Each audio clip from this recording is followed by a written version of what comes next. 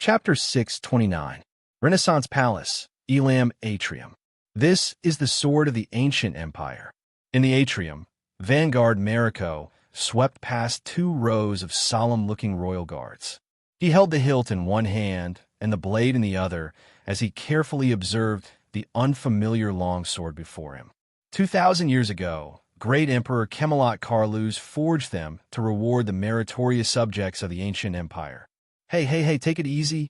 A grumbling voice came from behind him. Mariko frowned and turned around. In between the 2 rows of royal guards, the bruised and swollen Cohen knelt on the ground. His hands and feet were tied up. He raised his head indignantly. "That's my family's heirloom." Beside him, Doyle, who was also tied up, bumped into Cohen. "Shut up." Doyle gritted his teeth. He glanced at Mariko worriedly and exasperatedly. "We're already in this state. Can't you not provoke him?" Cohen was not convinced and was about to retort, but he glanced at his surroundings from the corner of his eyes. Wyatt, Glover, Ralph, and the rest were all tied up and lying on the ground in a sorry state. They were closely guarded by guards who had unfriendly gazes. The police officer's imposing manner immediately diminished. He whispered to Doyle indignantly, Damn it, Doyle. You're telling me you're just here to brace yourself." "No, my original words were His Highness likes to joke. For example, he often threatens to send Officer Mallows to the prison of bones, but in the end, he still obediently goes back to be a target practice." "You call this a joke? Weren't you the one who attacked first at the palace gate? That habit of yours." "It wasn't me. I was just standing in front pretending to be fierce, but someone kicked me in the butt." Mariko's voice suddenly came. "Family's heirloom?" His footsteps drew closer. Cohen and Doyle immediately stopped talking and lowered their heads in unison. "That's right," Cohen whispered. "My old man warned me many times." Doyle bumped into him again. Mariko stopped beside them and chuckled. "It said that the ancient sword itself has a special power. It's indescribably magical." Mariko sized up and caressed the bearer from all angles, his gaze slowly becoming infatuated. Of course, the great contributors who expanded the territory and conquered the world for the Imperium were all seasoned veterans. How could the great emperor reward them with ordinary weapons? Cohen and Doyle looked at each other. Mariko gently stroked the mysterious gem on the hilt of his sword. Legend has it that they can spontaneously absorb energy and matter from blood, soil, air, moisture, and even steel that they collide with to sharpen their blades and strengthen their bodies. Therefore, dust cannot penetrate them, water cannot rust them, blood cannot corrode them, and battle cannot break them. The weapon itself seems to have life and memories. Even if it is slightly bent and deformed, it will recover on its own as long as there is enough time. 100 years without losing its edge, 1,000 years without changing its shape. Cohen was taken aback. He looked at the familiar sword and burst out laughing. "Not even in 1,000 years. Huh, how can there be such a god? I have to bring it to the blacksmith shop for maintenance every month." Master Zadie from the tower said this sword is quite durable. At this point, Cohen's expression changed, and he looked at Mariko suspiciously. Really?" Mariko's gaze drifted away. In the eyes of the great emperor, only an immortal divine weapon is worthy of immeasurable merit and eternal loyalty. Cohen frowned. "Then the monthly maintenance. Oh no, did I get tricked by Karachi again? And those profiteering blacksmiths in Blade Fang's camp. Time flies, and the years change. They were scattered all over the world in the chaos of war, but they are still rare divine weapons." Mariko stroked the back of the bearer's sword thoughtfully. "They have been passed down from generation to generation and have never decayed. They use the sword to show loyalty and sincerity. They tell the descendants of the Imperium of the past prosperity of the Imperium." Cohen and Doyle exchanged glances again. Mariko exhaled. "A long time ago, my ancestors also had a sword like this.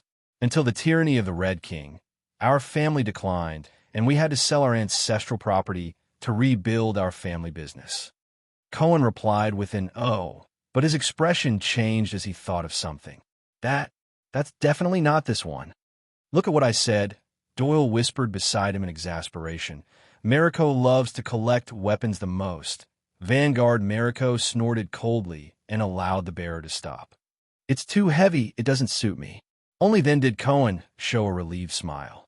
I've heard of you, Cohen Caribbean, the longsword of twin towers from Walla Hill. Wisdom to the left, longsword to the right. Cohen could not help but frown when he heard the family language. Mariko's eyes flickered. Maybe you don't know, but 5 generations ago, before we changed our surname to Mariko to avoid disaster, our family tree crossed paths. Crossed paths? Cohen was stunned for a moment. Before he could reply, Doyle's eyes lit up and he popped his head out. Oh, that's good. By the way, Doyle and Caribbean also cross paths, which means that the 3 of us are, but Mariko did not even look at him.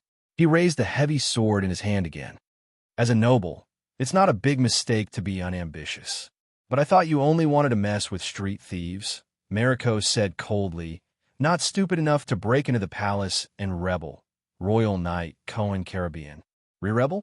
Cohen was shocked and smiled apologetically. It's a misunderstanding. It's a misunderstanding. I'm here for that. Have you ever been in a gang fight? It's when 2 people face each other and talk tough while 200 people stand on both sides and shout, but don't do anything. 20 people. But Mariko did not listen to him at all. His tone was cold. When you broke into the palace, there were 20 guards on duty. They were all heroes from the Vanguard Division and the Defense Division, young lads with bright futures. In the face of the arrogance of the nobles, they were neither servile nor overbearing. They were loyal to their duty. Even when they were beaten and injured by you, they remained resolute and protected the palace. Cohen was stunned and said anxiously, "That was a misunderstanding. I wasn't the one who attacked first." Mariko snorted angrily and became even more displeased. For you, of course, it's just a small and harmless misunderstanding. But to them, Mariko tightened his grip on the hilt of his sword. This is the cause of the death of the late king. This was His Majesty's comment. As soon as he said this, the gazes of the royal guard around him became even fiercer. This will be recorded in the records of the guards of the Flag-Bearer Division. It will accompany them throughout their lives and be passed down in the history of the guards. The more Mariko spoke, the angrier he became. Not only will they be humiliated, but they will also have to bear the blame on behalf of others. The royal family will not be wrong, so they can only be the ones at fault for what happened today. They will be charged with the crime of overstepping their authority and dereliction of duty. They will also have to live in fear of offending the prince. Their punishment will not be determined, and their future is uncertain. It's all because of you. Mariko looked at Cohen, who had a stiff smile on his face, and gritted his teeth. Bossy, arrogant, and lawless. You've turned Renaissance Palace into a mess, and you've humiliated the royal guards. As soon as he finished speaking, Mariko turned his arm. The load-bearing sword spun in the air and neatly returned to its sheath. But when the head of the sheath turned back, it strangely hit Cohen's abdomen. Asterisk bang. Asterisk after being hit, Cohen fell to the ground in pain. He mumbled incoherently, "Grass nanny. Sorry, it was an accident when I sheathed the sword," Mariko said coldly. Mariko said coldly as he pushed the load-bearing man away. "It's because it's too heavy." There was a commotion among the captives. Doyle said anxiously. "Well, when a prince breaks the law, he's no different from a commoner. When a prince breaks the law, he's no different from a commoner." But these words made Mariko snort angrily. "Of course, you're just using your master's power to intimidate others. So, not only do you not have to do anything, all you have to do is smile obsequiously, and a big shot like the foreign affairs minister will use his connections to greet you. Whether it's overt or covert, he will threaten me not to use lynching." Mariko looked at Cohen, who was curled up on the ground in pain. His breathing gradually quickened. "But in the entire kingdom, no one dares to offend your noble master. Because no matter how presumptuous and outrageous he is, no matter how many people he harms, no matter how much trouble he causes, His Majesty will still tolerate him and forgive him. He will still strut out arrogantly, point at my nose, and asked me to let you go, to let you continue to get away with it, as if nothing happened. And after that, we will have to unify our statements to protect his reputation. The more Mariko spoke, the more upset he became. In the end, he sneered.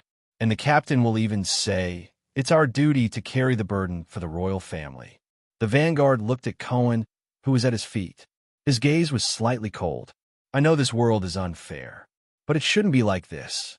Cohen coughed a few times and recovered with difficulty. "Well, I understand you." The police grimaced. "But if you King screw with me again, Doyle, who had been frantically signaling him to shut up, closed his eyes in pain. Mariko sneered. This time he did not hide it. He raised the load-bearing sword and aimed it at Cohen. Cohen was not afraid. He gritted his teeth and looked at him.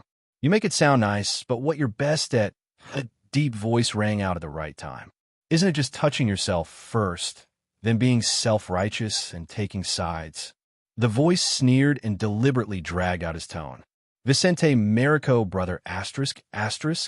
As soon as these words came out, everyone was stunned at first, and then a strange expression appeared on their faces. "Big what?" Mariko's expression changed.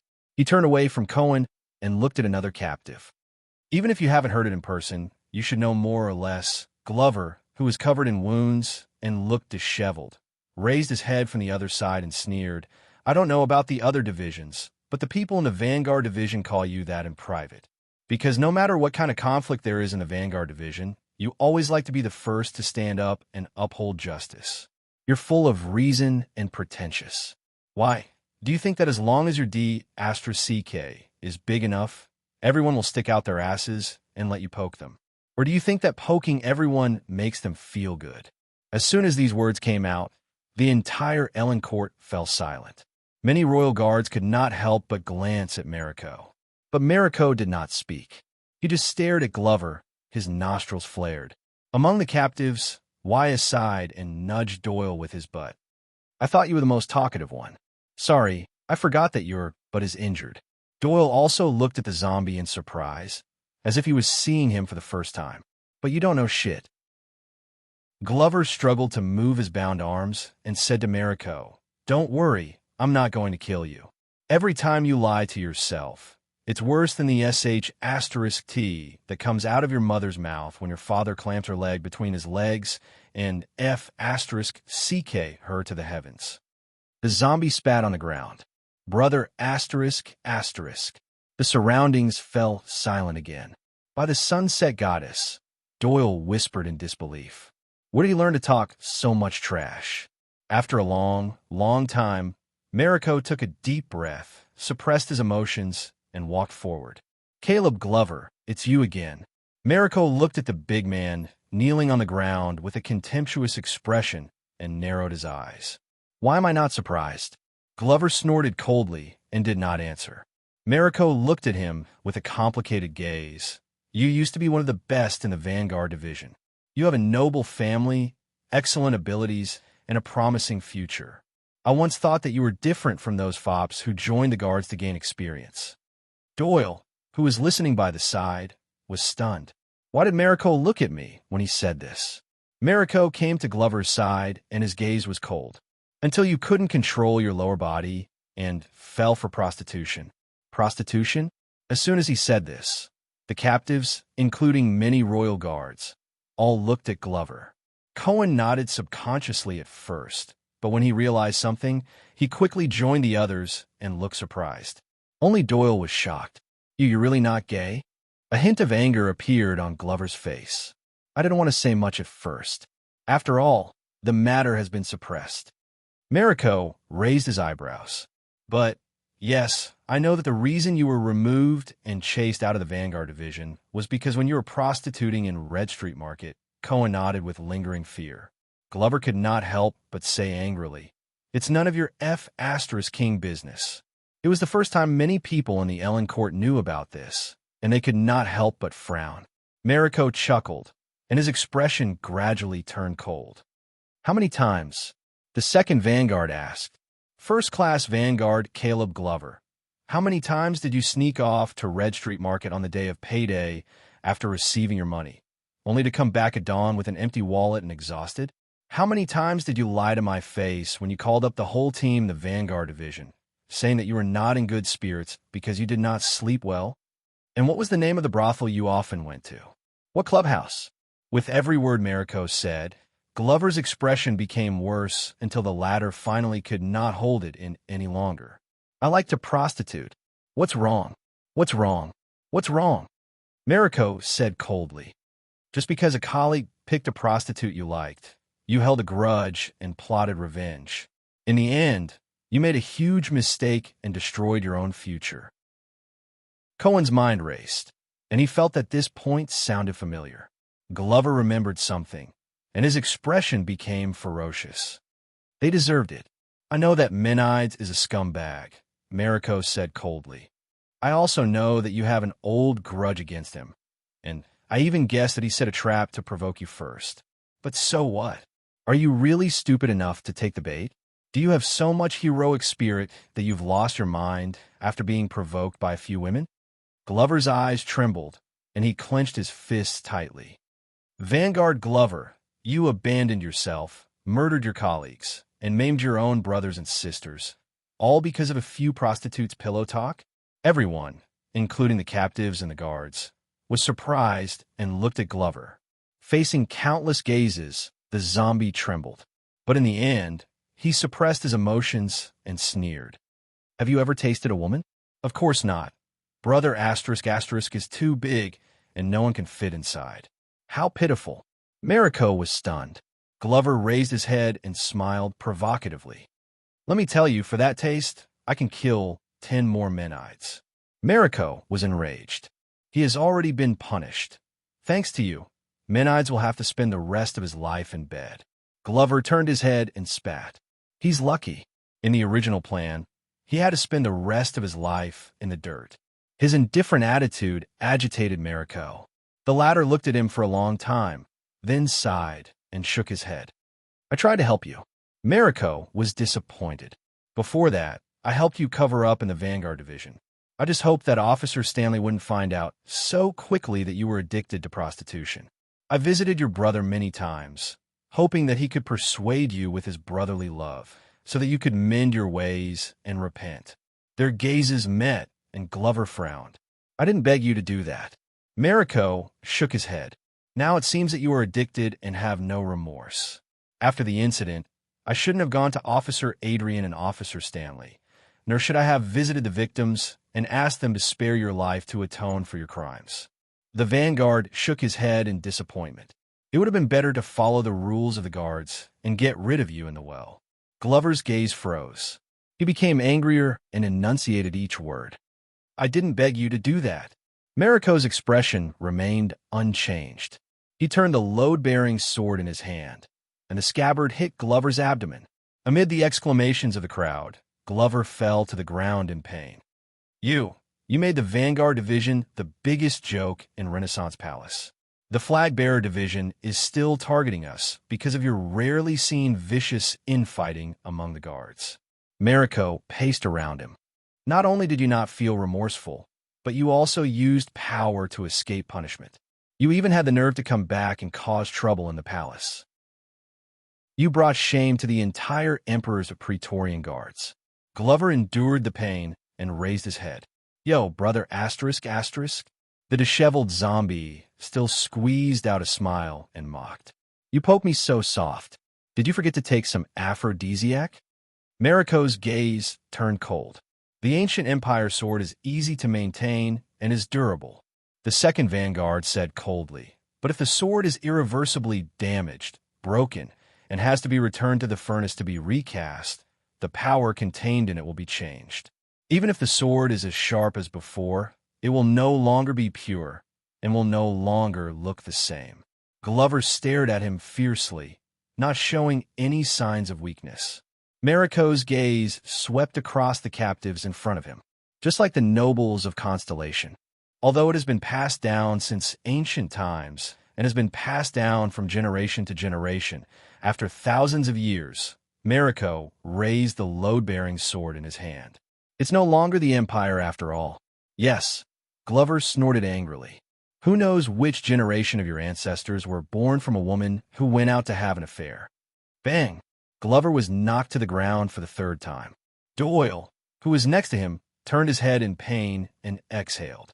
I don't know what Mariko did to the zombie to make him so angry, but he'll get himself killed if he continues like this, Doyle said to the captives in a low voice.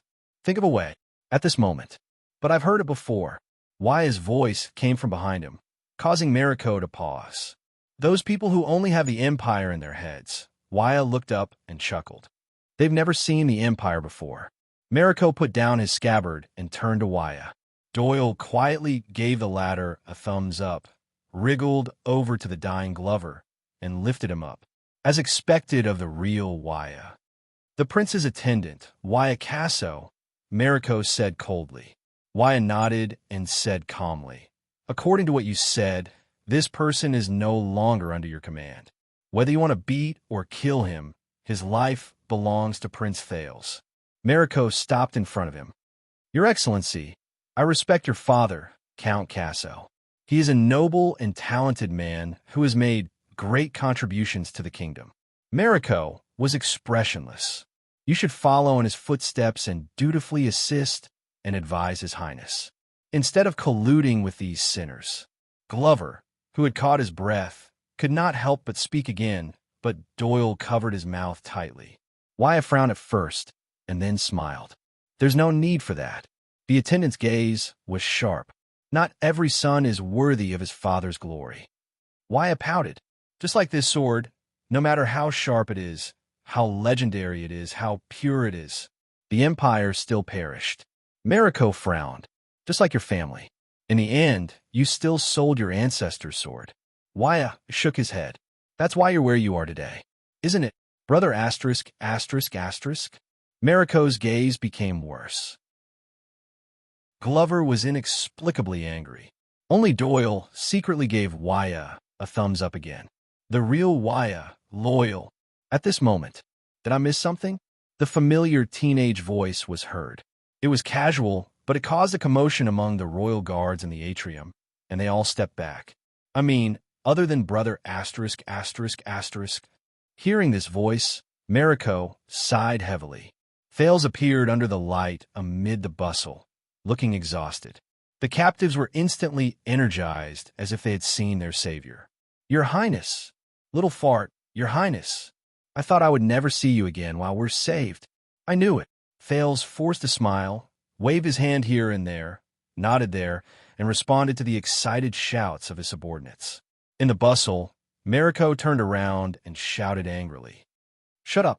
The guards in Ellen Court scolded one after another, suppressing the enthusiasm of the captives. All right, the show is over, Vanguard Mariko. Thales waved his hand at Mariko and said sleepily, Untie them. It's too dark at night. I need company. The Vanguard stared at him with a complicated expression and bowed first.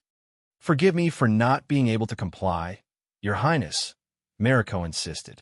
They are all suspects who trespassed into the palace or instigated nobles to trespass into the palace. They must be interrogated strictly. Thales yawned loudly and did not care. Listen, I just fought 300 rounds with the king. I'm tired, and I don't want to talk to you about this. Go ask Adrian. The prince pointed at the way they came. He'll give you the same answer. Then I'll wait here for the captain's orders. Mariko refused to show weakness. Go ahead, but they can't leave. Thales looked around and saw the group of royal guards who were indignant and in awe. Let's make a deal, Vanguard Mariko, the teenager sighed and said, if you let my people go, and I'll give you something in return. Mariko snorted coldly and refused. Bribing the palace is a taboo for the royal family, Your Highness. But Thales shook his finger and approached him. You know, when we came in, the royal guards guarding the palace gate. The prince smiled and lowered his voice. I suspect that they have ulterior motives and intend to harm the heir of the kingdom. Mariko's gaze changed. What? Thales stretched his neck and revealed the bandage on it.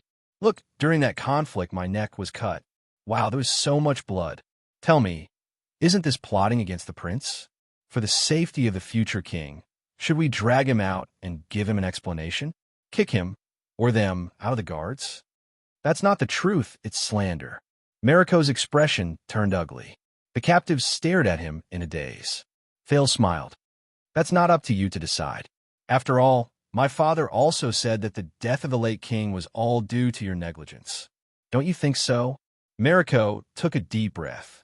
You let my people go. Thales did not wait for him to speak and pressed his palm on Mariko's shoulder. I'll take care of the flag-bearer division and make sure that those boys won't bear the crime of hurting the prince. There won't be any record of dereliction of duty in their resumes, and I won't retaliate against them. What do you think? Mariko's expression changed several times. Thales clicked his tongue. So, brother asterisk, asterisk, asterisk, you're going to fight me to the end. He looked at the captives who were waiting to be fed. Or, a minute later, Thales walked through the corridors of Renaissance Palace, surrounded by many people who had survived the disaster in high spirits. Their procession was disorderly and messy, but they made a lot of noise, along with a big black horse that was unhappy because it had missed dinner, and all the guards and servants along the way avoided them. I'm sorry, Cohen. I didn't expect it to be so serious, Thales said tiredly. I just wanted to borrow your family's name, but I didn't expect you to be the first one to make a move. Forget it. Once the director finds out, he'll definitely suspend me again. I just hope he won't cut my salary. Cohen, whose face was bruised and swollen, hugged his family's heirloom, soared miserably. Snot and tears ran down his face. No, I remember now. I was suspended to reflect, and I wasn't the first one to make a move. Someone kicked me in the back. Doyle coughed twice behind him and said in a low voice, "Does the director know His Highness?" Cohen was stunned for a moment before he reacted in an unprecedented manner. Your Highness. It's my honor to be the vanguard for you. With our friendship, I'm willing to go through fire and water for you. If Cohen wasn't the first one to make a move, then Thales glanced behind him. Ralph looked elsewhere and snorted coldly. Tisk TSK TSK. Young Callan, I didn't expect this. I didn't expect this. Doyle patted Glover's shoulder in a gratified manner, completely ignoring the latter's discomfort. You're a kindred spirit, too. When are we going to share our experiences in Red Street Market? Glover snorted angrily, shook him off, and walked forward. Get lost. Doyle, who was rejected, was a little embarrassed. He chuckled at Jennard and Willow behind him. We have a good relationship. We talk more casually. Wyatt caught up with Thales and asked worriedly, Your Highness, did you get what you wanted? Thales snapped out of his thoughts and forced a smile. I'm still alive, right? Wyatt looked at his expression and hesitated to speak. But Thales raised his eyebrows and interrupted him, changing the topic. Oh, right, Vanguard Mariko, just now. He's not bad. Glover snorted in disdain from behind him. Even though he more or less wanted to gain fame and show his loyalty to gain favor, in the end, he compromised. Thales scratched his chin. He didn't force the situation to its end and ruin the futures of his subordinates for the sake of his reputation of not fearing the prince. There's no difference. Glover was unhappy. He's still an arrogant be***start. And those dozen idiots who were beaten up by us will probably still be grateful to brother ***, thinking that he saved them. Thales shook his head. You have to give him a way out. And we have to accept that people are not perfect, Pudgy Dumpling. Hearing this form of address, Glover looked embarrassed and could not help but slow down. Pudgy Dumpling? Doyle caught up from behind. His gaze shifted, and he looked interested. Why did His Highness call you that? You're not fat. At least you're not fat when you're wearing clothes. Could it be Pudgy Dumpling? Glover paused for a moment before he became fierce again. If you call me that one more time, you'll be in danger. Cohen, who had nothing to live for, brushed past the two of them and finished the second half of Zombie's sentence listlessly. The fierce-looking Glover's expression froze. Glover could no longer continue being fierce. He held his breath and said reluctantly, You're right. You're right. Glover glared at Doyle, snorted coldly, and left angrily. Doyle was left standing on the same spot, confused. Since when did their relationship become so good? I'm obviously Zombie's partner. I'm the grandson of that idiot's great-uncle's brother-in-law, okay? He could only turn to Ralph, who was at the back, and explain helplessly. I know. They're hard to deal with, right? They don't care about other people's feelings at all. But Ralph walked past him expressionlessly. He had not even looked at Doyle. Shoo! Only Doyle was left to rub his nose awkwardly and mock himself at the air. It's okay, I'm fine. But thank you for your concern, Mr. Ralph. Also, happy working with you. Jenny Blackhorse snorted in disdain as her reply. At the front of the group, Wyatt took a deep breath. But I know, Your Highness, even if Merrick does not agree to your conditions, the attendant smiled and said, you will not let those guards be wrong for no reason, right? Thales paused for a moment. He was slightly absent-minded and did not know what he was thinking. In the next second, the prince snorted softly in a non-committal manner. Who knows? Wyatt was stunned. Thales did not say anything else. He took large strides and walked forward. Wyatt stared at the prince's back and could not help but say, strange. What's wrong? Glover, who had a lot on his mind, asked casually. Wyatt shook his head. I don't know. He stared at Thales' back. I just feel that there's something wrong with His Highness. Ralph snorted in disdain and made a rude gesture with his hand.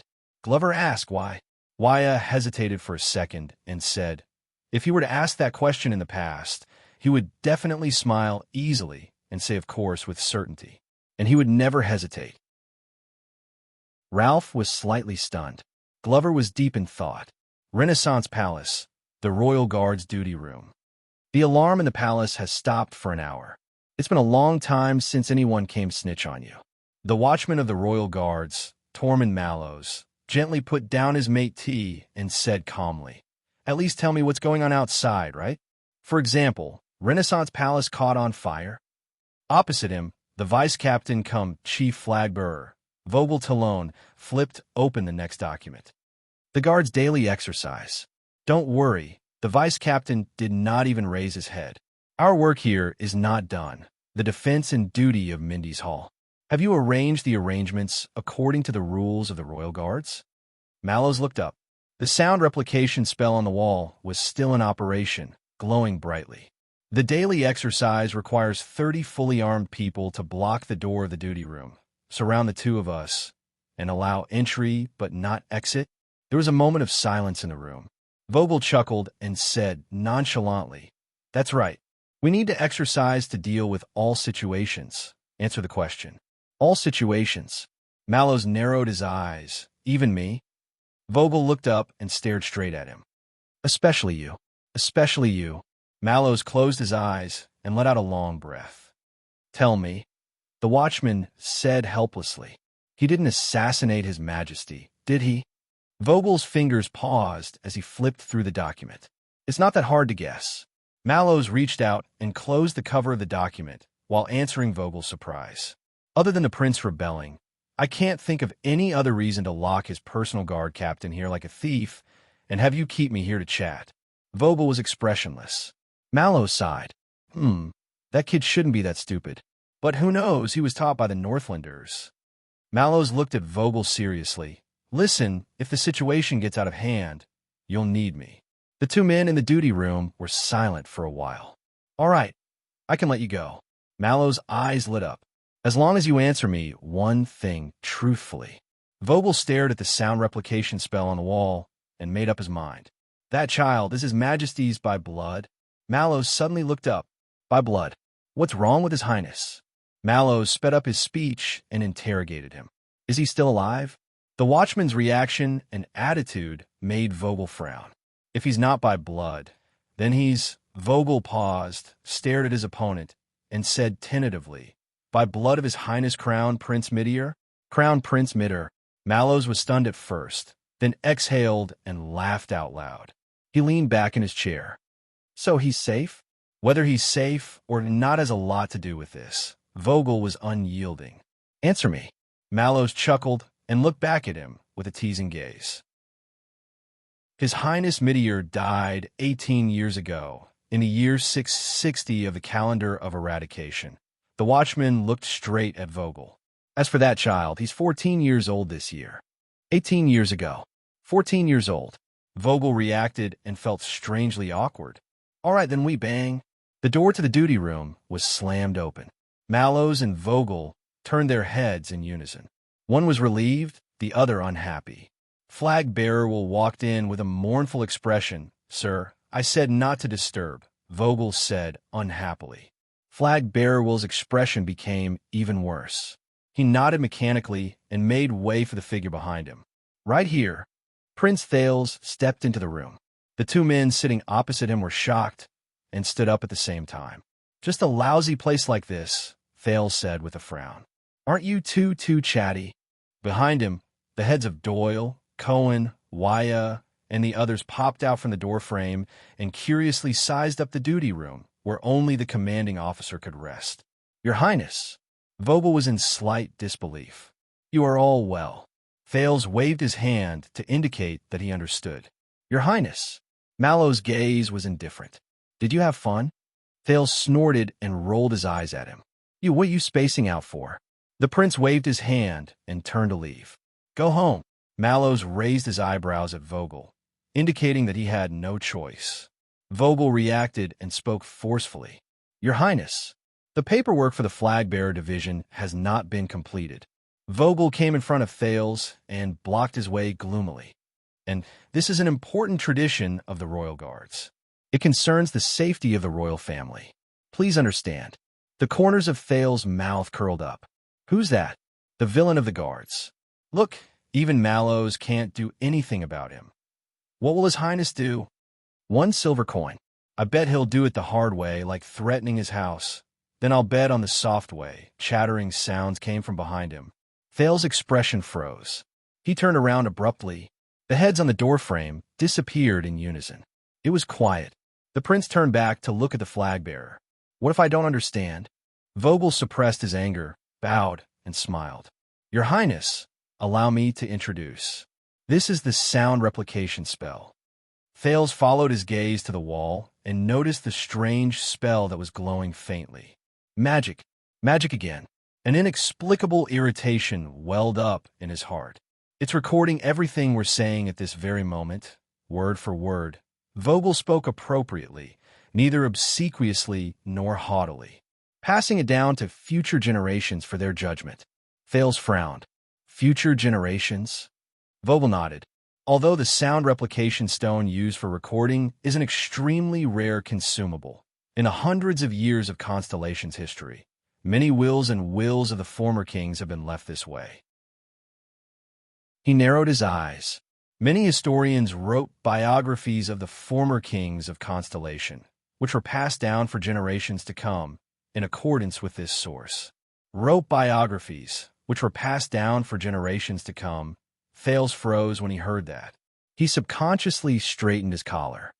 "Glover, Doyle, both of you accompany His Highness back first." Mallows spoke up and said calmly.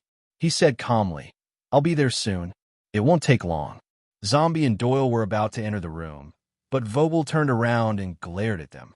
Mallows and Vogel's eyes met in the air, as if there was lightning. Thales' fingers that were adjusting his collar paused. "Sound replication spell? In that case, no matter what I say now." The young man turned around slowly. "Behind me, the kings and queens of centuries and millennia, they can hear it?" Vogel nodded cheerfully. "Yes. So in order to be thorough, Your Highness, why did he go first?" "All right." Thales sighed and walked towards the wall. Vogel could not help but laugh. Without a reasonable method, you cannot dismantle it. But Thales merely put his palms in front of his mouth, aimed at the spell, and took a deep breath. "My descendants, listen carefully. Listen, listen." Vogel was puzzled. Mallow's expression changed. He suddenly had a bad feeling about this.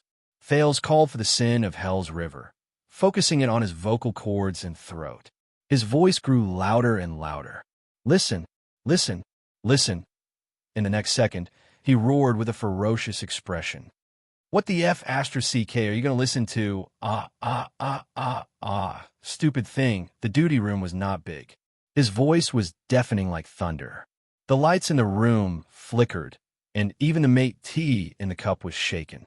After the roar, the room returned to silence. Only the echoes outside the corridor continued, shaking the entire palace. The light of the spell flickered a few times and dimmed considerably. It seemed to be on the verge of death. Thales exhaled. After letting out this roar that would resound for thousands of years, he only felt refreshed and carefree. The prince tidied up his appearance and turned around contentedly. He faced the two petrified men and the stone heads on the doorframe. He was cultured and elegant. "Excuse me, is the paperwork done?" End of this chapter. Chapter 630. A few minutes later, Thales led Mallows and a large group of people to Renaissance Palace's carpet in a bustling manner. Wyatt tried repeatedly to tell Doyle that he was in charge of the prince's personal matters, but he was always fooled by Doyle's joking, "Oh, why are there any distinctions between us?" Cohen was eager to find Glover to ask about the situation, but the latter kept moving in the group to ensure that he and Cohen were always on Ralph's sides. If the police wanted to find him, they would have to go past the Phantom Wind follower. After going through an ordeal together, the two groups of people who had no interaction with each other and had temporarily formed a team, the former subordinates of Dragoncloud City and the Star Lake Guards, were no longer as distinct as before. The dark mass of Renaissance Palace forced them to cluster around the prince, dispel their nervousness and fear, and search for safety and belonging. "Thank you, Tormund," Thales suddenly said. He ignored Waya, who was struggling to catch up to the prince, but was held back by Doyle's excessive enthusiasm. Mallows, who was closest to the teenager, frowned. "For what?" "Thanks to your prior preparations and leaving enough manpower for me," Thales said faintly. "That was just an emergency insurance." Mallows shook his head. "I didn't expect you to not only use it. As the most well-dressed, healthiest, and neatest person in this group," Mallows looked at the unfamiliar faces in the group and frowned, "and added quite a lot of manpower. Did something great." Amidst the hustle and bustle, Thales was not in a good mood, and Mallows seemed to have a lot on his mind. The two of them seemed to have a tacit understanding, and there was a long gap between their questions and answers. "Who is that?" Looking at the backs of the two figures in front of him, one big and one small, but with great teamwork, Wyatt could not help but ask Doyle in a whisper. "Oh, him." Doyle's eyes lit up. He looked like someone who had been through this before. "Of course it's our beloved personal guard captain, Tormund Mallows." "Oh," Wyatt reacted. "The one His Highness said was going to send to the prison of bones?" Doyle's expression changed. He pressed a finger to his lips. "Shoo!" He sneaked a glance at the captain's back. "He is very stingy." They walked down a flight of stairs. The black horse, Jenny, hated this kind of terrain and environment, so she started to throw a tantrum again. Jennid and Willow were flustered by her, and she caused a commotion in the group. In the end, Glover grabbed her reins and used the zombie's unique death gaze and the long sword at his waist to force her to submit. Thales sighed and said to his personal guard captain, "Thank you. You can't even protect yourself, but you still asked Captain Adrian to help me." "What?" Mallows frowned. "He's here to buy me more time. Neither the swords of the past nor the present can escape from the sheath." "Isn't that the secret code that you asked him to deliver?" "No," Mallows denied firmly. "That's what Captain taught me." "What?" The prince was stunned. "So, you didn't ask him to come?" Mallows shook his head, his expression as usual. "Of course not. Vogel alone is troublesome enough. I can't deal with you." Thales paused for a moment. "I knew it." The prince exhaled angrily and pressed his hand against his forehead. Calm down, calm down. Everything depends on yourself. On yourself. Everything depends on yourself." Mallows' gaze shifted to Thales' hand. "What's that?" Thales froze. He put down his right hand and looked at the ornament on his index finger. It was a grayish-white bone ring with two rings, one at the front and the other at the back. The face of the ring was engraved with a strange and ferocious beast's head, which covered almost half of the knuckle. It was monotonous but heavy. If he were two more, he could even use it as a punch. A gift to witness reconciliation. Thales paused for a second, then put down his right hand and said faintly, "From Father." Mallows was deep in thought. A group of servants and guards approached from afar. When they realized that it was Prince Thales, their expressions changed drastically. They retreated as quickly as they could and scattered before they entered the salute range. "How rare. I've never received such treatment." Mallows looked at the empty palace with complicated emotions. "What did you do?" What did I do? Thale's heart sank. He was in a trance amidst the noisy crowd. Doyle talked about all kinds of ghost stories in Renaissance Palace, leaving Cohen and Willow dumbfounded. Jennard looked at the obedient Jenny with relief. He felt that the prince had a successor to lead the horse to the increasingly impatient Glover. In the face of the complicated situation, Wyatt tried to gesture with his hands, wanting to say something to Ralph to unite them, but the latter always looked indifferent. I sold myself, Thale said gloomily. Mallows turned to look at him. Don't worry, I negotiated a good price. The watchman narrowed his eyes. Such as? Thale's glance behind him. Such as you and everyone in Mindy's Hall, safe and sound. Escape from disaster? Yes. Mallows' expression did not change. It's all thanks to you that I'm in trouble. Thales ignored his sarcasm. Due to offending the royal family and kidnapping nobles at a banquet, Anchor Byrel will be sent to the prison of bones for life. Mallows raised his eyebrows. Life imprisonment? He must be very grateful. Thales shook his head.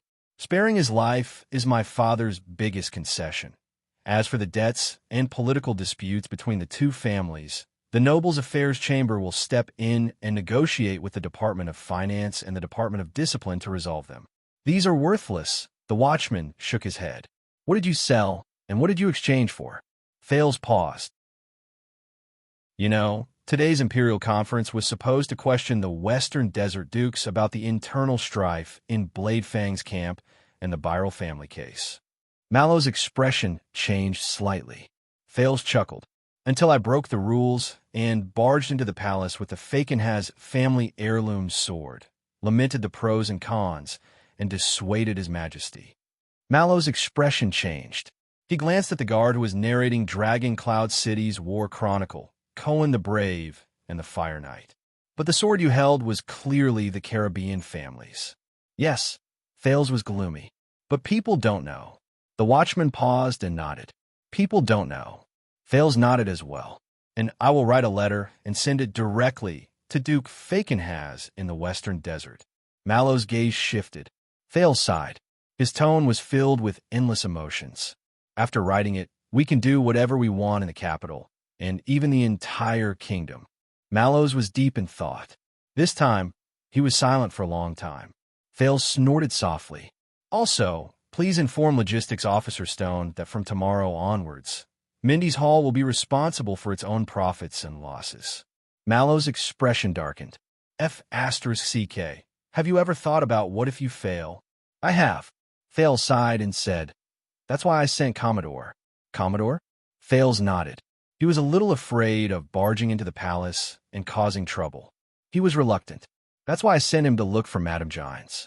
Judging by the time, it should be about time. At this moment, a breeze blew. The lights in the palace corridor flickered. Mallows frowned. Enemy attack. Everyone's expression changed. In the next second, a strong gust of wind blew. A black shadow shot out from the end of the corridor. It charged towards Thales at lightning speed. Glover and Cohen moved forward together and drew their swords. But the black shadow surprised them. He stepped on Glover's sword, then on Cohen's shoulder. In a flash, he broke through the two of them in an instant. Under everyone's watchful eyes, the black shadow passed by Wyatt and Ralph one after another. He charged towards Thales and Mallows without any obstacles. Wah! Huh! A clear and sharp voice traveled into the air. I bought this road. I am the one who opened this road. Thales' vision blurred. He saw the black shadow draw his weapon. His blade flashed continuously, forcing Wyatt and Ralph to retreat. At the same time, he made the everlasting lamp in the corridor tremble in pain. If you want to harm the prince, step on my body. The black shadow stopped and revealed a short and small figure that was tightly covered by a cloak. She brandished the machete randomly and made babbling noises to demonstrate to the dumbfounded people around her. Did you hear that? Did you hear that? Did you hear that? Everyone, including Thales, was stunned.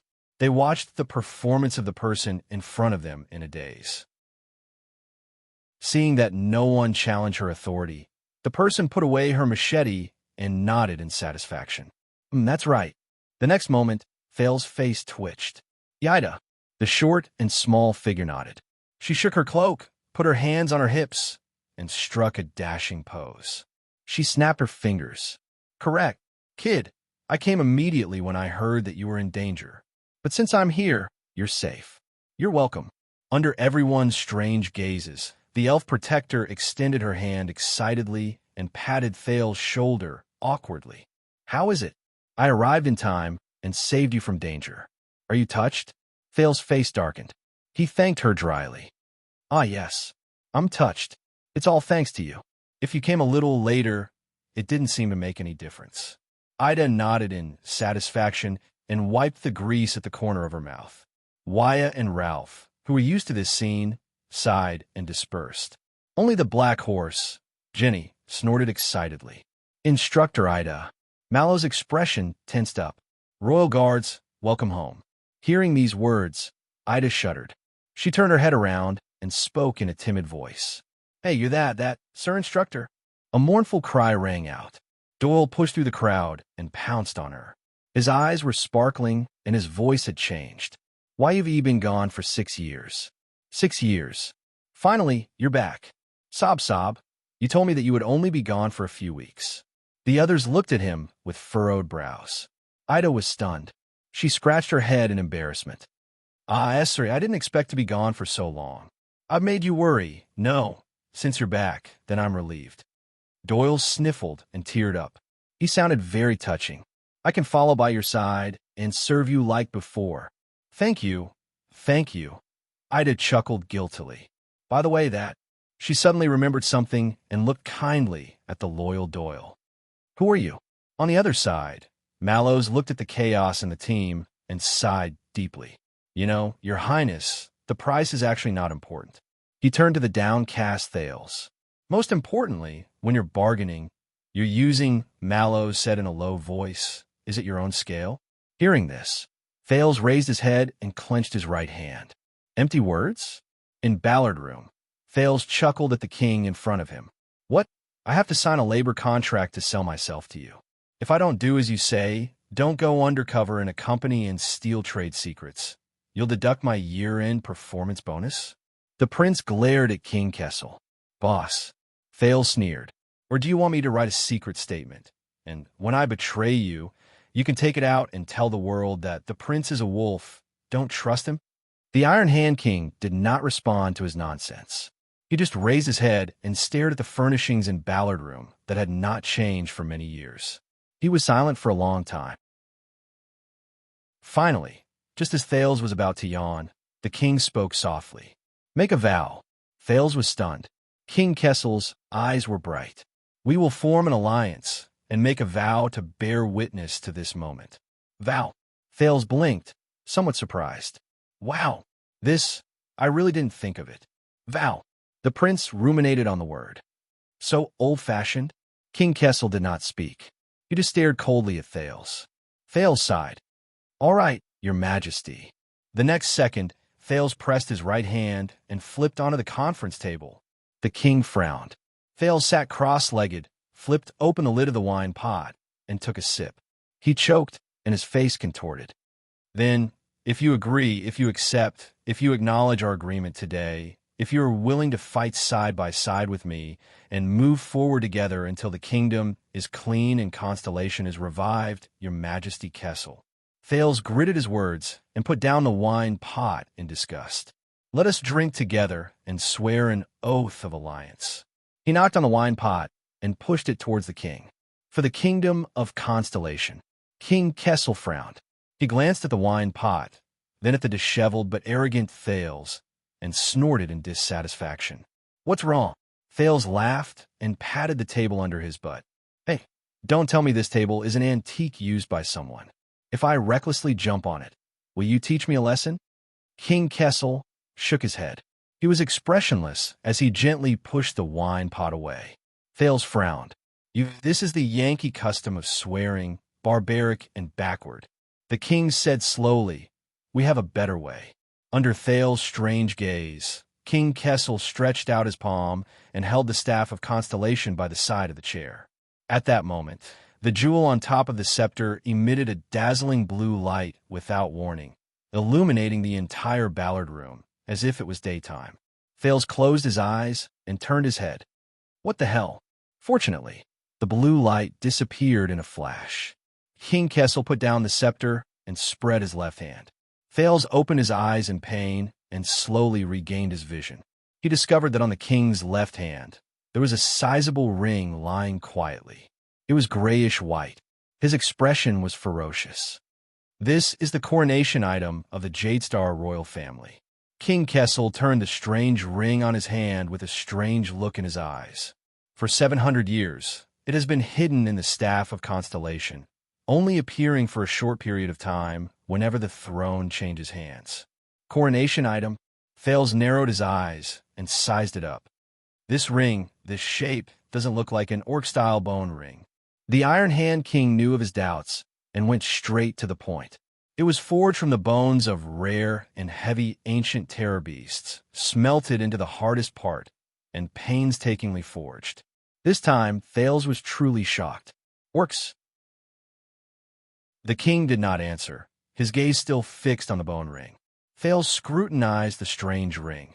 There were many beast heads engraved on the surface of the ring, and without exception, they were all roaring angrily. He compared it with what he had seen and heard in the desert. Although this bone ring was already very big compared to the orcs, it's too small, Thales said doubtfully. Because it was not made for orcs, but for humans, the king said faintly. Its name is Gertaxa. Gertaxa. Thales recalled the orc language lessons and guessed, I don't know if your intonation is correct, but this syllable and structure in the orc language should be a noun or a pronoun. And these two affixes should be positive and glorious, and an abstract concept. As for the actual meaning, it depends on the pronunciation and writing, as well as the different language habits of the three major orc branches. Covenant. King Kessel did not give him a chance to show off his studies and answered him directly. This is its meaning. That is its meaning. Covenant. Gertaxa. Thales' gaze was attracted by the bone ring, and he softly recited its name. Covenant? The king nodded. 700 years ago, the allied forces of the mountain elves and the northern humans suffered a crushing defeat. They were wiped out overnight, and the situation in the Battle of Eradication deteriorated. The Battle of Eradication. Thales' heart sank. At the critical moment, a mortal went north alone and embarked on a dangerous journey. He went against the ancient, last line of defense of humans and went deep into Queequeg Glacier. Queequeg Glacier. The king's voice was long and deep. He wanted to break the taboo of humans since ancient times and seek help from the ancient enemy to form an alliance and fight the calamity together. The ancient enemy. Fight the calamity together. Thales was puzzled. Immortal? The king nodded slowly, and his words carried the weight of history. When he returned from the glacier, 8 war flags fluttered behind him. In the orc kingdom behind the glacier, there were 8 tribes who were willing to put down the blood teachings of their ancestors and cast aside their blood feud. They marched down south with great force. Thales could not help but hold his breath. So, for the first time since the uncivilized era, the orcs passed through the natural stronghold of Queequeg, the ruins of the last line of defense of humans, the 38th century post built later on, and entered Northland Province. They set foot on the territory of the former human empire, migrated thousands of miles, and joined the Battle of Eradication. In the next second, King Kessel's gaze was sharp. Just like that, Rykaru Ekstedt, with great courage and courage, broke through unprecedented obstacles and brought a powerful army of reinforcements that no one expected, but the world could not accept, and thus stabilized the war in Northland. Helped him in the end reverse the cold wind. Rykaru Ekstedt. When Thales heard this name, he could not help but think of the silver light in the boundless darkness between the mountains under Dragon Cloud City. This is the first time I've heard of it. The Iron Hand King nodded. Of course, the Northlanders of the later generations did not think that it was a glorious thing to rebel against the orthodoxy and associate with the ferocious-looking foreign species, King Kessel said flatly. Especially after the Battle of Eradication, the relationship between humans and orcs worsened again, and they became enemies. The Iron Hand King put down the bone ring in his hand and pushed it in front of Thales. And this is the token that Rikaru formed an alliance with the orcs in the past. Gertaxa, alliance. The king paused for a while. Thales picked up the bone ring, suppressing the doubts and shock in his heart, and slowly digested this strange piece of history. There are a total of 8 beast heads carved on it, representing the consensus of the 8 sacred chieftains of the orcs, the king said slowly. It is said that Rikaru followed the orcs' etiquette and single-handedly defeated all his opponents, thus gaining the orcs' respect and trust in exchange for their understanding and promise. Single-handedly, Thales turned the bone ring and looked at the obscure words around it.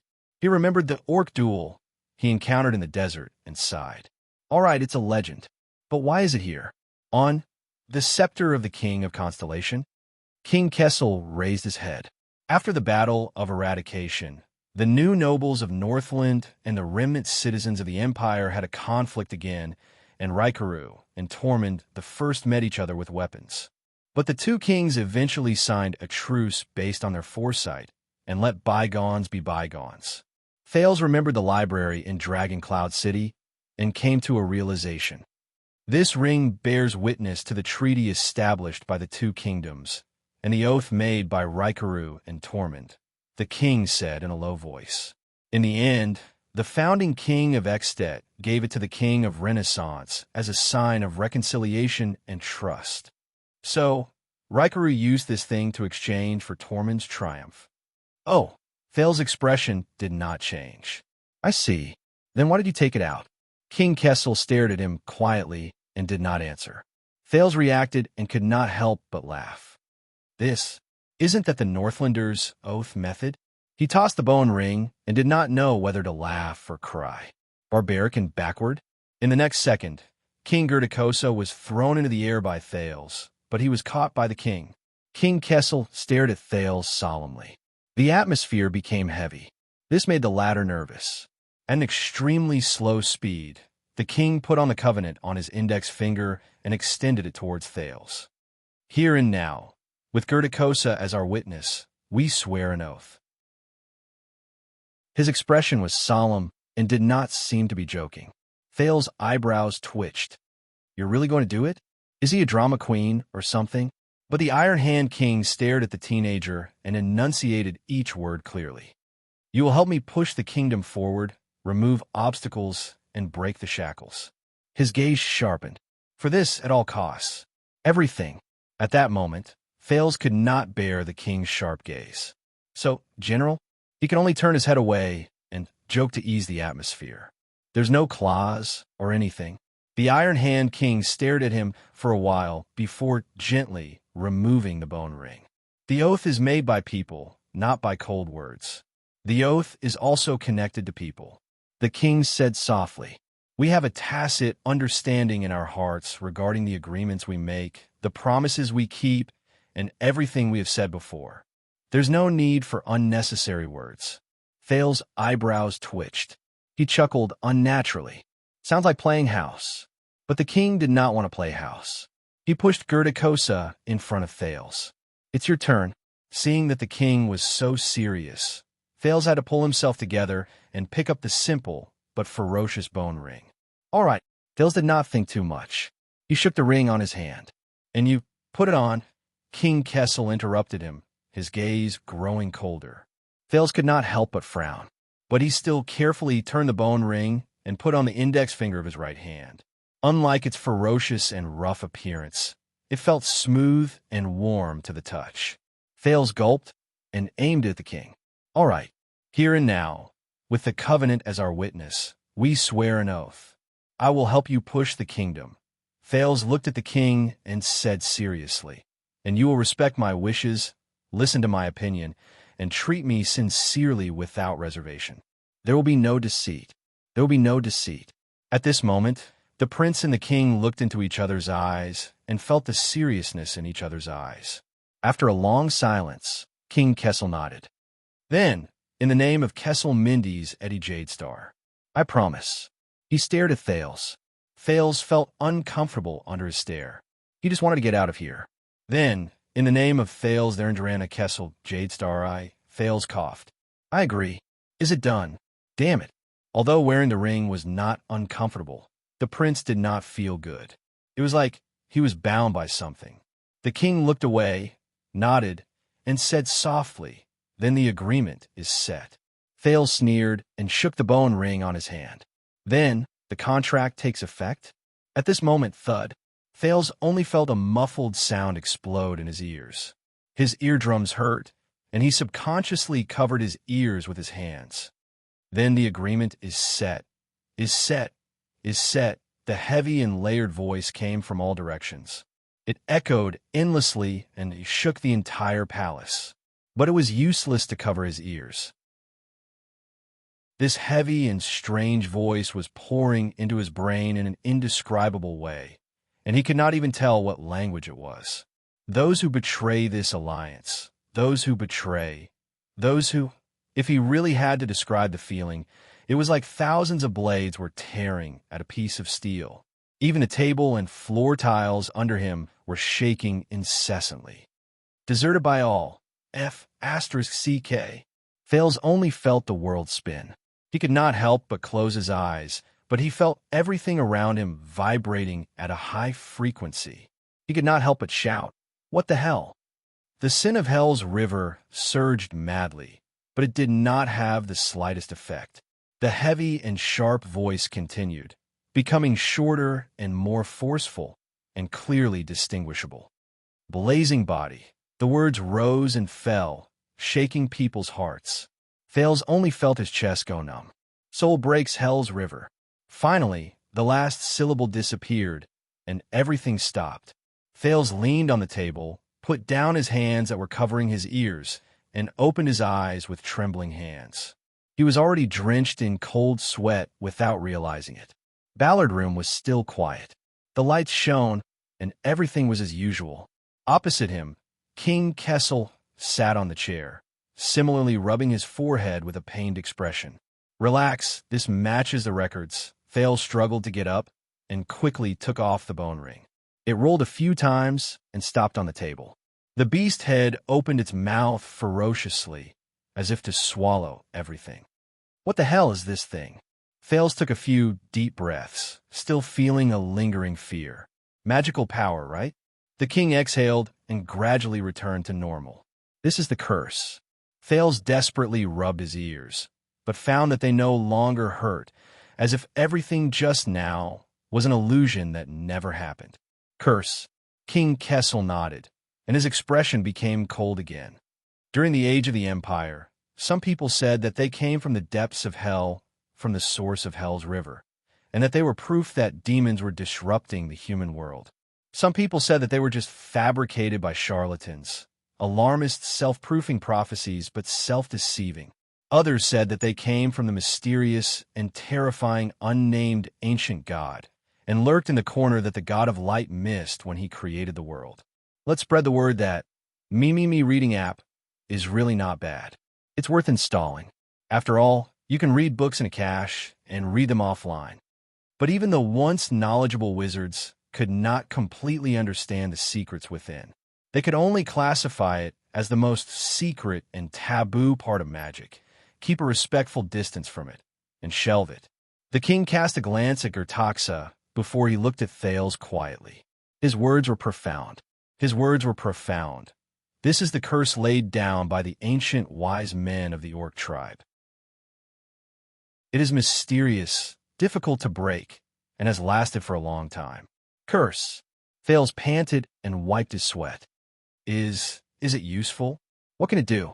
The Iron Hand King chuckled. Those orcs.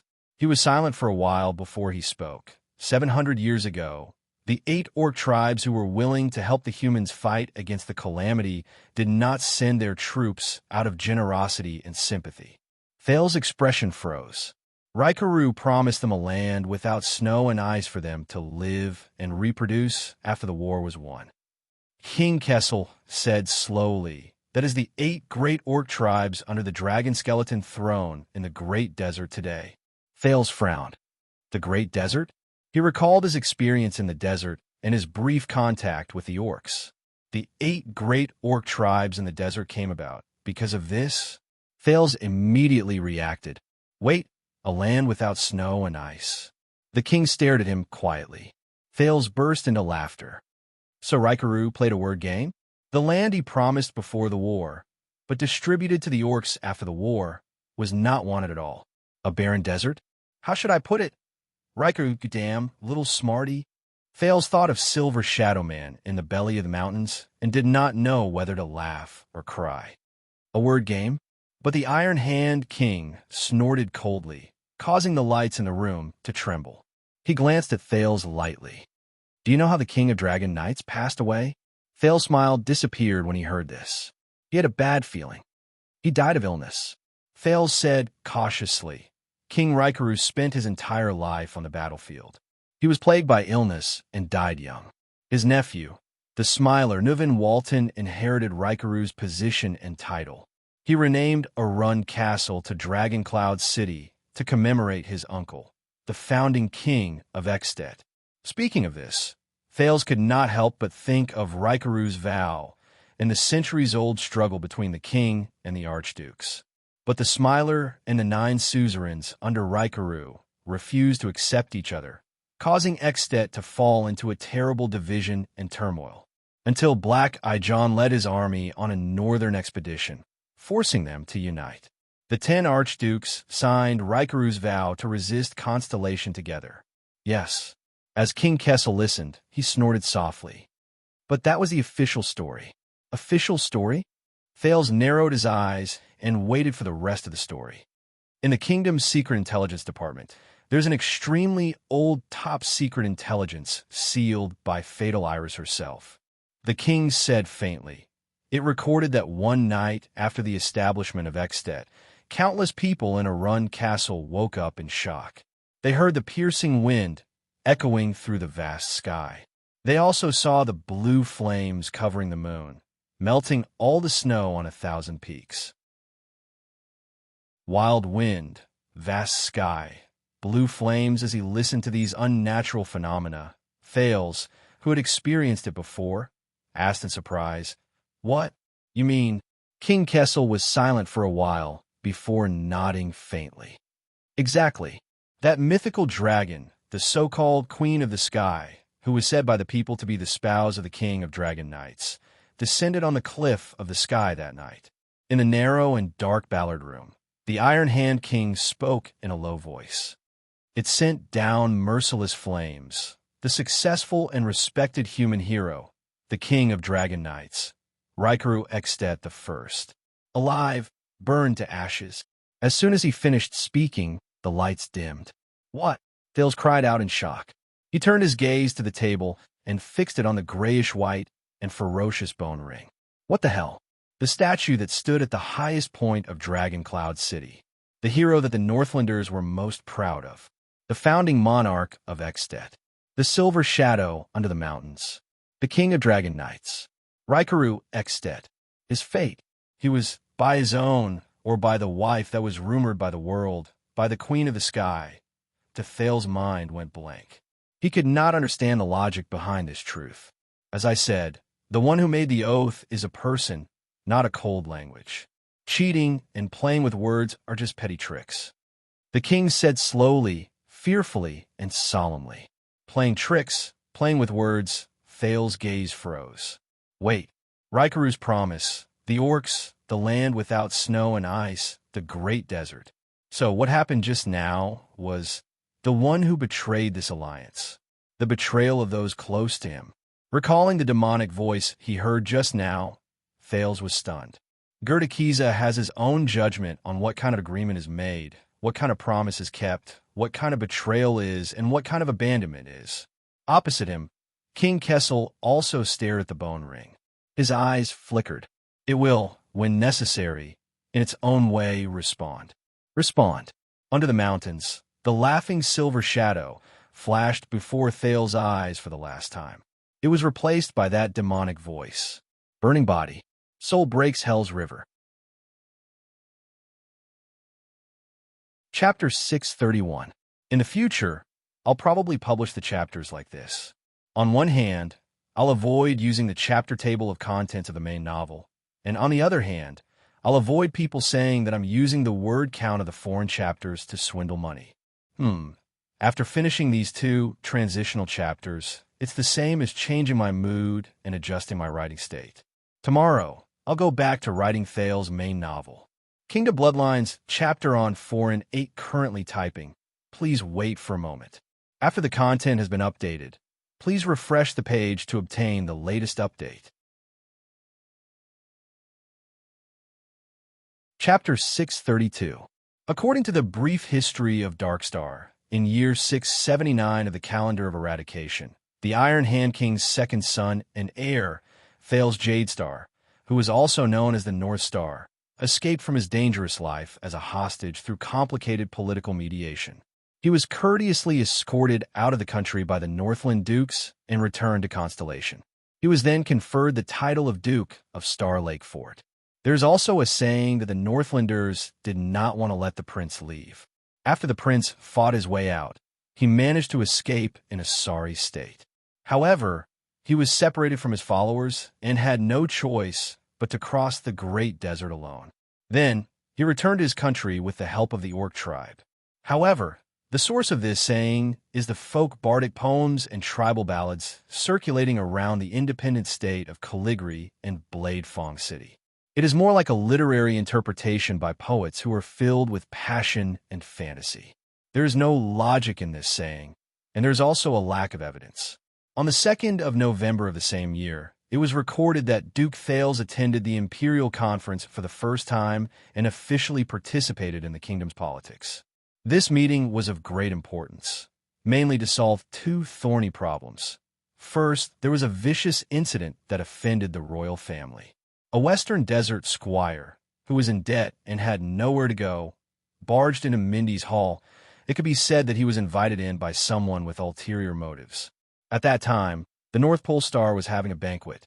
In front of all the high officials and nobles, the former pulled out his sword and threatened the guests, accusing the royal family of harming a foreign minister of the Western Desert.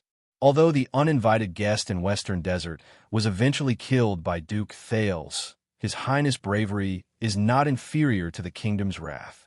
Count Godwin, who was present at the scene, lamented to his sons after the incident. However, this incident disgraced the royal family and shocked the court and the public. Rumors flew everywhere.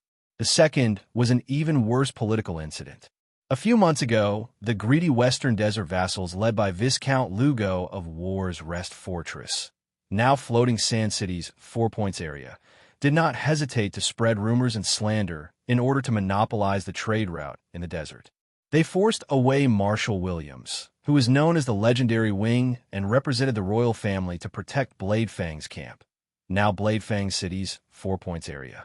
Just a month later, the feudal vassals of Western Desert who had lost the support of their regular army and had their military discipline lax were attacked by the Barren Bone people and orcs, or desert bandits, who disguised themselves as their own people and sneaked into the camp.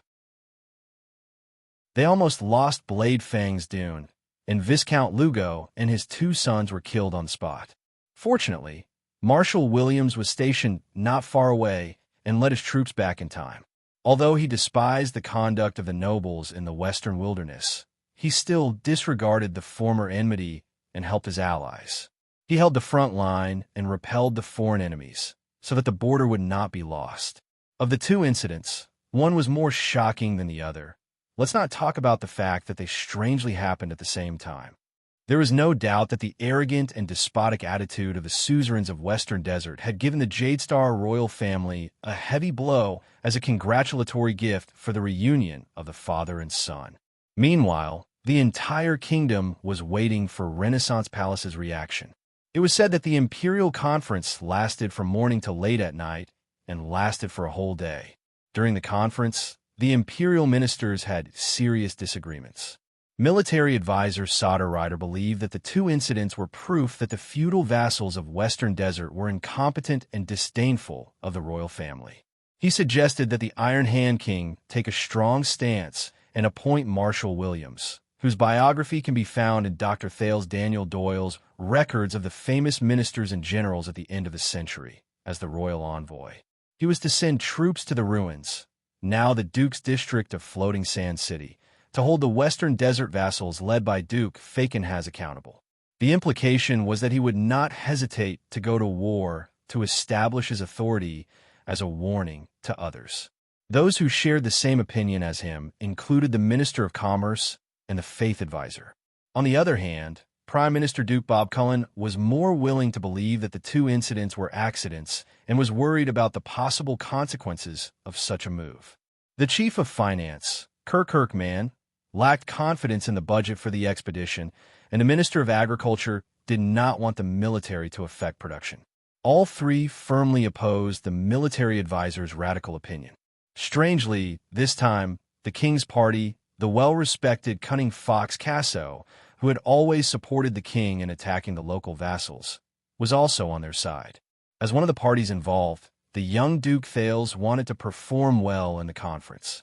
But he soon realized that the ministers, including his teacher Count Casso, did not care about this young lad who had been imprisoned in the north for 6 years and was attending the imperial conference with the nominal title of Duke of Star Lake. Seeing that his words carried little weight, the Duke of Star Lake was extremely disappointed. He left his seat midway and left the palace. The imperial conference continued. The ministers, who had been split into two factions, insisted on their own views and quarreled fiercely. Kessel V was distraught. I can tell you that the king is not happy, very, very, very, very unhappy. Lord Croppen, the then Minister of Agriculture, wrote in a private letter and even had to interrupt the conference several times. Duke Thales returned to Renaissance Palace at dusk. This time he brought a sword with him. At first, no one understood the Duke's intentions.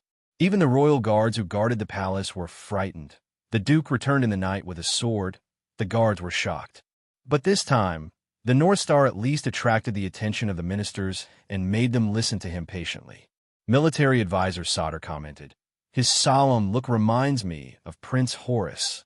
The historians of the later generations did not know what happened during that period, but many believe that it was with the Falkenhaz family's heirloom sword that the prince proved his influence in the Western Desert.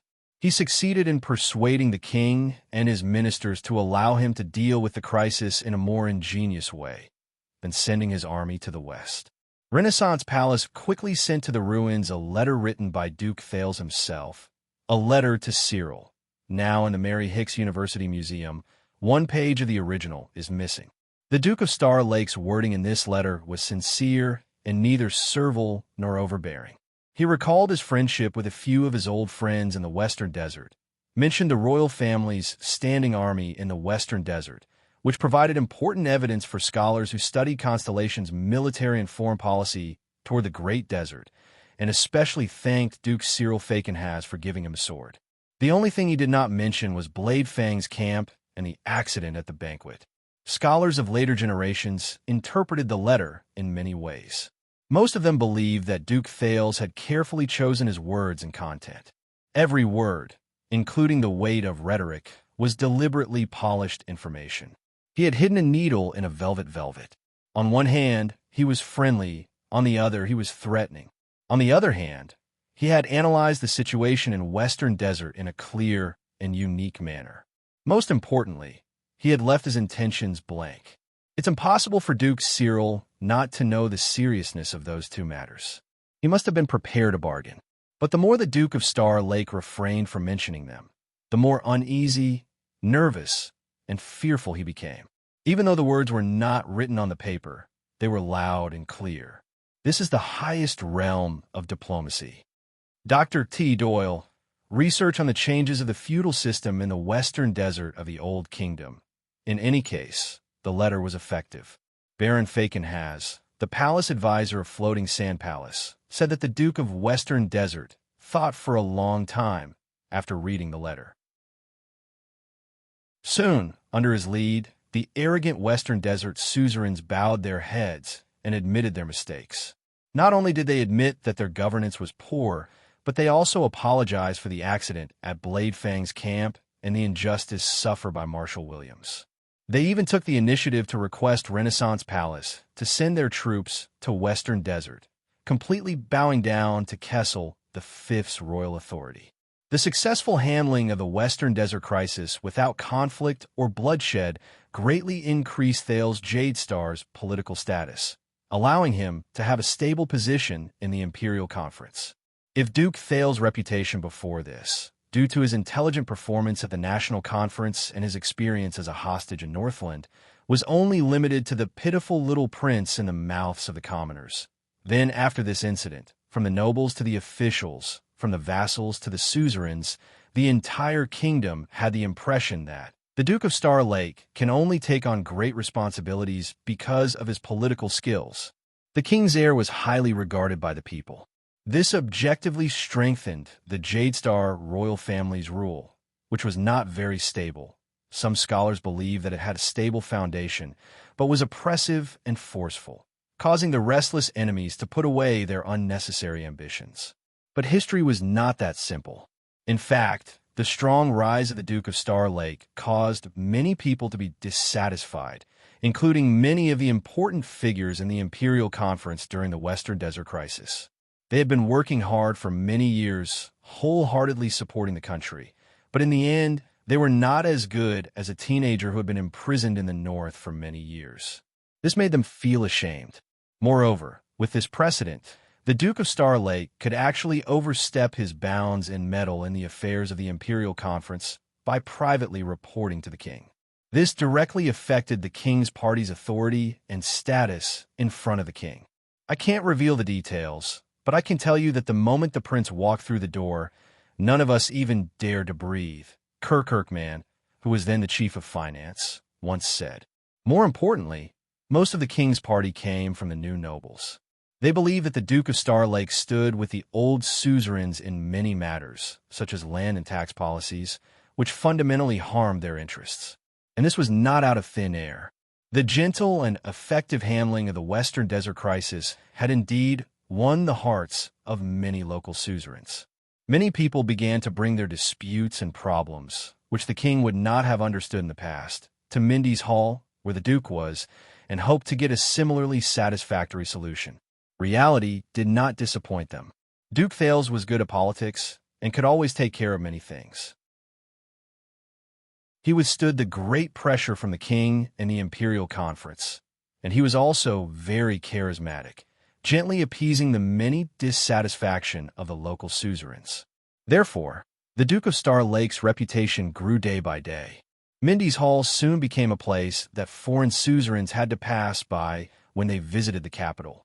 One of the protagonists of the Western Desert Crisis, Count Louis Bosdorf of Brave Souls Fort, even sent his heir to the Duke of Star Lake, hoping that he would follow the Duke and learn something. At that time, a country knight who had property and came to the city to handle some affairs said to a friend of his whose family business was in trouble, "Don't worry, there is nothing in this world that cannot be solved. If there is, then go to Renaissance Palace. If there is, then go there twice. If that doesn't work, then go to Mindy's Hall." Later generations did not know how the North Star considered it, whether his actions were really out of sympathy for the local suzerains, or if he was just fishing for fame with wild ambitions. But no matter what, the Duke of Star Lake's actions not only earned him fame, but also made him feared by others, until these fears converged into a stream, turned into slander and suspicion, and surged to the highest place in Renaissance Palace, Kessel V. Later historical evaluations did not lack discussions and criticisms of the Iron Hand King's personality. They believed that the king's cold, indifferent, and stubborn character was the main reason that prevented him from maintaining a good relationship with his son. If Kessel V could not be so rough, unyielding, and suspicious, and could instead be open and sincere with the Duke of Star Lake and understand each other, then during the time of the kingdom's transformation, many of the ruling conflicts between the central and local regions, including the previously mentioned Western Desert Crisis and the subsequent turbulence of the Iris family, might have been easily solved by the father and son's concerted efforts. Unfortunately, there were no ifs in history. Since the spring of 680, sinister rumors such as "two stars rule the kingdom, small things are big things" appeared in constellation. Some illegal underground gambling dens even introduced bets on how long can the king live. According to historical records, in the summer of 680 in the calendar of eradication, due to a combination of various factors, Duke Thales, who had reached the age of 15, was ruthlessly exiled from Eternal Star City by Kessel V. After a frightening day, the prince's Mindy's Hall was finally unlocked, and the Star Lake guards were also freed from custody. At least Thales had a place to go home and sleep. Even though Renaissance Palace tried its best to suppress the rumors of the Duke of Star Lake breaking into the palace at night and breaking off relations with the king and his son still inevitably spread throughout the capital. The remaining members of the Star Lake Guards were both shocked and puzzled about what happened to the prince in Renaissance Palace that day, especially after the flag-bearer division interrogated them for 6 hours and retreated in a hurry. The rumors they heard from various places were extremely chaotic. Hence, Doyle, Glover, and the others, who had once followed His Highness through all sorts of dangerous situations, suddenly became popular. They were sought after and asked about by people everywhere. Those who understand, of course they understand. As for the others, sorry, I have to keep the prince's secret. Doyle, who was rubbing his buttocks with a humiliated look on his face. Other than Jenny, who could not speak in the stable. Even the newcomer, Ralph, was passed a note by someone. But as the rumors spread, the winds changed very quickly. One night, Mindy's Hall was filled with people celebrating peace and prosperity. But the next day, it became a forbidden area that no one in Eternal Star City dared to approach. On the third day, the guards and patrols who were always diligently on duty nearby and even enthusiastically took on the responsibility of transporting goods had all left. Mallows had no choice but to send some of the guards who were free. Doyle was indignant about this, and the servants out to purchase supplies every week to support their livelihood. But even many of the servants in Mindy's Hall had broken their contracts and resigned due to various reasons. The avenue outside the manor was originally bustling with activity every day, and the place where everyone craned their necks to catch a glimpse of the prince was now deserted. The next day, Gines, who had rushed back from outside the city, learned of what had happened outside Ballard. She rushed to Mindy's Hall and flew into a rage. She thought that Thales' actions were reckless, impulsive, and self-righteous. He was no different from his foolish father. Hearing this, Mallows hastily dismissed everyone. We just had a breakdown in our discussion. Thales could only smile as he stroked his new ring and let Mallows send someone. Doyle was indignant about this, to send away the disappointed and incredulous Gines. You can deceive other people, but you can't deceive me. When the female official left, her expression was furious. Thales could only cover his head and hide. I will get to the bottom of this, no matter which coward I have to tear open. It was said that after that incident, the chief steward of Renaissance Palace, Baron Quentin, was on sick leave for 2 weeks. There was no news of Cohen after he returned home. That was until Commodore found out from his acquaintances in the police station that Director Lorbeck of Western City Police Station heard of Cohen's heroic deed. In his rage, he suspended Cohen to reflect on his actions. In the end, Cohen reminded the director in a low voice that he was already suspended. The director was so angry that he announced his reinstatement on the spot. While Cohen was beaming with joy, the director transferred the latter's position to the Highway Maintenance Department at Western City Gate. However, it did not last long, because Cohen used a broom to break the head of a foreign noble at the city gate. Hence, under the pleading and endless gratitude of his colleagues in the Highway Maintenance Department, he was suspended again by the director. The prince's lessons continued, but due to the heavy workload of government affairs, Gilbert resigned from his teaching duties. Thales was silent for a long time because of this, but Wyatt breathed a sigh of relief. At the same time, a few teachers who worked in the Royal Cavalry Academy resigned as well. Baron Quentin had no choice but to put up advertisements throughout the city to recruit scholars, but there were still very few who responded. In the end, the highly respected scholar Bonner personally appeared and invited a few of his students from the academy to teach the prince. Thales did not know how the rumors outside had changed, but he did not care much about these things. He knew that all of this was destined to happen, and he had a more urgent task. Using the name of the Duke of Star Lake, Thales hastily wrote a letter. He did not even read it twice before he asked someone to send it to Renaissance Palace. He publicly sent it to Falkenhaz in the ruins. He caught that sword and did what he could.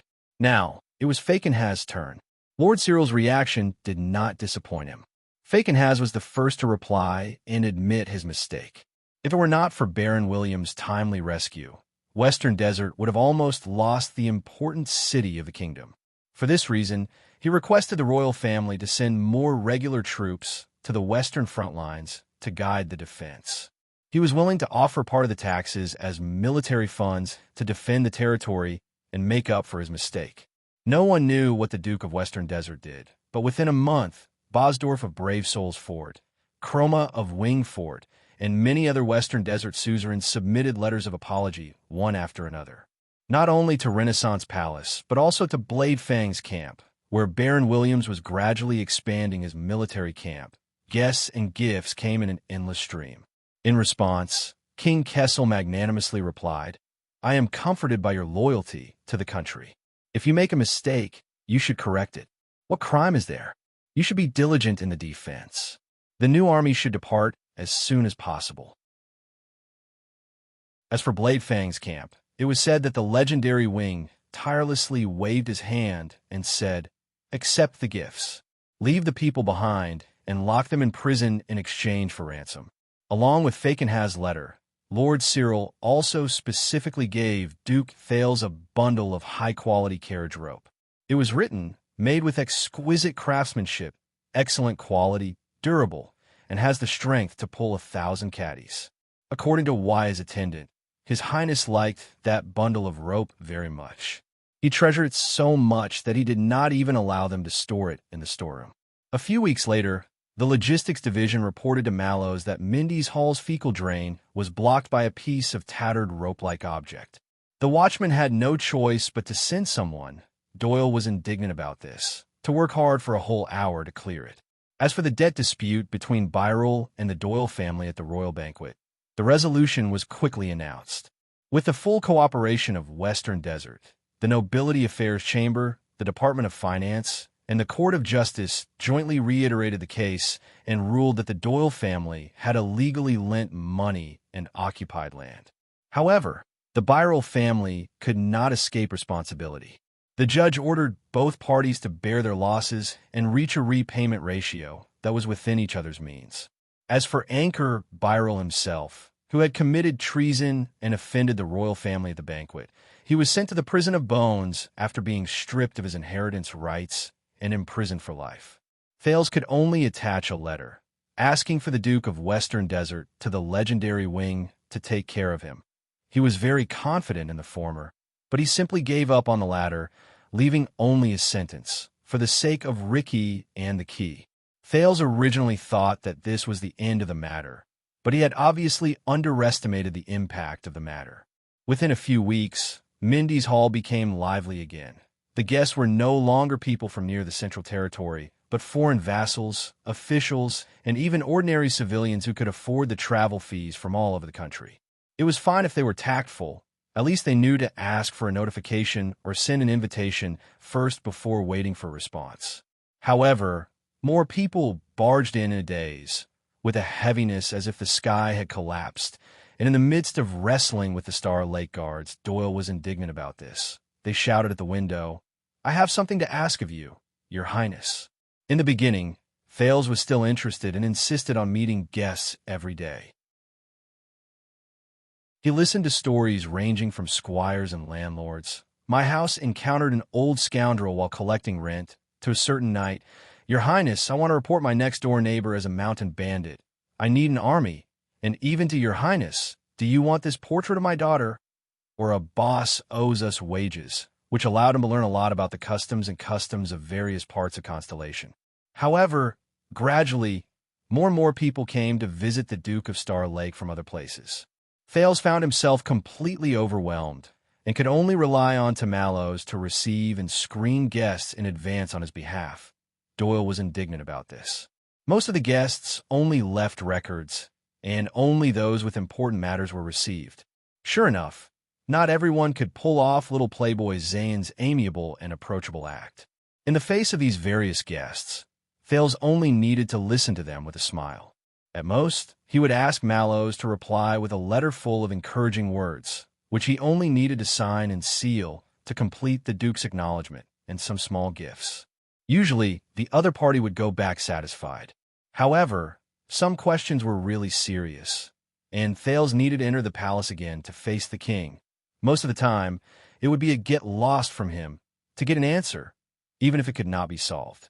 However, the truly troublesome ones were those who wanted to take the opportunity to defect and join the Duke's side. For such people, Mallows rejected them on the spot with the reasons of insufficient funds or full personnel, but there were others that even Thales found hard to reject. I am Paul Bosdorf from the Black Lion family of Brave Souls Fort. I believe we have met before, everyone. The young noble in front of him had a bandage on his head, carried his own luggage, and bowed stiffly.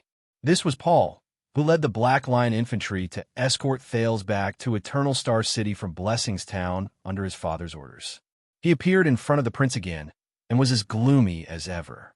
My father wishes for me to join your guards and follow by your side. In fact, I can be your flag bearer. Where's the flag he gave you? Thales was troubled by the Count of Black Lion's obvious intention of sending his heir to him. Oh, that flag, the prince said awkwardly. By the way, what happened to your head? I'm sorry. A carriage wanted to overtake us, so I returned the favor in the old way. This is very common in Western Desert. Paul touched his broken head, and his expression did not change. Unfortunately, there is a street sweeper at the city gate who meddled in other people's business. Thales refused repeatedly, but he could only agree in resignation. Mallows found a place for Paul in Mindy's hall. Doyle volunteered, but Glover was eventually appointed as Paul's introducer. But even within Mindy's hall, there was still quite a lot of problems. Aside from the rumors spreading everywhere and the people panicking, which forced Mallows to call for a reprimand, the integration of Dragon Cloud City's former subordinates, those fake northerners, Doyle's catchphrase, and Star Lake guards, those city people, Willow's complaint, was not as smooth as Thales had imagined. Ralph's equipment and appearance clearly showed that he was not to be trifled with. A few days ago, he was mistaken by others for being arrogant and unwilling to talk, and he almost got into a fight with Johnbold. Jennid was a veteran, and he seemed to have an old grudge against Commodore. Willow was a village soldier from the Northern Territory who had been in Dragon Cloud City for a few years. He did not bother about trifles, and he always made the guards cast sidelong glances at him. Hence, to speed up the familiarity between the two parties, Mallows decided to start from sentry duty. He would disperse the people and regroup them, starting from Thales' personal guards. But this was a terrible idea. The combination of Doyle and Waya made Thales feel tired. On one hand, Doyle knew Waya's identity and deliberately spoke to him. His words were flattering and funny, but Waya was rigid, and he felt that he had to answer every question out of courtesy. As the two of them went back and forth, the scene they formed was called noisy. So, Attendant Waya, you have been staying in Dragon Cloud City for the past 6 years, eating and sleeping with the prince, and never leaving his side? No, Your Excellency Doyle. I leave my post occasionally. Sometimes it's for His Highness's missions, and sometimes it's a normal holiday. Oh, then do you go home often? Not much, Your Excellency Doyle. I've said it before, I'm not close to my father. Oh, sigh. Is it because we young people don't like to be close to our parents? I believe not. I have friends who are on good terms with their parents. Sigh. I had a stepmother since I was young, but what about your mother? She passed away. Sorry, I didn't mean it.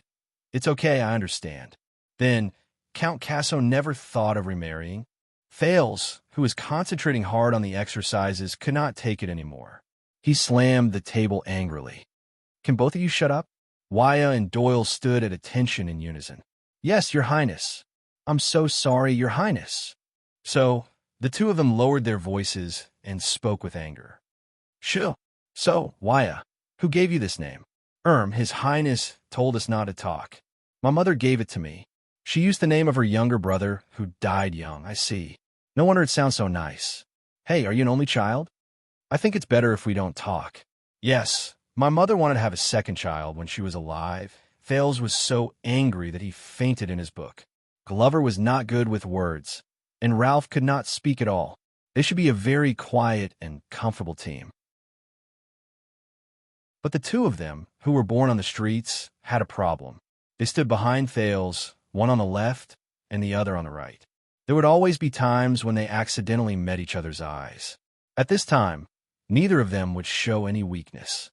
So, one's gaze would become solemn and deep, while the other's gaze would become cold and sharp.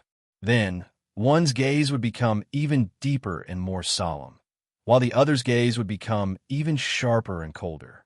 One side would retaliate even more fiercely, while the other side would not back down an inch. As time passed, the two of them stared at each other silently. Unknowingly, the air grew murderous and cold. The atmosphere was ominous and heavy. Every time Thales snapped out of his daze and lifted his head from his book, he felt that he was between two mystic guns. Even breathing was difficult. It was as if he was in a funeral. "Can you stop glaring at each other?" The zombie and the phantom wind follower snorted coldly and looked away. The air returned to normal, until they inevitably stared at each other again. Thales, who was protected by them, felt hopeless. When Wyatt and Glover were by Thales' side, it was a different situation. The attendant regarded himself as the prince's most important confidant. When he wanted to show goodwill to Glover, he would always nod at him in a friendly manner when the two of them accidentally looked into each other's eyes. In the face of the enthusiastic but unsociable zombie, the latter would often jerk his chin back awkwardly and turn his head to look elsewhere. This made Wyatt momentarily stunned. He thought that he had done something wrong, so he put on a smile the next time. Glover was even more at a loss. He twitched the corners of his mouth stiffly and turned his head to avoid the gaze. If Wyatt thought that this was a positive response from the other party, he would be encouraged to continue smiling.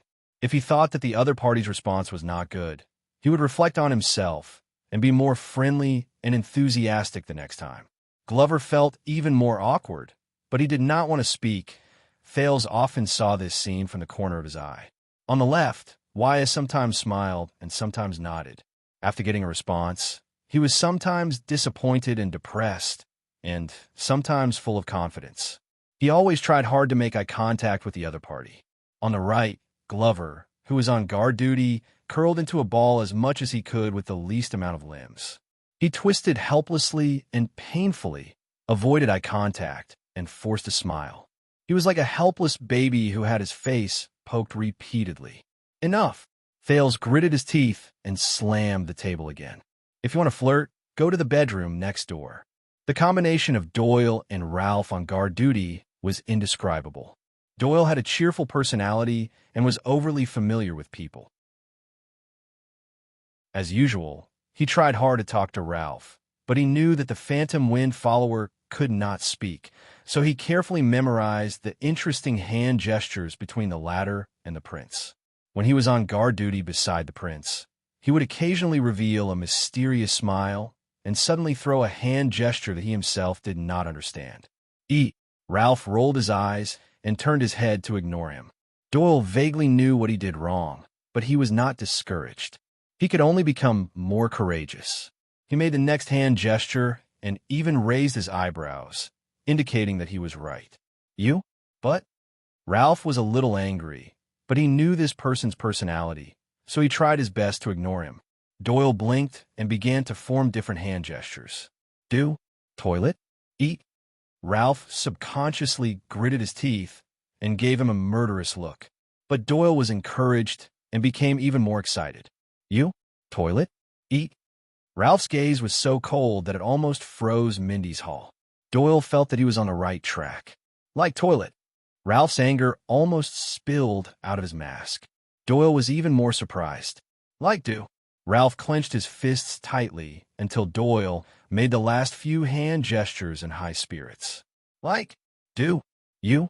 In the next second, Thales, who was engrossed in his book, felt a gust of wind blow past, followed by a series of crackling explosions. The phantom wind follower and Doyle were entangled in a ball until Bastia or Ness, who had rushed over upon hearing the news, separated them. Thales, who was watching from the side, felt his heart grow heavy. In a daze, He picked up the pages on the floor. His life in Mindy's Hall was constantly alternating between stagnant water, deep depression, and chaos. It depended on what problems he encountered that day, but there was basically no middle point. In short, for a period of time after he made the agreement with the king, rumors flew everywhere outside. The forces of power in Eternal Star City also took sides, and the Duke of Star Lake obtained a rare freedom. He no longer had to listen to orders from higher authority, no longer had to be supported by a great army wherever he went, and no longer had to adhere to rigid rules and dogma at all times. But every time Thales looked at the sunset outside the window, he knew that everything in front of him had a price. The matter in Western Desert had come to an end, but the kingdom would not stop moving forward. Thales lowered his head and looked at the covenant in his hand. The kingdom would not forget him, and Renaissance Palace would not either. He was the sword and pawn of the king. He was being swung around and moved again. It was only a matter of time. But before that, we're out of money. Thales turned around elegantly and was immediately shocked. What? The indifferent Mallows and the logistics officer, Durward Stone, stood in front of him with a constipated look on his face. You heard what I said. Renaissance Palace was responsible for all our expenses before this. We only needed to hand over the account books to Baron Quentin at the end of the month, Mallows said woodenly. But now, Logistics Officer Stone raised the account books awkwardly. Thales snapped out his days. Oh, right, we're responsible for our own profits and losses. According to the conditions he negotiated with the king, this was one of the signs that Mindy's Hall and Renaissance Palace did not get along well. It was also the condition for his independence. Wait, don't we have other sources of income? Logistics Officer Stone looked pained as he explained in detail to the Duke, who had never done any work and did not know how expensive food and daily necessities were. Yes, we have the salary of the Royal Guards, and you also have the living allowance of the Prince of Constellation according to the rules, but not enough. Mallows was expressionless and went straight to the point. First of all, you've done so many things over the past few months. Just the tea fee for the reception alone is already. And because Mindy's Hall's relationship with many departments in the city, including the market officials, we have a lot more expenses for no reason. Oh, the heaviest one is the banquet wine glasses. Thales, who had nothing to live for, helped him finish his sentence in his heart. And we're still repaying the debt in installments, a total of, forget it, you're already troubled enough. Stone calculated in detail. After we took responsibility for our own profits and losses, we could not directly purchase from Renaissance Palace's channels. Our expenses have increased by quite a lot.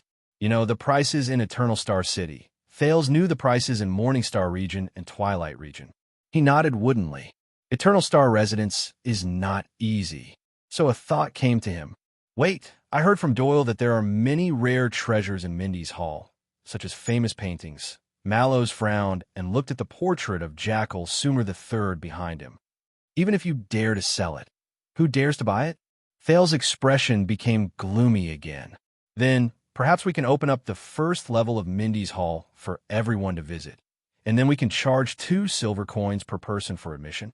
Where did you get this lousy idea from? I read it from a book. What do you think? Which book? Maybe I should report it to the disciplinary hall. In Dragon Cloud City, a Northlander's book. It tells the story of a large family living in a manor. About that, Stone said tentatively. In fact, quite a number of your guests these days, the ones with extraordinary statuses, are interested in investing in you, including no. Thales and Mallows said in unison at that moment, surprisingly in unison. The prince and the watchman looked at each other. It seemed that he and the other party both knew what they could do and what they couldn't. In truth, even though Thales had committed such a rebellious act that could even be said to shock the world and caused rumors to spread everywhere in the outside world, Mallows' reaction was still mediocre. He did not ask a single question and continued to work in silence. He even went back to reorganize the Star Lake Guards who had just suffered a calamity and lost their morale. Then, he continued to oversee the daily activities in Mindy's Hall. It was as if Thales had just gone to Renaissance Palace for a stroll. He was indifferent and numb as usual. This made Thales very grateful to him. It would be better if he did not treat my orders with this attitude. Then, perhaps you can talk to His Majesty and have Baron Quinton transfer our expenditure to... No. Thales refused decisively, even more resolute than before. All right, Stone sighed and closed the account book. Then, there's only one way left. Thales and Mallows turned their heads at the same time and listened attentively. We can't stay in Eternal Star City anymore. The price is here. We've even taken the guard's salary for next month in advance. Don't stay in Eternal Star City anymore. Away from Renaissance Palace, away from the king, away from annoying people and things. That's good, but Thales raised his eyebrows. Where to? To your fief, of course, Stone said sternly. According to the sacred treaty of Constellation, Your Grace, you can exercise your natural rights on your fief to collect taxes and rent. Fief? I have fief that I can collect taxes on? Thales was amused. Where? D's pocket money? Mallows coughed. Of course. Don't forget, you are the Duke of Star Lake. Duke of Star Lake. Thales was puzzled. He was a little surprised. Isn't this an empty title? The kind that gives us courage to put up a front? And your fief is at... The watchman nodded solemnly and pointed at a castle by the lake and a landscape painting on the wall. Star Lake Castle. In case anyone did not know, it was better to say the usual place. End of this chapter. Chapter 633. Thales realized that he had underestimated the high wall of power. After he privately hinted to Mallows and Stone to send someone to study the plan to move to Star Lake Castle. In less than a week, the news of the Duke of Star Lake moving out of the capital spread like wildfire and through the streets and alleys of Eternal Star City. It's not good. Even the brothels in Red Street Market are saying that the prince is tired of the ladies in the capital and is going to practice his spear elsewhere. I don't know how they found out. And don't ask me how I found out. Glover, who had returned from his vacation, reported to the prince solemnly. At the same time, he glared at Waya, who was hesitating to speak. Star Lake Guard's first-class penal officer, Old Patterson, was fuming with rage. He brought 2 subordinates and the Phantom Wind follower, Ralph. He looks strange and vicious, Your Highness. He's very suitable for this job. Of course, the most important thing is that I can point at him and say to everyone, look, this is what happens when you talk too much. Patterson said through gritted teeth, and with a whip in hand, he went around Mindy's hall to catch moles, vowing to find out who leaked the secret. That's definitely not me. Doyle, who had returned from home with much difficulty while dragging his ridiculously large and small luggage, was caught red-handed by the mole-catching team at the main entrance. The setting sun can prove that I didn't mention our move to anyone. What? You mean these luggage? My parents forced it on me. I can't do anything about it. Look, even the winter clothes were stuffed in. So annoying. Hey, mute. Don't touch my lucky teddy. It's a must-have at the head of my bed. Everyone in Mindy's hall was in a state of panic until Mallows appeared and reminded the old penal officer gently and tactfully. The prince's move is a big deal. The prince's move was such a big thing. Even if it was just a preliminary research, there would definitely be a lot of disturbances. In addition to Mindy's hall's deteriorating financial situation, I think we need to hire more people, cooks, gardeners, coachmen, and maids. What? Wine glasses? What does this have to do with wine glasses? Forget it. I'll just ask His Highness. As long as everyone in Mindy's hall still had family and friends, it was inevitable that the news would be leaked. As for why Duke Thales left the capital city, the rumors on the streets spread in an orderly fashion.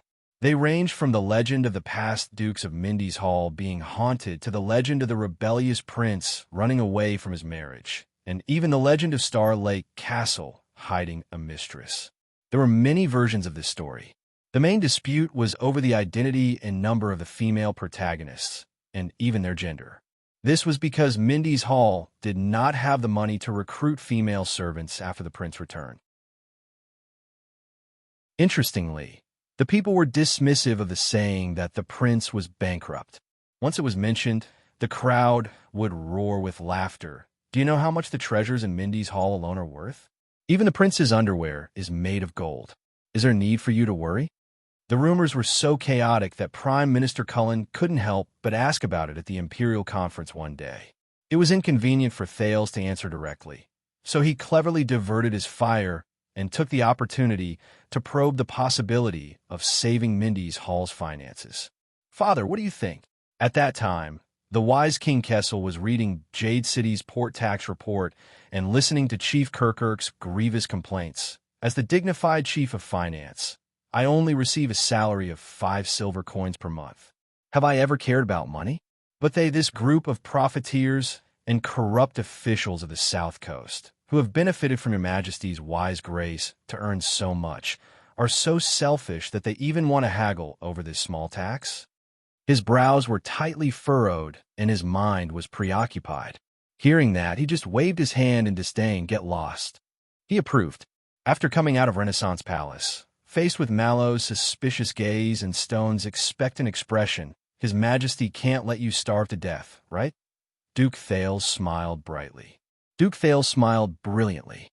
He appeared to be confident, steady, and composed. His Majesty has given high praise to Mindy's Hall's long-term and fruitful work.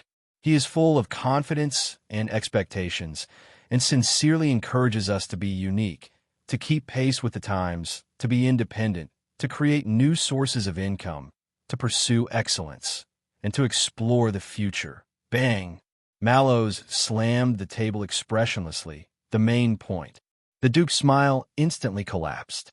No money. So, after another 2 days, the direction of the rumors on the streets of the capital changed. In order to resist the marriage arranged by his father, there were also bets on who the female lead would be. It is worth mentioning that although the odds were so high that it was impossible, the prince's old friend, the heir of Walla Hill, Cohen Caribbean, did appear at the bottom of the odds list, behind a group of socialites and noblewomen. Duke Thales did not hesitate to disregard his manners to protest. This caused the king to fly into a rage. During the imperial conference, he slapped the heir hard in front of all the ministers and ordered him to get out of the capital immediately. "No one has slapped me." On the training field, faced with the worried Waya and the plate full of skincare and beauty tonic, Thales was flustered and exasperated. "I'm fine, my face is fine too." "No, why should I let you see my fart? Other parts of my body are fine too." "Oh, sunset goddess, I really didn't rebel when I entered the palace this time. Why won't you believe me?" Under the influence of many factors, mainly the increasingly shocking numbers on the account book, Thales gave up on keeping a low profile and stopped hiding. He began to let Mallows openly check the inventory, sent Stone as a logistics officer to liaise with the chief of Renaissance Palace, asked for the account book and map of Star Lake Fort from the Nobility Affairs Council, instructed the Jade Star Private Army to stay behind, communicated with the police station about the time to leave, and had the others, Doyle was indignant about this, purchase sufficient supplies. At the same time, he shut his door and refused to leave. "Is this really fine? Won't the rumors get worse?" Waya frowned. "Trust me." On the training field, the prince drew his bow and arrow with gritted teeth, aiming at Mallows but in the distance. The prince is very popular. Waya was stunned. But fortunately, the rumors only circulated for a few days before they all changed. Rumor had it that Duke Thales overstepped his bounds during an imperial conference. The king was furious and cut off Mindy's Hall's financial resources as punishment. The Duke of Star Lake had to leave the capital to find his own way out. Well, at least part of it was true. The rumor among the vassals and bureaucrats was that the Duke of Star Lake's political stance was too moderate when it came to taxes. He even sympathized with the feudal vassals who were far away. This offended the king's party that had been in power for a long time. The latter repeatedly slandered the king during the imperial conference and finally moved the king, forcing the duke to stay away from the center of politics. This is not entirely wrong. Therefore, on a weekday morning, when the sky was just beginning to light up, the main gate of Mindy's Hall silently opened. The fleet of carriages belonging to the Duke of Star Lake slowly drove out towards Star Lake Castle, near the royal family's hunting forest in the suburbs. "Are you sure everyone is fine with this? After all, we're leaving the city and going to the countryside." Thales yawned loudly and leaned against the window with a sleepy face. He watched the logistics officer Praka complete the final handover with the private soldiers and servants who stayed behind. They're the royal guards, not strategists. Mallows rode beside the carriage. The driver was originally Glover, but Thales rejected it verbally. He frowned as he flipped through the account book handed to him by the logistics division. It's not their job to express opinions. Damn it. Why did we overspend last month again? What's up with so many skincare products? On the other side of the carriage, Waya quietly turned his head and started a lively conversation with Ralph. In the silence of the morning, their carriage caught up with the earliest opening of the city gate. They passed through the Philosopher's Gate on the south side of the capital, passed through a few markets and villages outside the city, crossed Shepherd's Ferry, and drove onto the southern section of Renaissance Avenue, which had been greatly rebuilt during the reign of Thorncutter Tormund III. The south side of the capital was obviously more prosperous than the north side. Along the way, there were peddlers and hired workers who had woken up early to enter the city, farmers and craftsmen who were preparing to go to the market, postal carriages going back and forth, and even foreign travelers. They were either transporting goods in carriages or walking on foot from various towns near Eternal Star City. They were in groups of 3 to 5 and were bustling with activity. From time to time, they would comment on the carriages that passed by them. "Ah, I recognize this carriage. It should be this season's patrolling court. They're the judges who are patrolling and adjudicating cases on behalf of the king." Forget it. They don't even have a flag. They must be some noble's illegitimate son, the kind who is overflowing with wealth but can't afford to make it public. Look at the imposing manner of this carriage. TSK, TSK, so awesome. Men should be like this. Tisk, he's just a bastard with a good life. If I was born there, I could replace him too. It was the end of summer. The vegetation around the avenue was lush and verdant. The Duke's carriage turned off the avenue. There were fewer travelers, and trees grew, shading the sun. Birds and beasts flew away in fright. The surroundings were full of life, and the atmosphere gradually became more wild. They had entered the territory of the royal family's hunting forest. F***CK. I swear that's a bear. Doyle cried out in surprise. For a moment, the entire team was extremely nervous. "Zombie, draw your sword. Don't be so paranoid," the veteran Jin had shouted at them to stop. He shook his head. "I saw it clearly. It's just a stray cat."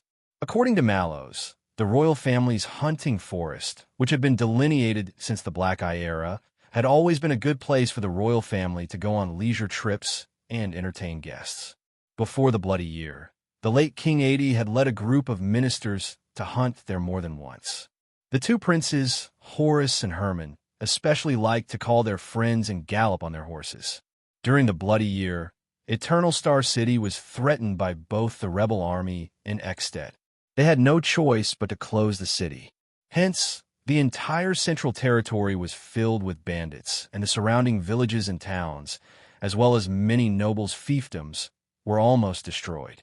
The hunting forest also became an ownerless wasteland. It was not until the Fortress Treaty was signed that the kingdom's wrath returned with the Fury Guards. They reorganized the Central Standing Army and wiped out the remnants of the rebel army and bandits around the capital. After the war, firstly, the national treasury was in dire straits, and secondly, the people's lives were in dire straits. Moreover, the Iron Hand King himself was not interested in hunting or feasting. The royal family's forest protectors, who were responsible for guarding and maintaining the forest, did not receive any rewards. The merchants and farmers did not have any profits to share either. Hence, they scattered and settled down nearby. Some became tenants in the farmlands, some were hired to work, and some joined the Jadestar private army. Conversely, they became a high-quality source of soldiers when the Standing Army was reorganized. The kingdom's Rathsbaron Manor is down that road. Next to it is the barracks of the Central Standing Army. For more than 10 years, he has almost turned the hunting forest into their exclusive training ground and exercise ground. Mallows stared at a small path in the forest that was obviously trampled out. His gaze was profound. But the good thing is that with the Standing Army here, no one dares to invade the nearby royal territory. Jenny, who was raised as a noble's warhorse from a young age, was extremely dissatisfied with such an environment. From time to time, she would break free from the person who was leading her, neighing as she chased after a deer or a badger that flashed past the depths of the forest, causing the team to be in a flurry. But always, after Thales tried his best to call out to her, she would return dejected and depressed, covered in marks from branches and plants. In the stable, she's the queen. No horse dares to fight with her, the veteran Jennid said cheerfully. But the birds and beasts here don't have such self-awareness. She's not very satisfied. They soon arrived under an iconic tree. The watchman said that this was the most popular campsite when the hunting forest was still flourishing. The thick and dense tree, which seemed to be very old and covered the sky, was called the Star Tree. There were many legendary stories about the Jade Star royal family. It was said that during the last years of the empire, the king of Renaissance, who was still an illegitimate child, once ignited his fighting spirit under this tree. He was determined to make a name for himself and get rid of the name of a bastard. There were also people who said that 500 years ago, the procrastinator, Prince Brad, suffered a coup and fled Eternal Star City in a panic with a 9-pointed star crown. He climbed this tree to escape from his cousin, the unfortunate one Kira, who was chasing after him. He fled to Brave Soul's fort to recruit soldiers and buy horses, and thus began the bloody confrontation between the two stars. There were also legends about the great spirit Archduke, Con Trentida, who invaded Constellation 400 years ago. It was said that he camped under this tree and was prepared to besiege Eternal Star City. However, in the middle of the night, he saw the king of Renaissance charging towards him with a spear in hand. The brutal and terrifying Great Spirit was startled awake from his dream. He was so frightened that he tore camp overnight and retreated. There were also people who said that 300 years ago, the jackal Sumer III invited 5 guardian dukes to a hunting feast under this tree. 3 of them never walked out of the hunting forest. There was even a poem that said that 200 years ago, the conqueror of the north, Erica, who was still a princess, met a mysterious knight who was not recorded in the history books under this tree while she was hunting. That was how she became pregnant with the enemy of the wolves, Kira, whose biological father was unknown. However, even though DD, who often came here to play when he was young, narrated the above story vividly, and even though he managed to stun the audience like Willow, Ralph, and Waya, the Duke of Star Lake only laughed it off. Thales originally thought that they would encounter such a dense forest along the way. However, after walking for a short while, the end of the road suddenly opened up. Amidst the green forest, a blue lake came into view. It was as pure as a mirror, and it reflected the pure white clouds in the blue sky. It was dreamlike, and for a moment, people could not tell the difference between heaven and earth. With the beautiful scenery before them, everyone, including Thales, could not help but stop in their tracks. By the sunset, goddess. Doyle looked at the blue lake excitedly. This is much more beautiful than the painting. Wait, the painting? Wire reacted, his face full of suspicion. Didn't you say that you often came here to play when you were young? It's not time yet. Let's continue forward. Mallows was in a rare good mood. He ignored the people behind him who were glaring at DD. It's not too late to be amazed by it then. The Duke's convoy moved along the lake. The grass and trees became shorter, and the scenery before them became wider. Looking into the distance, the other end of the lake was a towering and precipitous mountain wall. Dozens of raging waterfalls hung on it, rushing out from between the rocks and straight into the lake, like a giant silver curtain falling from the sky. My God, I've read about this in a book. It said that practicing swordsmanship down there will yield twice the result with half the effort. The young vanguard in training, Ness, pointed at the wide waterfall excitedly. Does anyone want to surf? Don't believe those knights. If you rush down from there, even if you're alive, you probably won't be able to find that story. Second-class protector officer Hyman Franzuk mercilessly dampened his enthusiasm. Thales was similarly captivated by the magnificent scenery, and he could not look away. That's one of the downstream branches of Shepherd's River. Mallows patiently explained to almost everyone else in the convoy who had not seen this scene before. That's not the case. The riverbed falls here, forming a waterfall and depositing a wide, clear lake. It calls Star Lake. Star Lake. Thales muttered the name in his heart and, subconsciously, turned his head. Sure enough, on the other side of the lake, opposite the waterfall, a towering castle appeared in front of him. It was located at the edge of a hill, surrounded by the lake on 3 sides. It was built in an ancient style, and only a small path could go around the hill, over its moat, and straight into the castle. It blended perfectly with the forest, lake, waterfall, blue sky, white clouds, hills, castle, and all the other elements. It was not abrupt at all, and gave off a tranquil and intoxicating feeling. Everyone subconsciously lowered their voices and lightened their footsteps, as if unwilling to disturb this beautiful corner of the scenery. And that is Star Lake Castle. Mallows stopped his horse and sighed quietly. Everyone held their breath, including Thales. The teenager had done his homework before this. He knew that Star Lake Castle used to be a monastery that was isolated from the rest of the world. Its earliest history could even be traced back to the Black Eye era, and it was filled with Sunset Sect monks who were knowledgeable but determined to train hard. However, the person who truly brought this monastery into the eyes of the world was an old scholar named Sumer nearly 500 years ago. He was born to a noble family, but he was knowledgeable. During the chaos of the confrontation between the twin stars, he brought his family and lived in seclusion here, concentrating on studying the classics of theology. That was until the bloody and cruel confrontation between the twin stars ended with the deaths of 2 jade stars, who claimed to be kings of their respective countries, one after another. However, the morning party and evening party under them, the domestic suzerains who chose sides, formed a blood feud that could not be resolved for generations through the years of war, death, alliance, and betrayal. It was to the extent that when the kingdom was without a lord and the throne was empty, there was not a single heir who could submit to the suzerains of the 2 equally powerful parties, ascend to the throne, and be crowned without any dispute, and reignite the flames of the confrontation between the twin stars. In fact, due to interests and the situation, during the 8.5-year civil war, many members of both parties had been in more than one camp. It was common for an alliance to suddenly betray and return to the alliance. Today, when the king and his vassals had a heart-to-heart, they would solemnly swear to show their loyalty. Tomorrow, when they were captured on the battlefield, they would suddenly come to their senses and abandon darkness for light. The leader of the Eastern Sea's heroes, the Cullen family of splendid Port City, had repeatedly switched between the 2 parties. They were a miraculous existence that could remain unscathed despite their defection. That was why the nicknames of the 2 guardian dukes of the Eastern Sea were Noon and Midnight, respectively.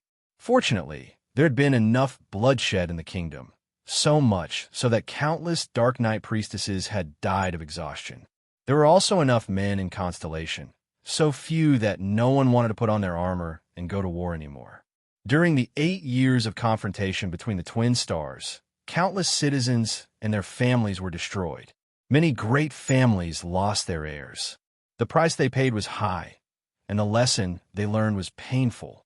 It was rare, even in the history of Constellation, which was filled with frequent civil wars. The morning and twilight priestesses, who were at daggers drawn, finally put down their weapons reluctantly under Sunset Priestess' suggestion and coordination. They entered Eternal Star City and began a difficult negotiation in Dark Knight Temple, which was filled with corpses waiting to be buried. This was also how the morning and twilight regions were named in Eternal Star City. They were separated by Dark Knight Temple. Hence, as Black-Eye John's great-great-grandson, Scholar Sumer, who was 60 years old, or rather, Pulse Breaker Sumer Jadestar II, was invited out of the Sunset Monastery where he lived in seclusion. He walked out of the high castle by the lake deep in the forest, and walked into Renaissance Palace while surrounded by 2 groups of vassals who were eyeing him covetously. He stepped onto the stage of history and ascended to a supreme position. Regardless of how much the morning and twilight priestess regretted this decision, or how it caused their respective alliances to fall apart. Not long after Sumer II was crowned, he followed the newly promulgated bloodline decree. He renovated and expanded the lakeside monastery, which he had stayed in during his scholar days, into a castle, and granted it to his eldest son, Alan. He was also conferred the title of Duke to show that the succession had been decided long ago and that there was no room for dispute. From the nobility to the commoners, they must obey this law and not go against it. The confrontation between the twin stars, which was caused by the dispute over the succession of the elder and the younger, was thus brought to an end. Star Lake Castle and the significant Duke of Star Lake were thus born. This is our territory, the castle that we will be staying in the future. Wyatt looked shocked. This sentence made Thales avert his gaze from Star Lake Castle. He cast aside the heavy history and collected his thoughts. Well, at least the prince was in a good mood. He had a house.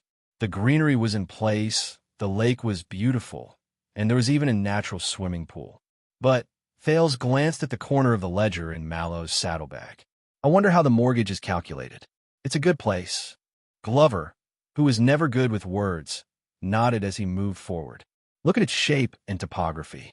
It is surrounded by a lake on 3 sides, has a high vantage point, narrow passageways, wide field of vision, drawbridges, trenches, arrow towers, lookout posts, the height of the city walls, the angle at which they intersect, and the breadth of the defense. The zombie pointed at different spots in Star Lake Castle. With only a dozen people, it will be impenetrable.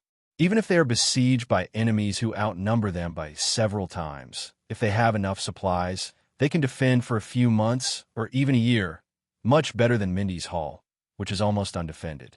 Oh my God, you can't use this analogy. Mindy's Hall is a work of art, and here is... Doyle paused for a moment before he forced out his next sentence. Other works of art. On the other side of the team, Paul from the Black Line family of Brave Souls Castle, who had just joined the team, suddenly sighed and attracted everyone's attention. My father told me that a long time ago, every vassal and every lord took pride in having their own family castle. Even if they had to spend 2 or 3 generations of their family's wealth, they had to build a castle with extraordinary significance.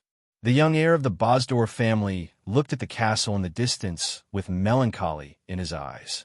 The sky pillar fortress of High Forest City, the floating sand, flowing sand, and sinking sand palaces of the wasteland ruins, the treading waves palace, and the quelling tide pagoda of Splendid Harbor, the emptiness palace of Jadeite City, and the Bloodgate fortress of Blade City.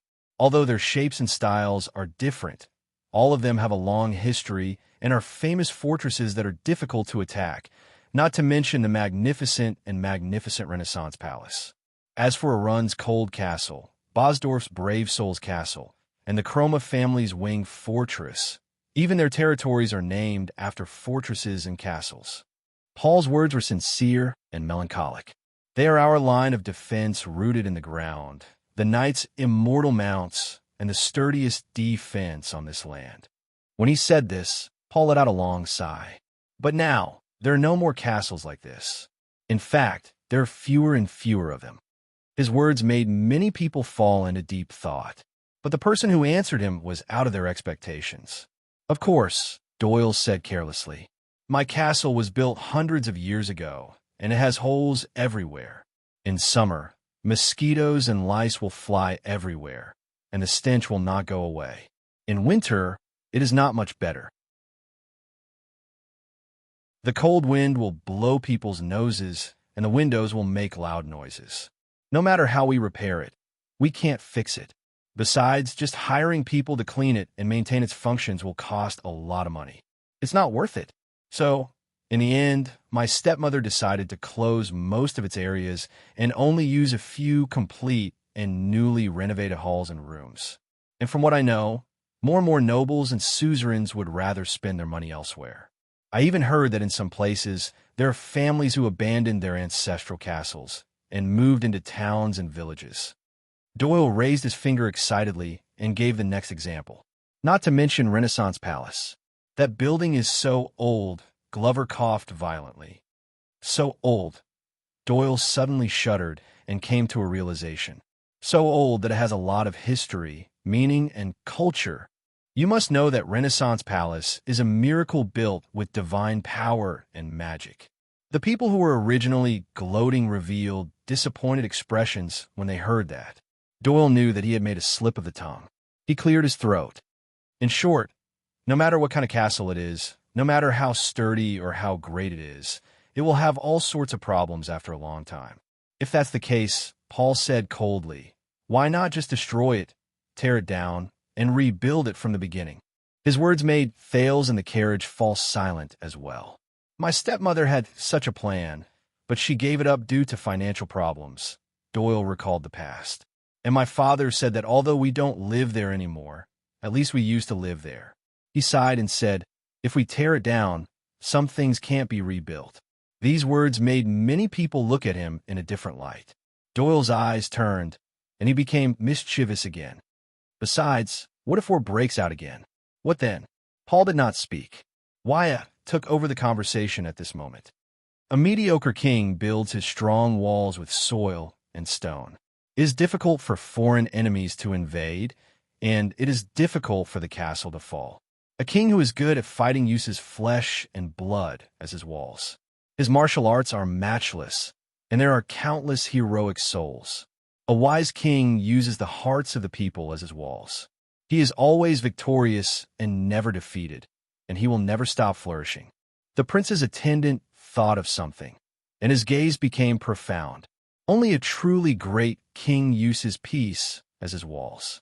He is ordinary, but no one knows about him. As soon as he said that, everyone in the carriage cast sidelong glances at him. Even Ralph had a strange expression on his face.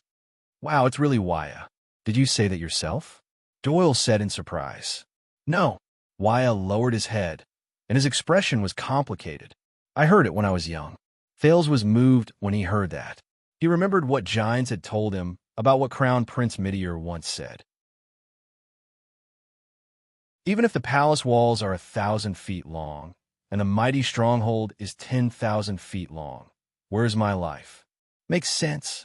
Mallows, who was at the front of the group, suddenly spoke. The city walls are thick and sturdy.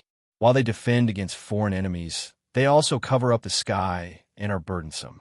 There is no lack of such examples in history. Suzerains are satisfied with a sturdy city, and they are content with the status quo behind the city walls. Because of that, they become narrow-minded and short-sighted. They do not think about improving themselves, and, in the end, they suffer the consequences of their own actions. The watchman's prestige over the past few months caused everyone to shut up. The carriage fell into silence for a moment. Maybe that's not all. Glover, who had always been obsessed with the shape of the fortress, did not seem to know how to read people's expressions. He did not care whether it was time for the commanding officer to lecture. He continued, my grandfather said that the methods of war are destined to become more abundant, especially after the appearance of the mystic guns. Regardless of whether it is defending the city or attacking the city by force, it has become the worst strategy. After all, no matter how thick the city walls are, no matter how wide the battlements are, they cannot withstand the continuous high-temperature bombardment from the mystic guns or the falling stones from the catapults. Paul sighed and said, so, such a castle is destined to decline in the future and become history? Perhaps. Glover fixed his gaze on Star Lake Fortress, as if he was trying to find its weakness. But perhaps our descendants, the people of the future generations, will come up with a better idea, build stronger fortifications, and build a super city wall that even the mystic guns cannot break. Maybe they will be smarter than us, Wyatt interrupted, feeling dejected. Think of ways to resist war and foreign enemies without relying on city walls or fortresses and ensure safety. Or maybe they will be even more foolish. Mallows also joined the conversation. He sighed and said, maybe they will build more and thicker city walls and be content with the status quo, complacent until the self-righteous city walls collapse. Only then will they regret their actions. Thales listened carefully to the conversation and pondered for a long time. Or they will be unparalleled geniuses. Doyle's excited voice suddenly rang, causing many to frown. For true peace, our descendants will build flawless, unbreakable city walls and fortresses that can isolate everything, and the people on both sides will not be able to touch each other no matter what. Doyle bowed on his horse and spread his arms proudly at Star Lake Castle. Clatter, clatter, peace shall come. Listening to this nonsense, everyone in the convoy rolled their eyes and sighed, until another young voice came from the carriage. So the city walls are tall, the trenches are deep, and the people on both sides can't see each other, can't hear each other, and can't talk to each other. Everyone turned around in shock, only to see the Duke of Star Lake leaning against the window, gazing at the beautiful Star Lake Castle from afar. But his eyes were dead. Thales said faintly, until everyone's fate becomes lonely and helpless, and they struggle in pain but do not know why, and they are inexplicably angry but cannot be dispelled, until everyone, from birth to death, is destined to be a prisoner behind the wall. The Duke's words silenced the entire convoy. Everyone looked at each other, not knowing how to react. Mallows urged his horse to the window. "Your Highness!" Thales snapped out of his daze, waved apologetically, and sat back in his seat. "Don't worry about me, continue." The Duke's convoy continued to move forward. Once they saw Star Lake Castle, the remaining journey was much shorter. They quickly went around the hill and drove into Star Lake Castle through the heavy steps on the trenches. But what they saw was nothing compared to what they felt from the horizon. "My God, I thought that only my castle was in disrepair." Doyle was dumbfounded as he stared at the iron gate of the castle entrance, which collapsed with a gentle push from him. He coughed violently in the dust. How long has it been since anyone lived in this place? The previous Duke of Star Lake. Glover tied a scarf around his face and carefully stepped into the entrance. He gestured for the people behind him to get down from their horses. 18 years. "Be careful, Your Highness." Wyatt opened the carriage door for Thales, and his tone was vexed. "This place?" Thales got down from the carriage, and only then did he realize that the famous Star Lake Castle, from the city tower to the sentry tower, from the courtyard to the castle walls, was in ruins. Weeds grew everywhere, the ironware rusted, and the wooden furniture rotted. Many of the corners in the courtyard had become nests for small animals.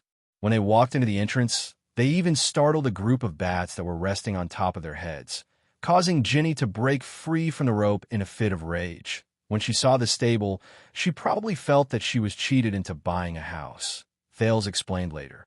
She neighed loudly, kicked, and panted, causing the guards to be in a flurry. At the same time, she also frightened a flock of birds in the sentry tower, 3 cats on the castle wall, and a swarm of bees under the eaves of the castle. The young Duke could not help but frown. "All right, it's fine, secondhand. No, it's a rough house. Do we expect to reduce our expenditure in this place?" Logistics Officer Stone used all his strength to pull his boots out from a collapsed wooden door. He complained to Mallows in a low voice. "What are we relying on? Selling antiques? Huh." Doyle carefully walked around the uneven floor tiles, pushed aside the spider webs, and arrived in front of the old gate of the main castle. He pulled the door knocker and said sarcastically, "Be careful, everyone. Be careful, everyone. We're in an antique. It'll cost thousands and tens of thousands if you bump into it." Doyle was unconcerned when he heard everyone telling him to shut up. He smiled and turned his head, preparing to open the gate. But at that moment, a hatch on the gate suddenly opened, and a hideous and terrifying face appeared in the darkness. Doyle shuddered and fell backwards. Everyone, including a black cat that was practicing its balance on the iron chain, could hear his heart-wrenching wail, "Oh, my sunset goddess! There's a ghost!" Thales was startled. The guards pressed down on their swords until they were stopped by Mallow's shout. "Steady!" The watchman, after kicking away a spider web under his feet, came out from the crowd and pulled Doyle up. "Look carefully." Everyone looked closely and realized that the main gate of the main castle had been opened at some point in time. Thales furrowed his brows. The main castle was pitch black, and the atmosphere was ominous. In this darkness, a stooped figure holding an everlasting lamp silently appeared in front of them. F*CK.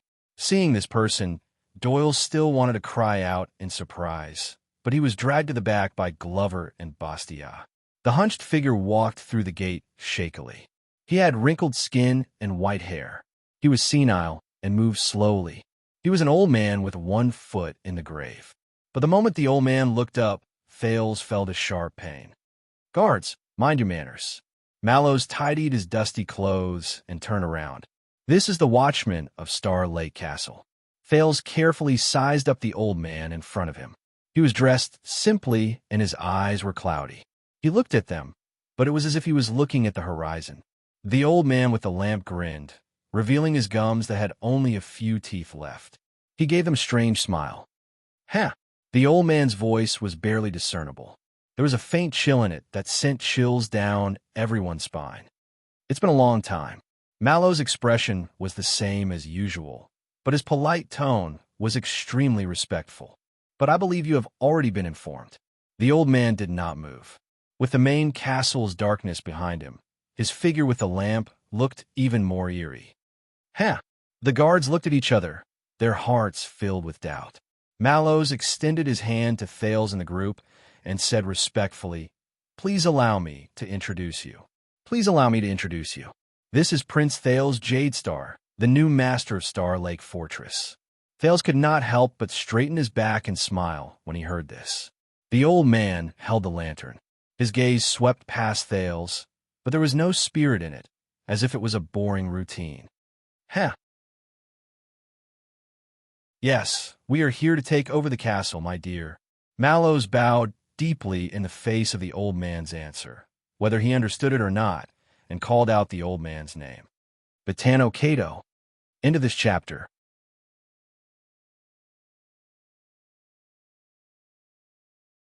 Chapter 634. Star Lake Fortnight. The guarded dining room was covered in dust and cobwebs. Only 2 candles emitted a red light, casting eerie shadows.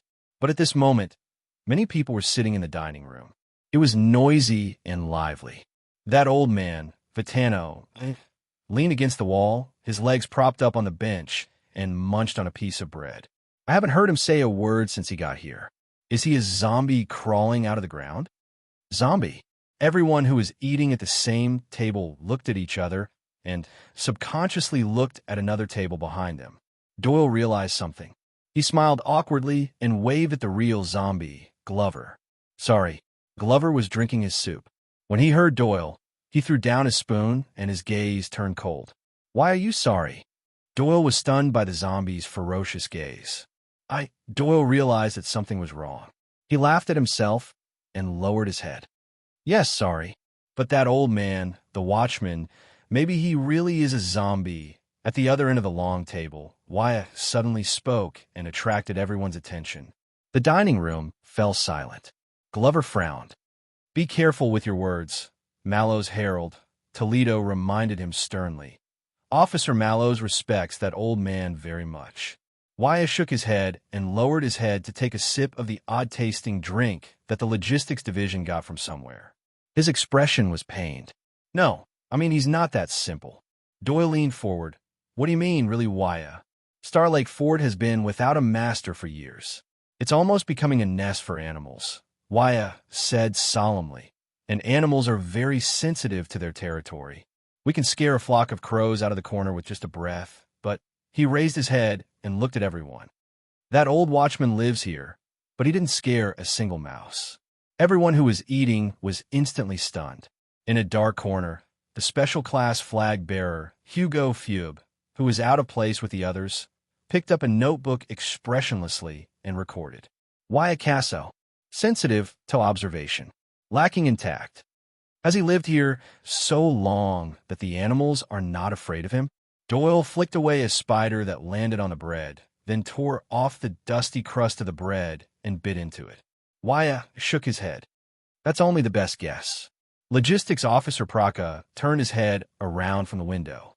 "What's the worst?" Opposite Glover, Ralph looked at his own soup bowl in annoyance. There was a spider that had flown out of nowhere and was struggling with all its might. Doyle sighed. "Zombies." At this point, Doyle seemed to have thought of something and waved at Glover in embarrassment. "That's sorry." Glover snorted angrily and swallowed the food in his mouth. Morgan, Costa, it's your turn. Two tired figures walked into the dining room. The two people in the dining room took turns. Doyle's eyes lit up. Hey, Bastianès, what do you think? Is there anything good in Jackal Tower? You mean apart from cobwebs, ashes, cat droppings, bird droppings, ghosts, rotten wood, and rusty iron? The young vanguard, Ness, picked up the kettle and poured himself a drink. Let me think. Oh yes, there's a rotten rag. It smells like shit. Puff damn it. What's that smell? Mate tea. Praka drank his tea contentedly by the window. Don't ask too many questions. If you do, you'll know it's sponsored by the logistics division. There's a monastery in the southeast corner with a lot of graveyards. Seeing this, Bastia decisively poured away his drink and tore off a cobweb on top of his head. It's surprisingly clean. Obviously, it's cleaned regularly. Maybe it's that old man. Maybe he lives in the graveyard. You know, zombies. Doyle laughed and habitually turned around to wave. Hug, one more word of apology, and I'll throw you out of the window. Glover stared at him. As if to cooperate with him, Ralph poured away the spider soup in his hand and snorted coldly, causing a slight chilly wind to blow. The room fell silent. Doyle could only turn around awkwardly. In the corner, a few more lines appeared in Wilby's notebook. Caleb Glover, the destroyer of the atmosphere. But he had the authority to make the final decision. Don't overthink it. Paul Bosdorf, who joined in midway and had been silent all this while, suddenly said, Lord Mallows has his reasons for trusting that old man. Why his gaze flickered? You know him? Paul shook his head. No, but I know that family name. Cato. Paul's expression was calm as he said plainly, that's the maiden name of the current queen. She's also a wealthy merchant family in the kingdom. Everyone's gaze turned to Bosdorf's heir. Queen Kia? Wyo was shocked. His Highness' stepmother? Doyle looked puzzled. We have a queen? Willow of the Northern Territory was puzzled. Paul ignored everyone's reaction and continued. The Cato family started by reselling the spoils of war and making a fortune from the war. They keep a low profile, but have a close relationship with Renaissance Palace. They're the best among the merchants licensed by the royal family, and have opened up many sources of income for the Jade Stars of the past. Although their title is low, their position is critical, and they have great power. Paul looked up. That's why His Majesty Kessel, the youngest son of the late king, married the daughter of the Cato family. Flag-bearer Fubby's expression did not change as he wrote incessantly. Paul Bosdorf, gloomy and reserved. His words hit the nail on the head. Oh, that explains why the old man is here. Doyle came to a sudden realization. Because his mission is to guard the Wong family's property. Why narrowed his eyes. But those animals, why do I feel like there's more to them? Instead of worrying about that, why don't we think about our next step? Ness scooped up a spoonful of oatmeal that had almost no substance and gritted his teeth. I say, how much longer do we have to eat this? Old Leather, you're the logistics officer. What do you say? Nate Ness, young and impetuous, not knowing how to restrain himself. Fubby continued to write. Trust me, His Highness and the commanding officer have already started to deal with this matter. Proc sighed and raised his cup. Cheer up. Mate T is also tea. Ness gave him a gesture unique to the Star Lake Guards, a middle finger. A middle finger as a provocative gesture. Flag-bearer Fubby frowned as he recorded. Duke Thales especially liked to use the rare and peculiar Northland customs to cultivate the Guards' culture and enhance the cohesiveness and sense of belonging of his subordinates. You know, Bastia suddenly spoke. When I went home a few days ago, everyone was pointing at me and hesitating to speak. Even my 5-year-old nephew was avoiding me, as if I'd suddenly become a leper. As soon as he said that, everyone fell silent. Why? Bastia sighed. Why does His Highness have to go against His Majesty? You even followed him into the palace. In the corner, flag-bearer Fubby pursed his lips. Ade Bastia, as always conservative, timid, and worried. Thump. Harold Toledo put down his bowl coldly. Mallows has already called a meeting to reprimand this issue. Toledo answered flatly. but there was a chill in his tone. We have our own vows. Everyone looked at each other. The atmosphere in the dining room became a little awkward. Wyatt, Glover, Doyle, and the others were especially silent. Of course I know that, but to be honest, Ness was unhappy. My father is trying to pull some strings to get me transferred back to Renaissance Palace. My uncle has a different opinion. Pezzarosi of the Discipline Division downed the mate tea in one gulp, his face contorted from the smell. He thinks that the king only has one son, and no matter how much he dislikes him, sooner or later he will. Watch your words, Toledo said sternly. Come on, Toledo. Ness spread his hands and complained. We've already been exiled to the deserted wilderness. We even have to scrimp on our food. Watch our words? What, the flag-bearer division can hide in a spider's web to spy on us? What do you think, Uncle Hugo? You've been taking notes for months. Get lost. Hugo Fubby did not even raise his head. His pen did not stop moving. Ness liked to look for trouble. Then why don't you leave? Doyle suddenly spoke, his tone not as relaxed as usual. Why don't you go back? Back to the place you're used to? Ness and Pezzarosi, including Bastia, looked at each other, not knowing what to do. Glover stirred his spoon. Without raising his head, he snorted and took over the conversation. Yeah, go back and lick Brother Hangman. The nickname stunned everyone for a moment, which then led to a burst of laughter. I know why. Doyle stared at the half-eaten bread in his hand, lost in thought. He flicked away a moth on it again. Because in Renaissance Palace, no one is willing to bind their hands and feet and get into trouble at a royal banquet just to save a sloppy bodyguard. He sighed. No one. The dining room fell silent again. Fubby threw away the dead moth on his notebook, silently observed the atmosphere around him, and wrote a few more words. Danny Doyle. His words may seem carefree and casual, but humor, pain, emotion, and gratitude often fit the atmosphere and hit the emotions of others. Then, thank you for introducing yourself, Protector Doyle. Ness snorted. I know that His Highness is still young and treats people with sincerity. Protector Commodore, who was sitting in the corner, sighed softly. But we have to remind him that sincerity cannot be exchanged for everything. Yes, His Highness has returned from the north and is used to the ways of the Northland barbarians. Praka shook his head. He has yet to suffer in Constellation. I hope he can get through this safely. Gianluca Commodore, Rio Praka, passive in dealing with matters and playing it safe. Fubby frowned. His pen stopped at the turning word. He did not continue writing. He felt that something was wrong. You guys worry too much. In the end, the one who spoke was Wyatt. I think what we see is different from what His Highness sees, after all. And His Highness told me. The prince's attendant said firmly that if we see the sun, we can't go back to the grotto. Ness snorted. Thank you, Sir Attendant. Something I don't understand again. But Wyatt shook his head.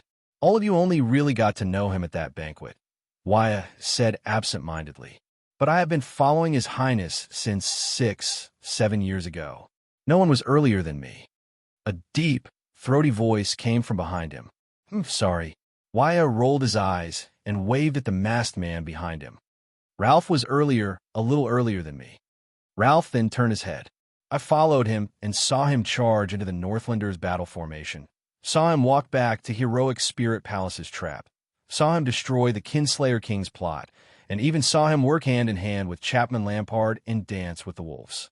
Everyone in the room listened to Wyatt's words and subconsciously quieted down. Yes, Duke Thales usually looks tolerant and easygoing, even a little weak and easy to bully. The attendant's gaze flickered. But only during critical moments, such as royal banquets, will you understand what kind of person he is. Doyle shrugged. No one spoke.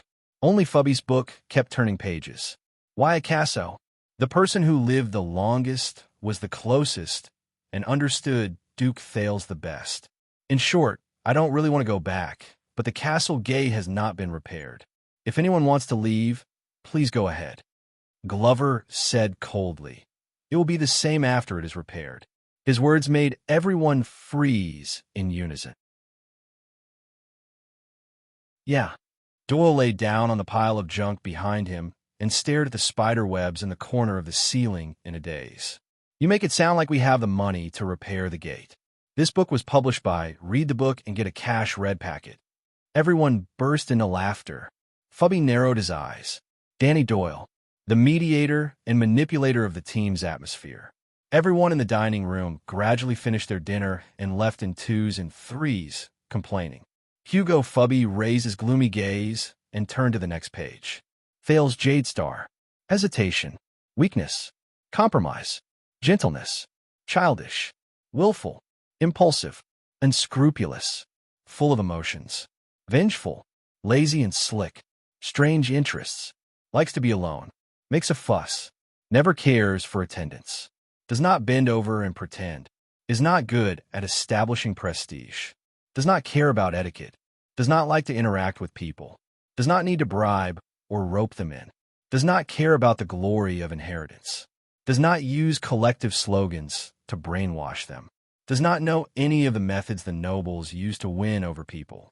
When Fubby wrote this, he changed the direction of his pen. But not only did his subordinates' loyalty not decrease, they became even stronger.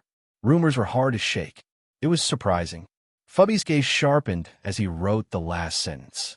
Where is the hidden danger? In the next second, he slid his finger across the spine of the book, and the words on it disappeared, as though they had seeped into the paper. Only a blank space was left. Mallow spent a total of 3 days to clean up a part of the dilapidated Star Lake Castle. At least, it was barely livable. Unexpectedly, Star Lake Castle occupied a large area and was fully functional. There was the main hall, the Jackal Tower, the Rapid Shadow Tower, the meditation room, the Ascension Hall, the Brilliant Area, the dining room, and several other different areas. They were used to receive guests, stay, read, meditate, relax, and host banquets. There was also the Lakeside Monastery, which had long been abandoned but was still preserved. There was also the Starlight Courtyard, commonly known as the Lumberyard, which was used to station troops and train soldiers. There were probably no less than 300 or 400 rooms in total, not to mention the possible hidden passageways and secret rooms. Until now, Thales could not remember how many ways there were to get from the main hall to the study and bedroom.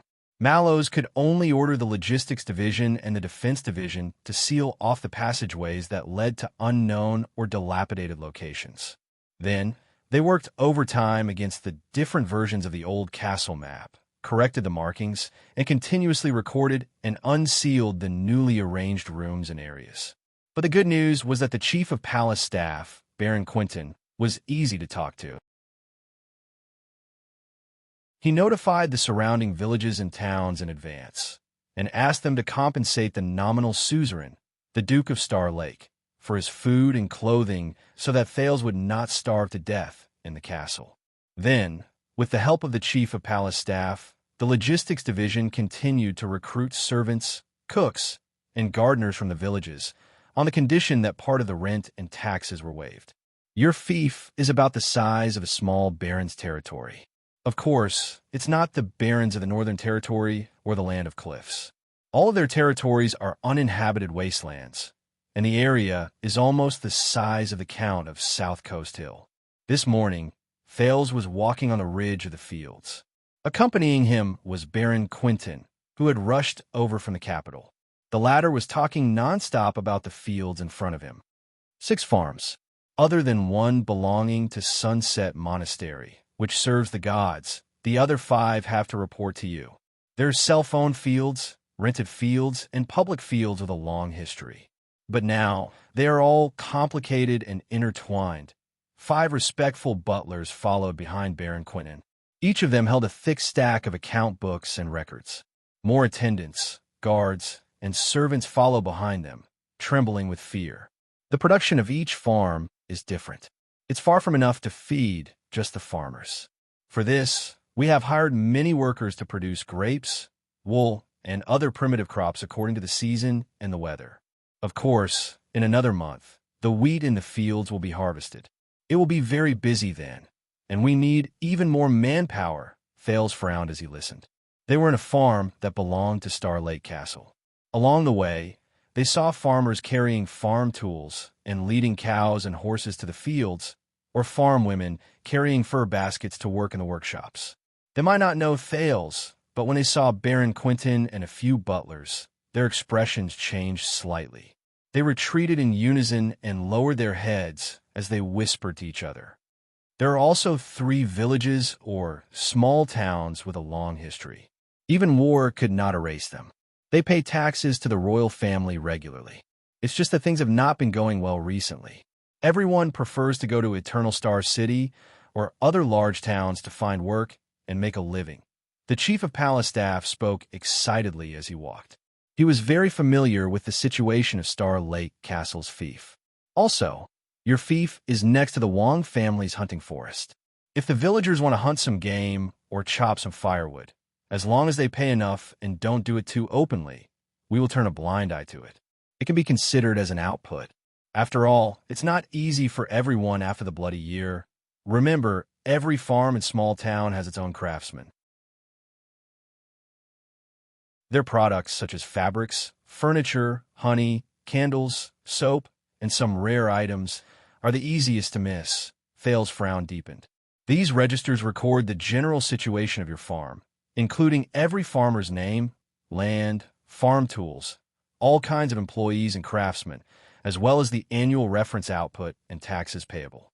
In the future, you will be in charge of, wow, Lord Baron. Thales, who was having a headache, had to interrupt him. I need to, remember all of these things?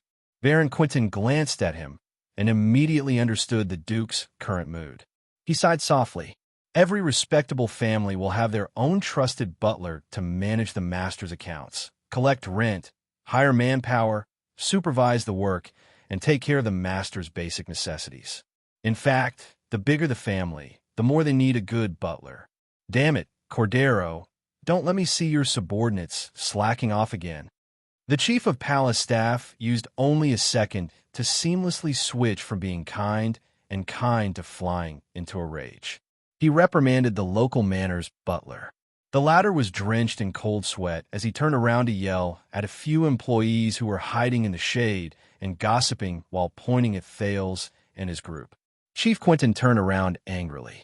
Believe me, from the farmers to the workers, from the butlers to the overseers, they are lazy, cunning, crude, impatient but greedy, unscrupulous, arrogant, habitually gluttonous and lazy, deceiving their superiors and subordinates, racking their brains to work less and earn more money. You need to have the shrewdness and wisdom of a fox and the strength and majesty of a lion to control these ingrates.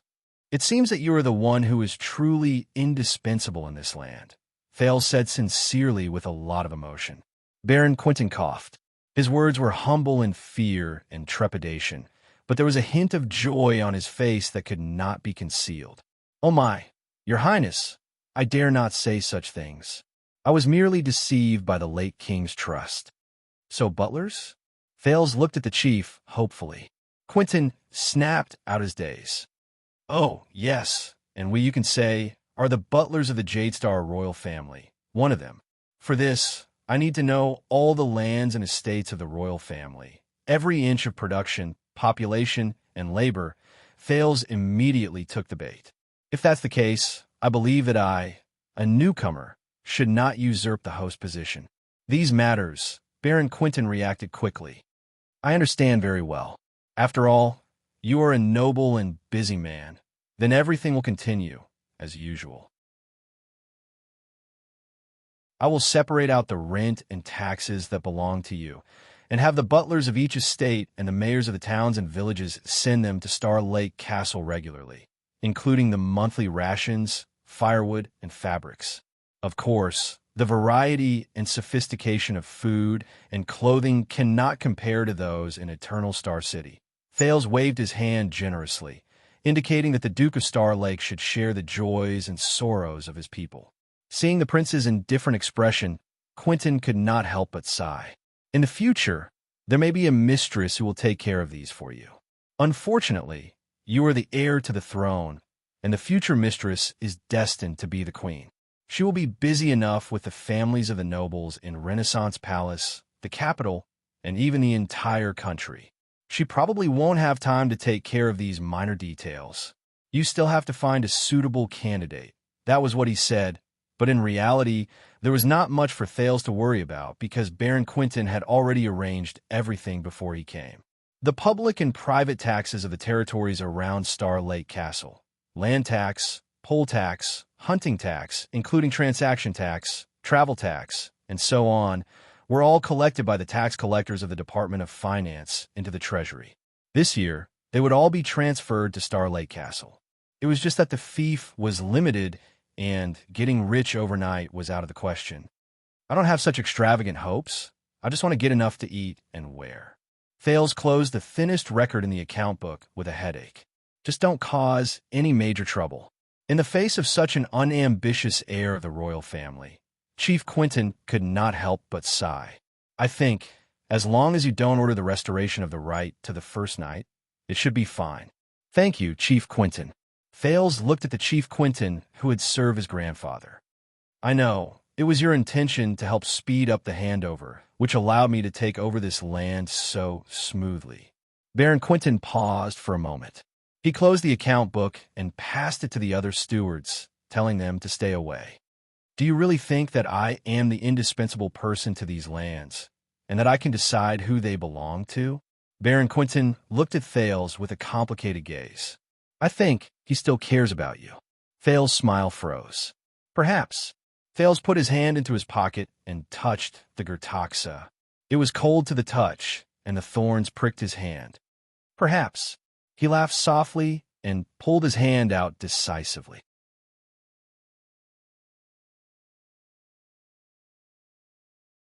Chapter 635. After a week, Duke Thales settled down in Star Lake Castle, but he could not neglect the lessons of the heir of the kingdom. Thales sighed deeply. Language itself is a competent historian. It records the history of the past. Scholar Bonner was very responsible. Despite his old age, he still insisted on coming to Star Lake Castle once a week to teach Thales grammar. This made the Duke very apologetic, especially since he knew that at this moment, the biggest obstacle between Eternal Star City and Star Lake Castle was far more than just the distance between the city and the countryside. When the language of the ancient empire prevailed, the empire was in a prosperous and peaceful period. The 5 crops were abundant, and agricultural production occupied a large part of the language. You see, just this small textile house alone, from the loom to the thread winding, has derived many commonly used words. At first glance, we wouldn't even think that it has anything to do with agriculture and textiles. Fortunately, the old scholar was much more spirited after leaving the city. He often brought Thales to the nearby fields or villages on a whim, and would point out ready-made teaching materials at random. Pursue, Your Highness, pursue the origin and history behind words, and you'll master the trick of using them faster, Scholar Bonner said with emotion. Believe me, it'll be very interesting, and you'll see through the so-called truth of expression. After Scholar Bonner set an example of academics not being swayed by politics, the other teachers were also deeply encouraged and gradually returned to normal, rushing to the castle for lessons. Many of them were excited to visit Star Lake Castle, and some even took the initiative to stay overnight. Production and life are the source of mathematics. When we arrive at Star Lake Castle, we can study the mysteries of mathematics wholeheartedly without distractions. In mathematics class, Scholar Julio looked at the clear blue star lake outside the window, and his eyes almost bloomed with joy. But Thales knew that what the scholar was really not used to was the formal and strict atmosphere of Mindy's Hall. On the contrary, in the countryside of Star Lake Castle, he was more at ease. But Thales had to suffer. Just in time, as we mentioned last time, in the maritime industry, captains often need a lot of complicated multiplication and division calculations to determine the relationship between direction and time. This involves a problem. How can we simplify the complicated multiplication and division into easy-to-understand addition and subtraction? An ancient wise man left behind a genius idea. If we can derive the power of a power separately and use it as the object of calculation, the prince could not take it anymore.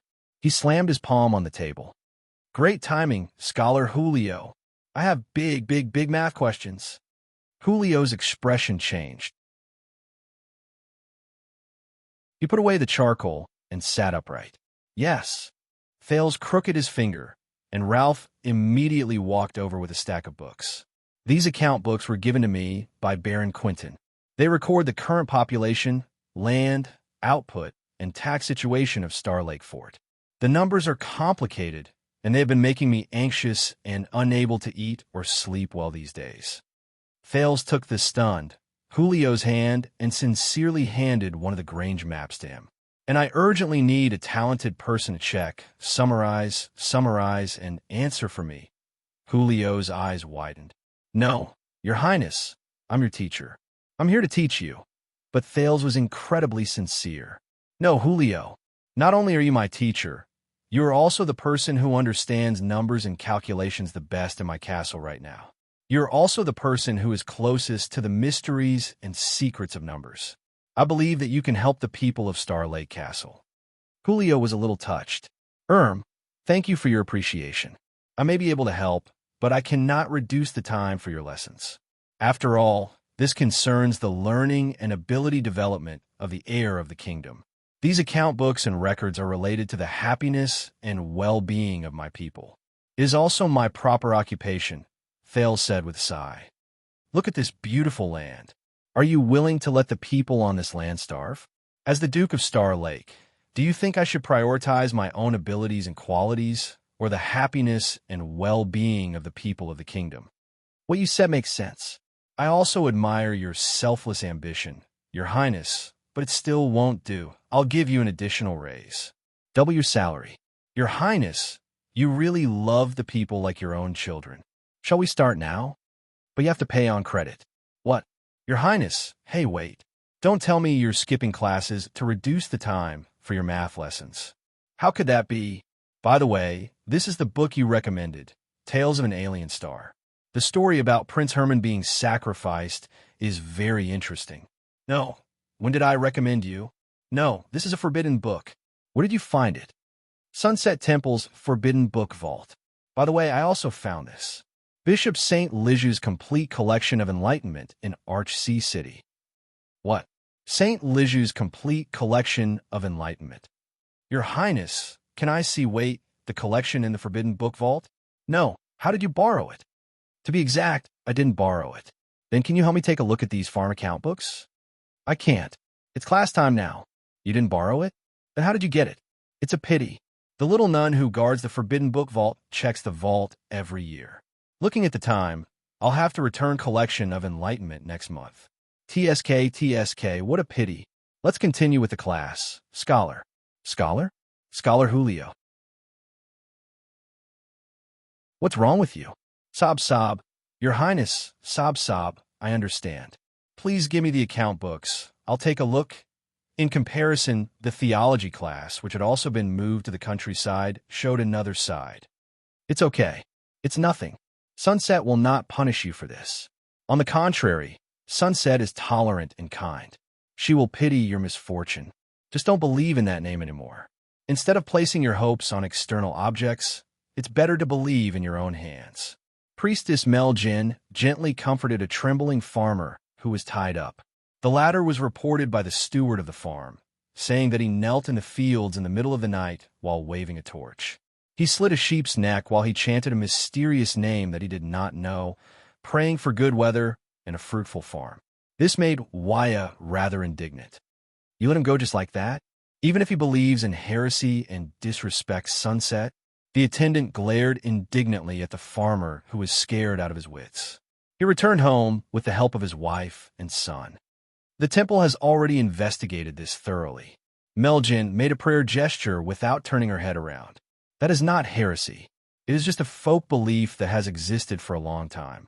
It is especially popular in the land of cliffs, and that poor farmer moved here from the land of cliffs when he was young. Wyatt glanced at Thales. So, Priestess Meljin finished her prayer and turned around. Her tone was both instructive and reproachful. Our history is not fractured, dear Squire Casso. Even Sunset Goddess has to shine after the light of the God of Light and the Holy Sun. Perhaps Dawn will have to take a portion of her glory. Meljin looked at the farmers and craftsmen who were busy coming and going in the farm. Look at them. Their ancestors have been bound to this land for generations. Farming, herding, and weaving have been like this since the era of the God of Light. So in the fields and villages, the ancient gods and old believers, and even superstition and heretical worship are naturally passed down from generation to generation, and it is difficult for them to leave. But this is not their fault. They are not disrespecting us. It is just a habit, ignorance, but it is not a crime. Meljen flashed a smile. This is why we must be compassionate, tolerant, preach endlessly, and persist in educating people. Behind her, Nunnia's face was filled with agreement and admiration. All right, I'm not making things difficult for that farmer, but Waya looked at Thales.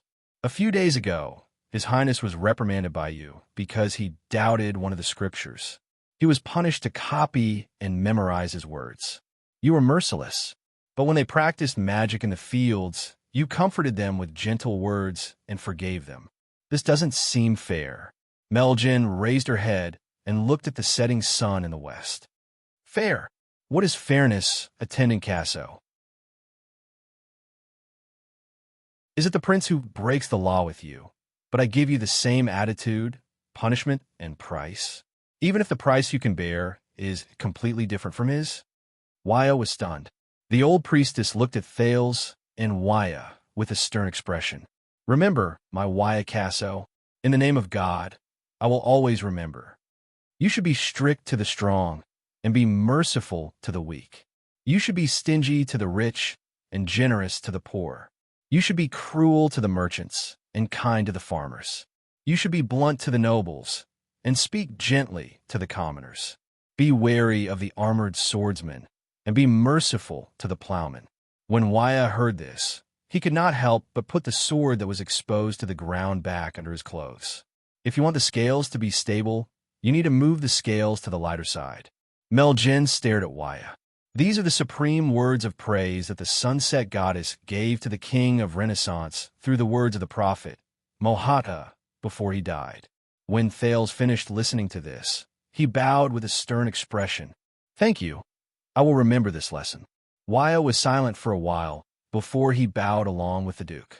Priestess Meljen's stern gaze moved away from Waya and turned to Thales. Very good, but I hope that you will not just remember it. The prince paused for a moment. Then, what about the believers and the true heretics? Meljen smiled. I do have an answer, but I don't think you will like it. 2 weeks passed. Starlake Castle became cleaner and tidier, relatively speaking. The problem of food and clothing was solved, and everyone's lives gradually returned to normal. Thales learned his lessons in an orderly manner. He began to master reading, writing, chanting, and chanting the common language of the elves. He could memorize the passages and allusions in sunset scripture, and perhaps some other forbidden books. He had a clear understanding of the different lands, population, and production in this fief, thanks to Scholar Julio. He could accurately locate the city of Longchant in Dragon-Kissed Land, the 3 classical capitals in Thornland, the Hall of Kings Chronicles in Steel City, the 8 main cities in the 3 kingdoms of Mystery Sea, the 4 great forces of power and 16 city-states in Camus Union, and the locations of the 7 seas in the Western Peninsula. He could also find the intersections between their history and the kingdom's history in the Jadestar family tree, which had a long history and many branches. The newly appointed Duke of Starlake soon gained a good reputation in the fief and the countryside due to his gentle governance. He did not care about anything. Non-increase of taxes, he had no ambitions, and laissez-faire. He had 0 sense of existence. But this caused some people to be rather critical of him. That's it. One day, during a martial arts lesson, Mallows was summoned to the capital due to an urgent matter. Doyle, who was in charge of sparring with him, relaxed and complained to the prince in the lumberyard. I thought that with your courage, wisdom, and knowledge, you would do something different in Star Lake Castle. Thales raised his wooden sword and exchanged blows with Waya as he answered. Very good. Waya? Good. Waya. I like that. Different things like. Doyle flicked his armor, bored out of his mind. I don't know. Reform, improvement, innovation, progress. Just like how some night poems describe it. a knight with great vision obtains his own fief, enacts new policies in a grand manner, wipes away all diseases, accumulates land, armies, and food, and finally creates a developed and advanced country, conquers the world, and creates history? Thales smiled. Reform, improvement, innovation, progress. He turned his hand over and parried Waya's attack. Very good, Your Highness. The attendant found it hard to describe his surprise. Compared to when you were in Dragon Cloud City, you have improved a lot. You have even mastered the power of eradication. Practice makes perfect. Thales pressed his left wrist, which was throbbing in pain, and revealed a fake smile. He tossed the wooden sword to Waya and prepared to rest. At the same time, he answered Doyle's question. It's not that I don't want to bring about change, Doyle. It's just that Thales was silent for a while. Do you know how many types of farmers and workers there are in this field? How they're classified according to their nature, where they come from, the number of people in the family, the number of livestock, the number of farm tools, how many different lands and estates they belong to, how their daily routine is when they go to work and when they leave work, how many tasks they have in a year, what are the differences between the work of the male and female masters, how they cooperate with each other, how many crops and products they produce in an orderly manner, how many of them are self-sufficient, which products are traded in the market, who should they be responsible to and report to, what proportion and rules are used to pay money or goods, what kind of friends they have the most contact with, what do they do for entertainment outside of work, what are their staple foods when they eat, what are their hobbies and topics when they rest, how do they spend their holidays and festivals, how do they handle their beliefs, marriage, socialization, illness, and funerals at home? His words attracted the attention of many people. Glover, who came up with clothes and towels, and Paul, who was practicing his sword at the side, froze at the same time. Doyle listened to the long list of questions, looked at him dumbly, and shook his head. Thales smiled. Very good, because I don't know either. The prince turned around and sighed. But these people, they were born here, live here, and die here for hundreds and thousands of years. They know this land better than anyone else. Why should I think that a so-called Duke of Star Lake who just arrived from the sky and has never touched the mud would have wisdom and knowledge that is more profound, more professional, and more suited to the local ecology to guide them on how to live a better life? I'm not Brother Mulhada, Doyle. I'm not a prophet who descended from the sky. That profession only exists in the sunset scriptures, and I am not that arrogant enough to see through history and point out the direction of the future for the turbid world. Thales snapped out of his daze and patted Doyle's shoulder. Let's go home. I remember that Custa hunted 2 wild boars in the hunting forest today, and the logistics division hired a new chef. Dinner should not be too boring. Doyle nodded in a daze. But you also said that it has always been like this, and it might not be right. Waya's words made Thales stop in his tracks. Just like what you did in Dragon Cloud City, Waya said in a deep voice. Your shocking feat broke the 1,000-year shackles of Northland and brought new life. Only then did you turn the situation around and witness history. Perhaps the people in this land have developed habits and wisdom due to time and history, but if they remain the same, they will inevitably be stuck in the old ways. The attendant stared at Thales' back. Perhaps sometimes a wise and courageous ruler like you is needed to bring change and innovation, just like the countless reforms in the history of the kingdom. Thales turned his back to him and did not speak for a long time. Then he exhaled. Yes, thank you for the reminder, Waya. He turned around and faced everyone in the training field. But if I have learned anything in the 6 to 7 years after the Night of Dragon's Blood, perhaps it is humility. Thales smiled. Waya was stunned. Thales took the towel from Glover's hand, wiped his face, and took off his protective gear one by one. The master of the single-winged crow, the suzerain of Wingfort, Darachroma, once told me a short story. Do you know when did messenger crows appear? Everyone in the training field looked at each other. The ancient empire. The person who answered was Glover. He said seriously, Great Emperor Camelot used messenger crows to deliver military intelligence on a large scale. They played an important role in the war, allowing him to command the army with unbelievable efficiency and control the overall situation. He far surpassed his opponents of the same era and won the first chance to win. Even after the conquest was completed, messenger crows played a big role.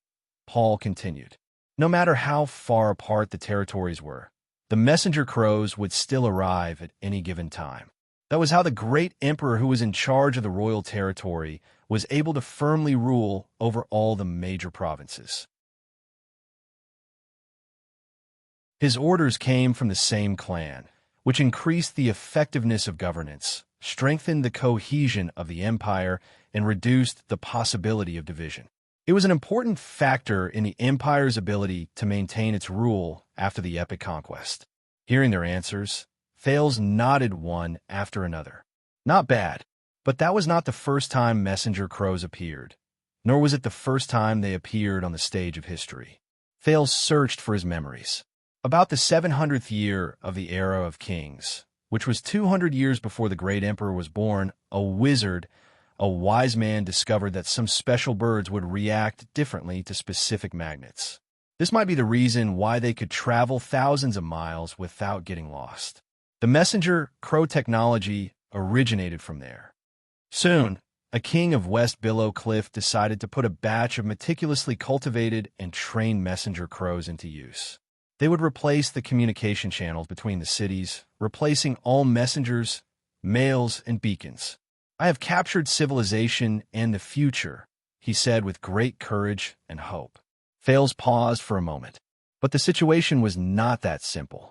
Messenger crows were novel, fast, and convenient, but their technology was far from mature. The cost of cultivating and training them was high. The cost of raising them for a year was enough to feed an ordinary family, and the training period and effect were not satisfactory. Thales' tone became deeper. But the king still believed that messenger crows were the future. Because of this, he did not care about the costs and consequences. He ignored all advice that went against his beliefs and insisted on using messenger crows. The taxes of the kingdom increased because of this. Soon, messenger crows became the new trend.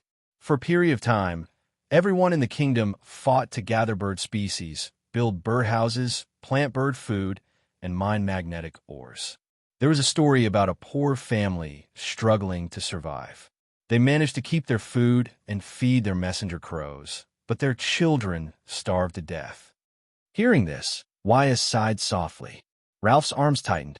Secondly, the appearance of messenger crows affected many people's lives: suzerains, nobles, priests, messengers, postmen, guards, and even heralds and sentries.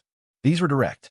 Indirectly, it also affected scholars, scribes, poets who were used to writing long poems, and butlers who collected rent. Some people lost their jobs, some people changed their professions, some people protested, and some people insisted on using the old method of communication. Paul was deep in thought. That's not all.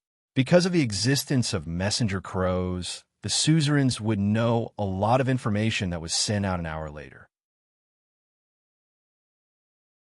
So, the time for farmers to pay rent, the deadline for tax calculation, the pace of craftsmen's work, and the fluctuation of market prices were all accelerated. Everyone's lives were turned upside down. They were at a loss and tried their best to catch up with the messenger crows, or rather, the king's pace, but they could not. They were tortured and miserable. Glover frowned. Thales took off the last piece of protective gear and faced the setting sun in the West Mountains in a relaxed manner. But the king was so superstitious about progress and civilization. He believed that the current setbacks were just labor pains and that temporary sacrifices would be compensated. The messenger crow technology would eventually speed up his production, make communication more efficient, and finally make the kingdom strong and prosperous, thus solving all problems.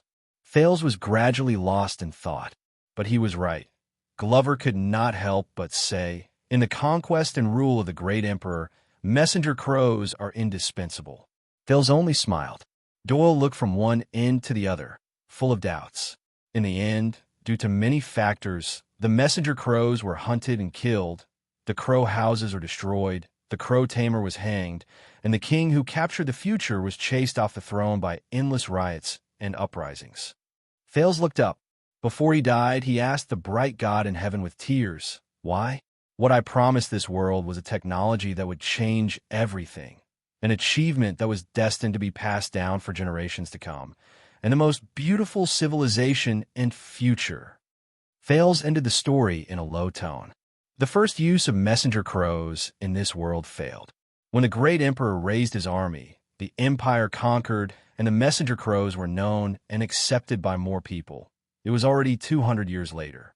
When he finished speaking, the soft chirping of birds returning to their nests came from the forest in the distance. Paul closed his eyes. What a pity. The people on the training ground were silent for a while until Waya asked tentatively, "Are you trying to say that the king was too arrogant and not humble enough?" Thales nodded, then shook his head. According to historical records, the king of West Billow, known as the Crow Master, had great ambitions, was obsessed with lofty goals, abused the people with his pet birds, and lost sight of what was right in front of him. Indeed, Paul sighed. If this king had taken things step by step, first using it on a small scale, instead of being eager for quick results, if he cared about the people, knew their feelings, understood political affairs, and took things slowly, if he had waited for the technology to mature. If, Thales interrupted Paul. He stared at the horizon in a daze. If, yes, we can always be so confident in finding reasons for history, and simply find an explanation for the past. Paul was puzzled. Thales continued to speak in a daze, but from the Crow Master to the great emperor, the messenger crows have been neglected for 200 years. Is this the world's attitude and reaction towards messenger crows? Is it the inevitable result of history's gradual progress, or is it the result of humans' eagerness for quick results?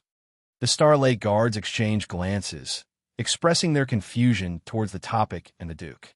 But Thales was still in a daze as he muttered to himself, "The tragedy of the Crow Master is lamentable, but is it inevitable and unavoidable?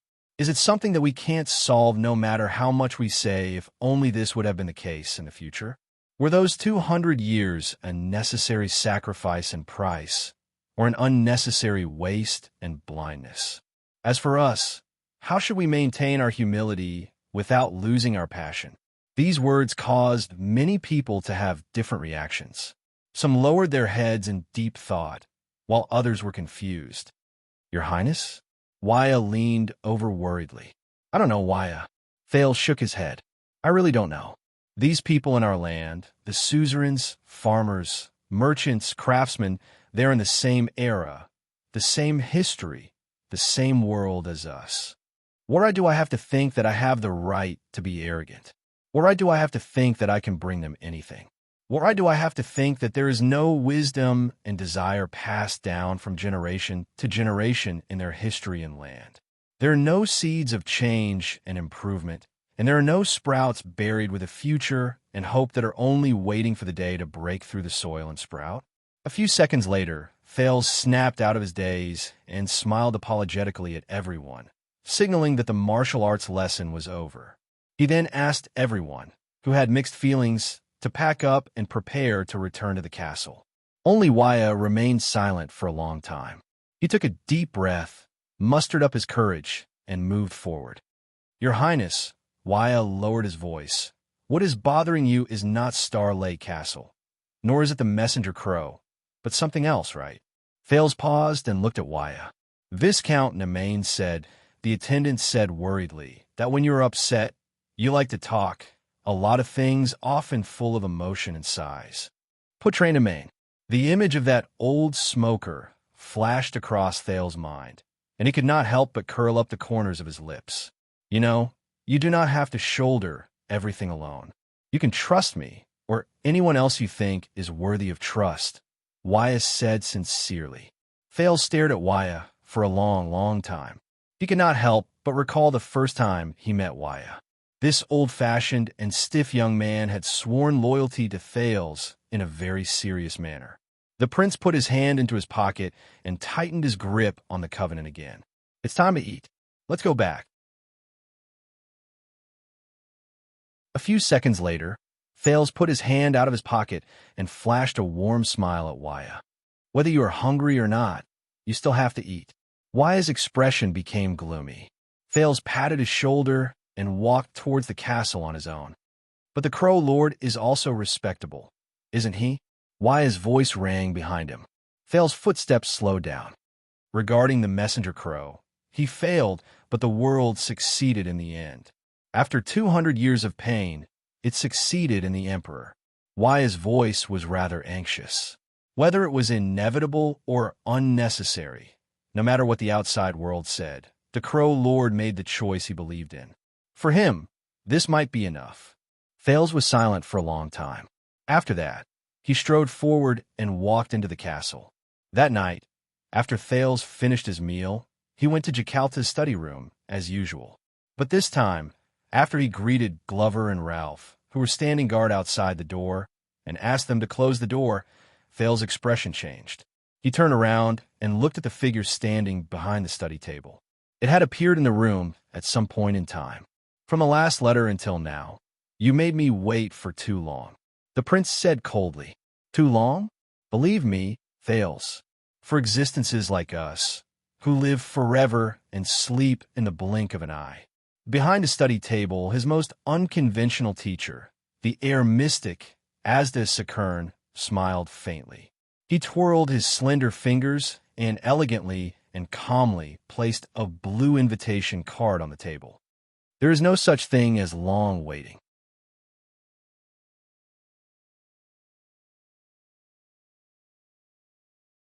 Chapter 636. This is the best place you can find. Asda turned around slowly and paced back and forth as he sized up the entire study. Of course, welcome to Star Lake Castle. Thales walked to the window and looked at the lake of stars under the moonlight. He spread his arms in a bold and imposing manner, looking like an overlord. A fortress that belongs solely to me. Secretive, tranquil, remote, safe. Before Thales could finish speaking, a strange sound came from the ceiling. It was a creaking sound, a clanging sound, and a rumbling sound that traveled from one end to the other. Asda glanced at the ceiling expressionlessly. This made the Duke of Star Lake feel a little embarrassed. It perfectly meets the requirements in your last letter. It's the best place for us to meet. Thales regained his composure and calmness. His voice rose above the strange sound of the ceiling. Not only is it far from Renaissance Palace, it also comes with natural scenery. Before he could finish his words, he heard a loud crash above his head. Shah! A cloud of dust fell from the cracks in the ceiling and covered Thales' head and face, who was pretending to be confident. Asda, on the other hand, was still at ease. He stood with his hands behind his back, untainted by even a speck of dust.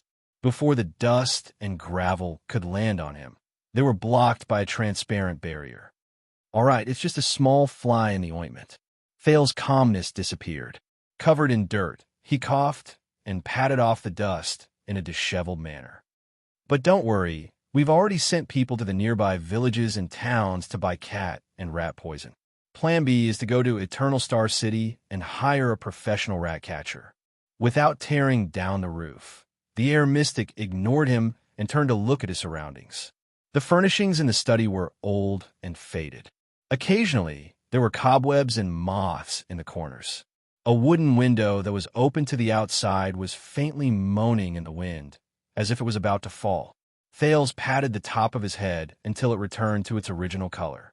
He walked to the desk and sat down calmly. Everything is in order. Everything is under control. Crack. Before he could finish, the chair he was sitting on made a crisp sound. Thales became shorter and slanted to the side.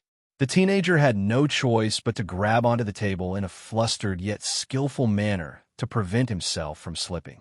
Damn it, the carpenters in the field just came to fix it the day before yesterday. The prince swore angrily. Asda squinted at him and said nothing. Okay, I know. Thales gave up on defending himself and sighed heavily. The Star Lake Castle has just started, and the conditions are limited, but don't worry. He reached out and grabbed the sky blue invitation on the table. He folded it back and forth in a practiced manner. Then, he bent down and stuffed it under the collapsed leg of the chair. Our momentum is good, and we have a lot of room for development. Thales twisted his buttocks to make sure that the chair was stable. Only then did he stand up and sit properly. However, he was shocked to find that the air mystic was already sitting in front of the study table. His gaze was dark and calm. "I want to invite you to sit down. Anyway," the Duke of Star Lake pouted sourly, feeling helpless and envious. "You brought your own chair." But Asda did not respond to his joke. The mystic gently pointed at the window, and the mountain wind, which had been making rattling noises, immediately stopped. Asda's tone was gentle and his voice was pleasant. "You're different." "What?" Asda's tone was cold, and the mysterious blue light in his eyes seemed to have some power. "I mean, you're different." Thales sneered. "Yes, I've grown up." The corners of Thales' lips curled up. He leaned back and crossed his arms. "By the way, after returning to the country, you're probably the 20th person to say this to me. Unfortunately, only the top 19 get a prize." Asda did not move. Only his eyes looked straight into Thales' eyes. "No." The air mystic's voice was mechanical and hollow. "Child, you are far from being as relaxed as you appear on the surface. On the contrary, at this very moment, you are impetuous, confused, and uneasy, troubled by a fog that I can't see clearly." Thales subconsciously stopped smiling. Impetuous, confused, and uneasy. His pocket, which contained the covenant ring, suddenly felt heavy. "The place where you've become different is in the depths." The mystic was still staring at Thales. A strange blue light overflowed from his pupils and filled his entire eye sockets. Deeper, the deepest. At that moment, Thales subconsciously tensed up. He had the illusion that his soul was being peeped at. The sin of hell's river surged uneasily. "God, what?" Thales was stunned. "When you hear this word," the mystic said coldly, "what do you think of?" Thales came to his senses. This was the training they did in Dragon Cloud City. "But answer me now." Asda's attitude was uncharacteristically strict, almost like a command. "God damn it. We haven't seen each other for a long time. We should at least exchange some pleasantries, but we're already taking a test in class?" Seeing that the mystic was insistent, Thales could only sigh and answer the question. Indistinct, illusory, the teenager lazily muttered the words God. He racked his brain and said whatever came to his mind. Indistinct, distant, but as he spoke, Thales felt a little strange. It seems to be there, but it isn't.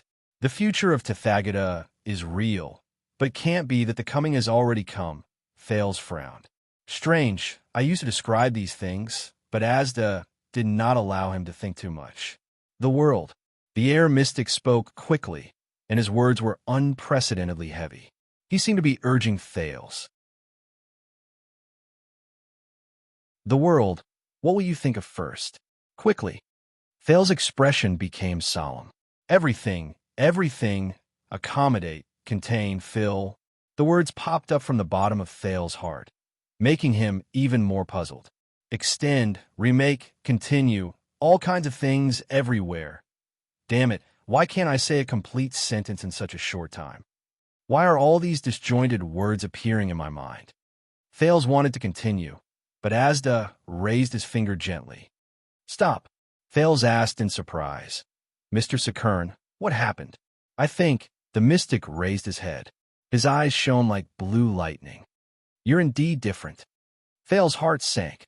Asda stared at him solemnly. A few months ago, a mystic tried to knock on the door, the air mystic said in a deep voice. But it was different from the time you were in Dragon Cloud City. This time, it was very cautious. A few months ago, knocking on the door, Thales' heart tightened. Cautious? The mystic nodded. It was like standing in front of the door, touching the door with a finger and withdrawing it before knocking even once. It was more like a test. The scene in the prison of bones appeared before his eyes. Thales gulped. Asda stared outside the window. His gaze was unfocused. It even made me think that it was an illusion for a while. But he immediately turned his head and looked at Thales, who was still feeling uneasy. At first, I didn't think it was you, because only a complete mystic can have that kind of control. But now, after I saw you again, Asda repeated his conclusion solemnly. You're different, aren't you? Thales could only sigh deeply, feeling as if he was exposed for doing something bad. Yes, Asda was expressionless. I warned you before, it's very dangerous to show mystic energy in front of others. Thales nodded helplessly. I ran into trouble. I had no choice, so I tried, but I found that I kept evolving and could not stop, reckless. Thales was a little unhappy, but he persisted. At first, I was close to knocking on the door, but thanks to he stopped talking and thought of the mystic at the critical realm. I am your earliest senior, the worst role model, the worst future. Asda's words seemed to come from afar. Thanks to what? Thales returned to his sight, but what appeared in his mind was another mystic's reminder. Be careful of Asda. Thales gulped and forced a smile. It's all thanks to you, Mr. Sakern. A blue light flashed in Asda's eyes. Those questions of yours, gods, the world, they suddenly appeared, Thales said cautiously. With each question, I became a little more clear-headed, and, in the end, I came back. The mystic was silent for a while. That's it? Nothing else? Maybe. Thales recalled the technique he used when facing the Black Prophet and tried not to lie. But, like a dream, everything is vague and hazy. After I wake up, I don't remember. Asda was silent for a long time. Matter, observation, chaos, purity, the mystic said faintly. Your progress is much faster than I expected. Matter, observation. Mind saying more? But Asda only raised his finger slightly. The air around him became fresh and cold. It went straight into his lungs, causing Thales to shiver and become much more clear-headed. What's going on? Get rid of all distracting thoughts. Asda said solemnly. Now, every time I say a word, you have to answer with another word, the one you think of first. Do not hesitate. Do not hesitate. Answer with your instincts. Thales could only nod while shivering. Son? Asda asked. Shatter. Thales quickly answered. Wait, destruction. Thales came to his senses and frowned. How could it be this? If he was given a few more seconds, he would definitely answer something else, such as heat, endless, light, eternity, and so on. But shatter? Starry sky. Touch. Time. Destruction. Fog. Call. End. Pause. Death. Oblivion. Sky. Imprisonment. Power. At that moment, Thales opened his mouth to speak, but his mind went blank. Power? What should power be connected to? Why didn't he think of it? He gritted his teeth and dug out a relevant term from his memory. Power of eradication. Asda lowered his finger. The air around them became warm again. The last one doesn't count, the air mystic said faintly. You hesitated. Thales was silent. He did not need to ask to know that these answers are not quite right. What is this? Primordial question. This is the name Taurus gave it later.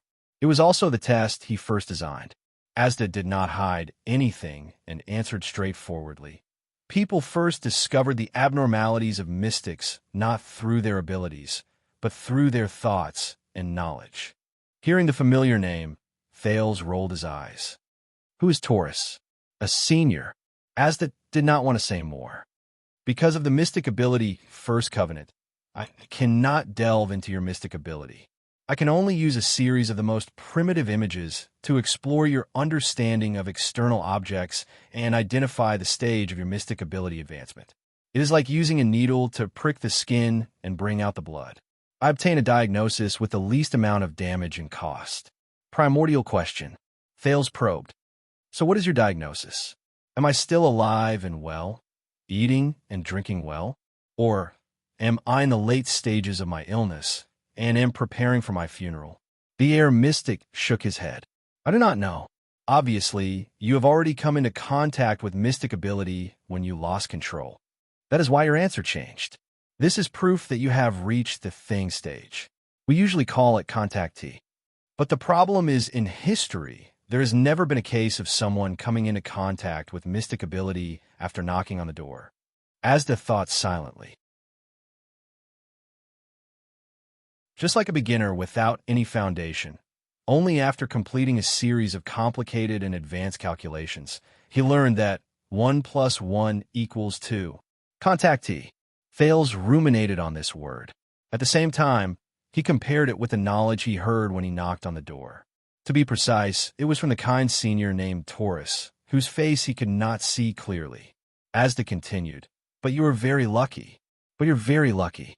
You lost control and evolved at the thing stage, but you were able to return in time from the critical point of knocking on the door. In history, half of those who came into contact with the door intentionally or unintentionally became idiots, lunatics, or even monsters." Thales frowned. Idiots, lunatics, monsters? What about the other half? Asda shook his head. "I do not know. They disappeared." Disappeared. Thales felt a chill in his heart. Then, under what circumstances do I need to worry? When one day, I answer every primitive question with F***CKU? Asda turned around and glanced at Thales. His glance was very strange, even unfamiliar. "When I am completely unable to understand or even hear your answer," the mystic said faintly. "Unable to understand or hear." Thales was puzzled. "I don't understand." Asda nodded. "That's it." Thales became even more puzzled. "What?" But in the next second, the mystic changed the topic. His tone was cold. "And that's right. If someone really dares to answer me with vulgarities, you should really be worried about my temper." Thales shrank his head. "Then, I'm already a so-called contactee. What should I do next?" "I do not know." "Oh, you do not know what?" Thales widened his eyes. Asda shook his head. "Based on the examples I know, from this step onwards, the contactee of mystic energy must learn to observe step by step, while he meticulously prepares to lose control of mystic energy. He must resist the temptation and impulse of blindly evolving. Only then can he reach the level of observation and become an epiphany." Wait. There are too many unfamiliar terms. I need to find a notebook, but just as Thales reached for the pen, a breeze blew the pen and paper off the table. Thales raised his head gloomily and looked at the indifferent Asda. "All right, I can't leave a record. As for the epiphany, they must carefully and restrain themselves from trying to evolve. During the evolution, they will see themselves clearly, search for a specific threshold, and enter the state of chaos. We call them fused. The fused will take the last dangerous step. They will reach out and knock on the door for the first time, break through the threshold, and completely integrate into their original state, which is the level of purity the air mystics said softly. If they succeed, they can find and define their own name of origin, which is the mystic." At this point, Asda paused for a moment. But Thales came to his senses and said in a daze, "But I have already lost control, evolved, and even knocked on the door. So what does this count as?" "Exactly." Asda nodded. "So, normal standards cannot define your stage and level. They are not applicable. Then what should we do?" "It doesn't matter," the mystic said faintly. "Although mystics who do not take the normal path are rare, there are still a few. One or two." When he heard that he could still be saved, Thales' spirits rose. "Is that so? Can we refer to them?" "No." "What? Why?" "What is the first pact of mystic energy?" Learn from each other?" "Say it again." The air around them froze, making it difficult to breathe. "And not delving into each other's affairs." "Very well." The airflow returned to normal. "So if you don't know what to do next, then what use do I have for you?" "Say it again." "I mean, respected Mr. Sakern, may I know how you intend to explore the unknown and guide me step by step?" Asda was silent. He looked at the moonlight outside the window.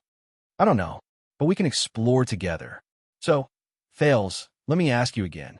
Are you willing to let go of worldly restraints and come with me?" The mystic said faintly, "The path of mystic energy is extremely arduous and dangerous. We need to explore the unknown with more freedom and efficiency." F***CK. Here it goes again.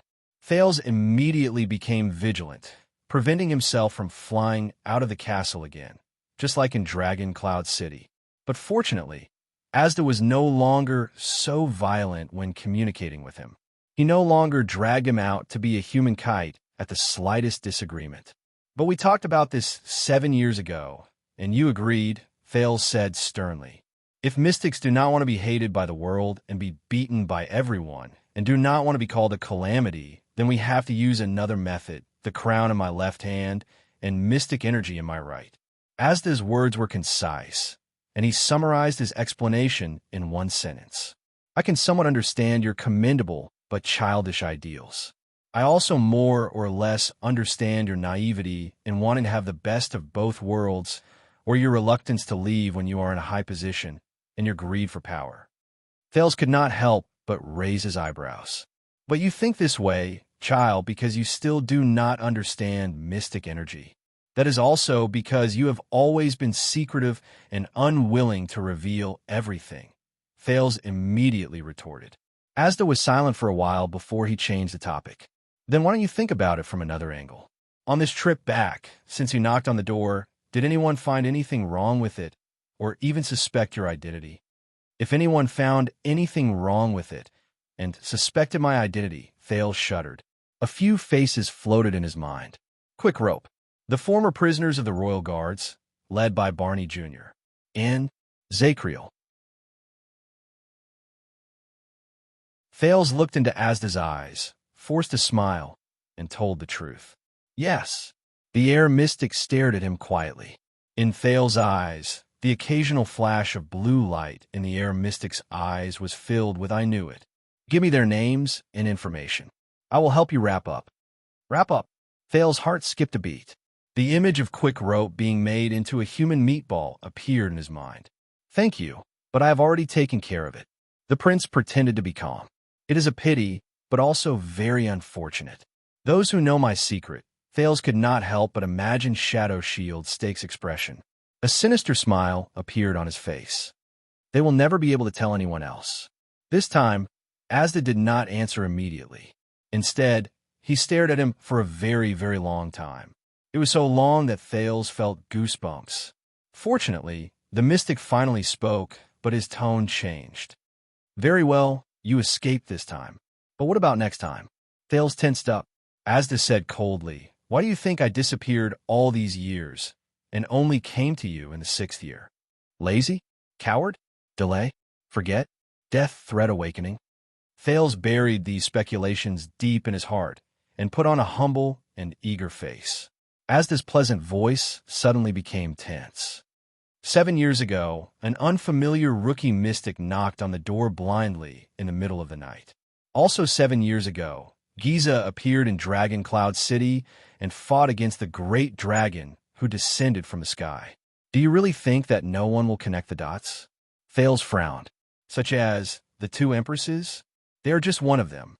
Asda's tone was worrisome. And in the past 7 years, they have visited Dragon Cloud City countless times. Thales held his breath.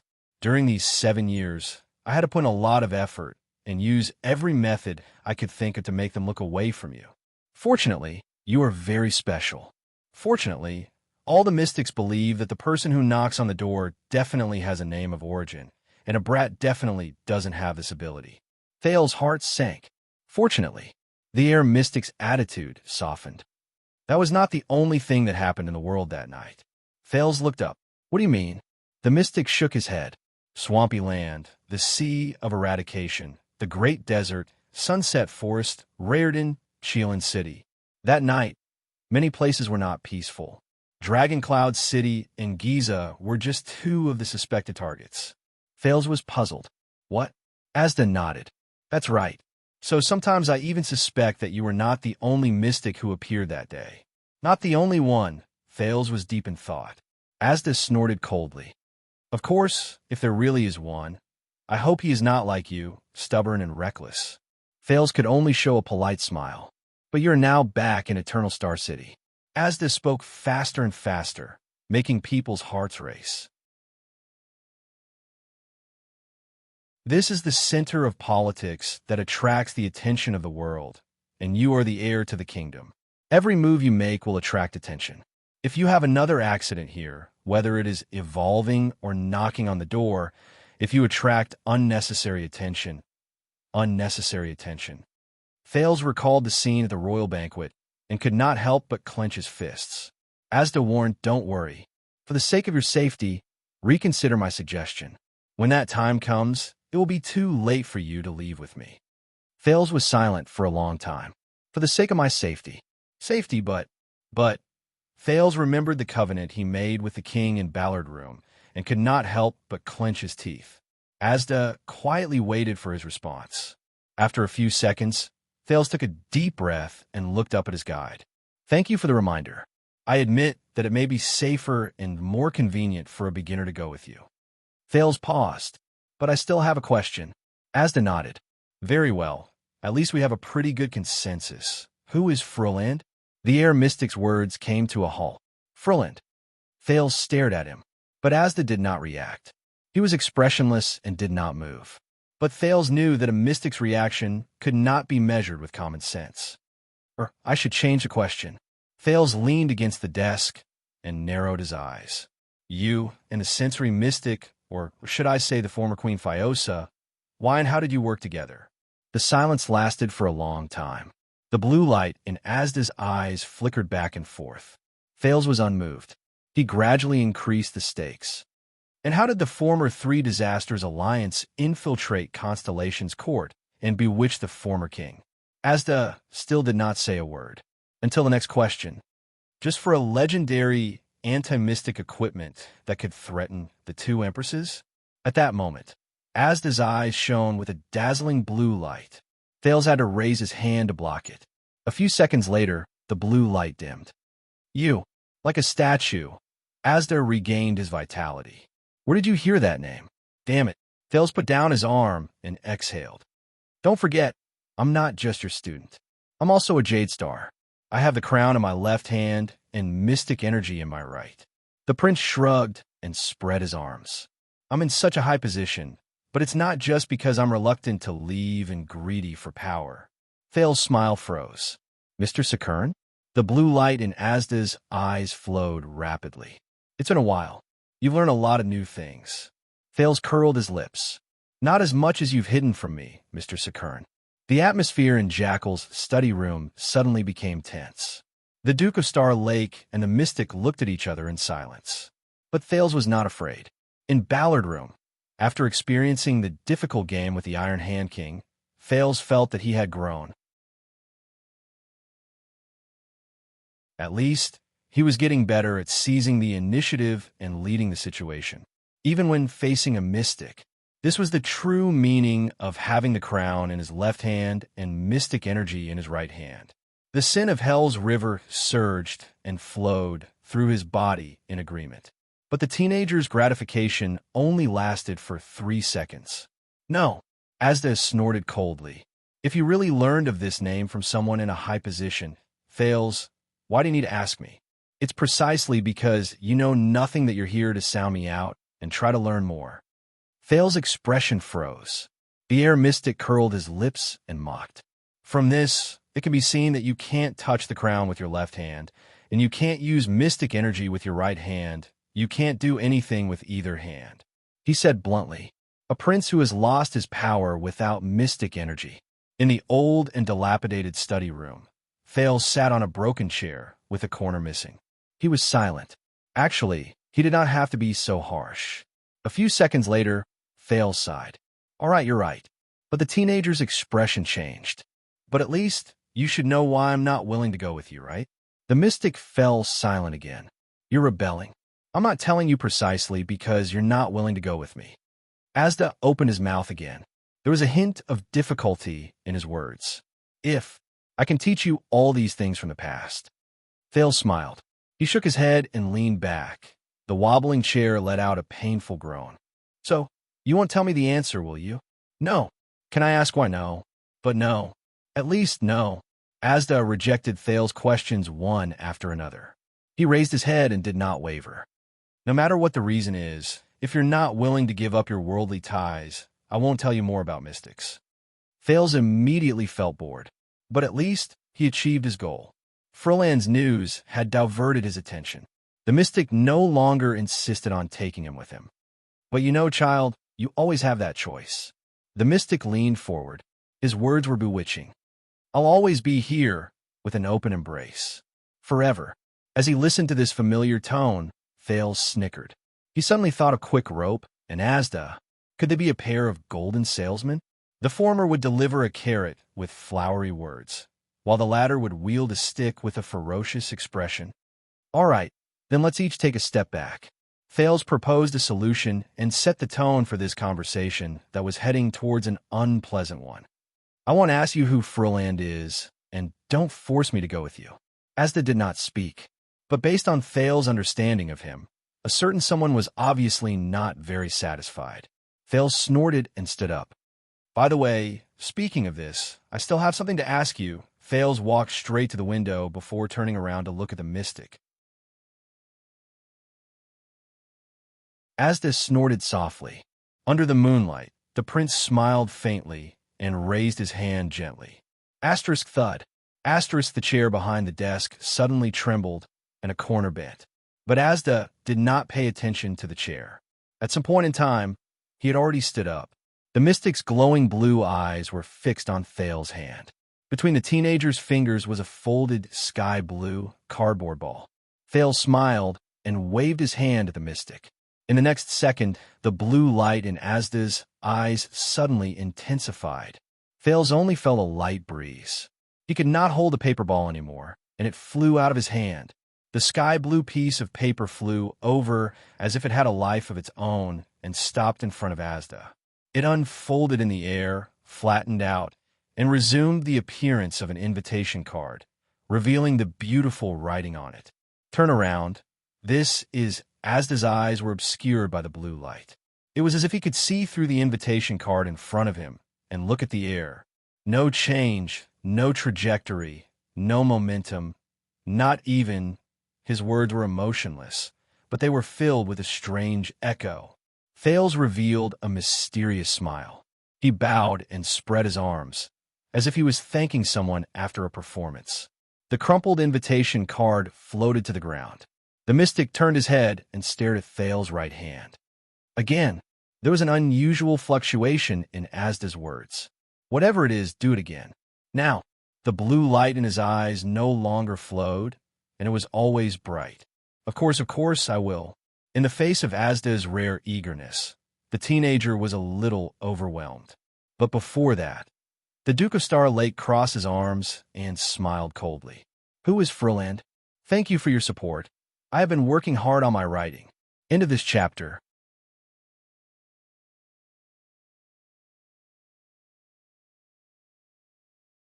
Chapter 637. The candlelight was bright. The silence in the study lasted for a few seconds. Asda stared at Thales expressionlessly. Is this question so important that you are so eager to know? Thales smiled. Not necessarily. It depends on how much you want to see my trick. Asda lowered his head and looked at the wrinkled sky blue invitation card on the floor. This is not a deal. His tone became cold. Not to mention using your mystic energy as a bargaining chip. Then this is not a deal. Thales' smile did not change. He reacted quickly and readily accepted the mystic's advice. It is a student helping each other and learning from each other. The moment he finished speaking, Thales immediately felt that something was wrong. The air around him slowly froze. And this is not a joke either. The mystic was expressionless and spoke very slowly. Your mystic energy is strange and unpredictable. The consequences are unknown. If you're not careful, your life will be in danger. Thales raised his left hand gently. Asda's words came to an abrupt halt. The sky blue invitation card on the floor had disappeared. At that very moment, it was held between Thales' fingers. Not bad. Asda's eyes sparkled with blue light. It left a deep impression. A few months ago, when I was forced to knock on the door and learn this trick, Thales put down the invitation card in his hand, and his smile gradually disappeared. I was in the dungeon, being chased by an unreasonable lunatic with a knife. I played hide-and-seek for an entire night. The mystic did not say anything. Thales continued softly. Because he stubbornly believed that I was a product of the conspiracy created by the Three Disasters Alliance, even though I was born 5 years after the Bloody Year. Asda's eyes moved. He spoke slowly, his tone was cold. He discovered your secret. My secret. Thales stared at Asda gloomily. Damned secret. Don't worry, he's dead. Thales said nonchalantly as he shook off the weathered and lonely figure in his mind. He died a long time ago. The teenager's tone changed. But before that, he is not a possibility, but a definite threat to my life. The reason why I can still sit here and listen to you lecture me from above instead of becoming a prince. Thales lifted the hair on one side of his forehead, revealing a bald scar on his scalp. It's all because I lowered my head fast enough. Asda looked at him in silence. No one knew what he was thinking. So, this is indeed not a deal, and it's not a bargaining chip. Thales snorted coldly. He raised the invitation and waved it. It's proof that I was harmed by your glorious past, implicated by the sins you once committed, forced to a corner by an old grudge of which I know nothing, and almost lost my life. Thales' voice seemed to have alerted the occupants on the ceiling. The sound of rats scurrying around could be heard, but both of them ignored it. This unfortunate incident made me realize that mystic energy is not only about itself, but also about mystics. Asda did not speak, but the lines on his face grew sharper and more serious. Thales sucked in a deep breath. Compared to the so-called strange and unpredictable mystic energy with unknown consequences, perhaps the things you hid from me are a greater threat to me. Therefore, for the sake of my little life, I need to know. I must know. I demand to know. Thales raised the invitation high and, with an elegant movement, sent it flying to the other end of the room. Now, who is Froland? As soon as he finished speaking, the study fell silent. The two of them faced each other in silence. The Duke stood in front of the window, letting the moonlight cover his shoulders, leaving only a shadow on his face. The mystic stood in the room. The candlelight was bright, but it could not overshadow the blue in his eyes. Only the sporadic noises from the ceiling proved that the place was not dead silent. After a few minutes, Asda moved slightly and said, "You're really different." Thales snorted softly. "No matter how many times you repeat yourself, you're still the 20th. The Duke shook his head. "There's no prize." Ugh, the increasingly tense atmosphere was suffocating. The noises from the ceiling also became more uneasy. "If I refuse?" the mystic said faintly. His voice was still elegant and pleasant. Thales put on an I-knew-it expression and shrugged helplessly. "Then, I have no other choice. After all, you're the powerful mystic. I can't force you." The next second, the Duke of Star Lake stopped smiling. His eyes focused. "But for the sake of my life, to not be harmed by your old debts, I can only try to save myself. I use all sorts of methods and channels to spy on that part history." Asda did not say a word. The only response to the Duke was the increasingly anxious noises from the ceiling. Thales curled his lips. "And did you know that there's an ancient book vault in Sunset Temple in the capital? The royal guards and Renaissance Palace left all sorts of records. Of course, don't forget the secrets of the kingdom." Before Thales could finish speaking, the air mystic's eyes moved. Blue light shone brightly. Damn it. The glaring light forced Thales to turn his head to avoid it. He cursed and raised his hand to block it. Fortunately, the glare from Asda's eyes only lasted for a moment before it immediately weakened. Thales raised his head in a flustered manner. He blinked continuously, waiting for the afterimage to disappear from his sight. "What are you doing?" The moment Thales said those words, he froze. Asda just stood there elegantly and calmly as usual, staring at him quietly. But Thales realized something and slowly raised his head. Silence. No, it's dead silence. At some point in time, there was no more noise in the study, only a terrifying silence. Thales stared at the ceiling in a daze. Cleared. Asda's eyes slowly returned to normal.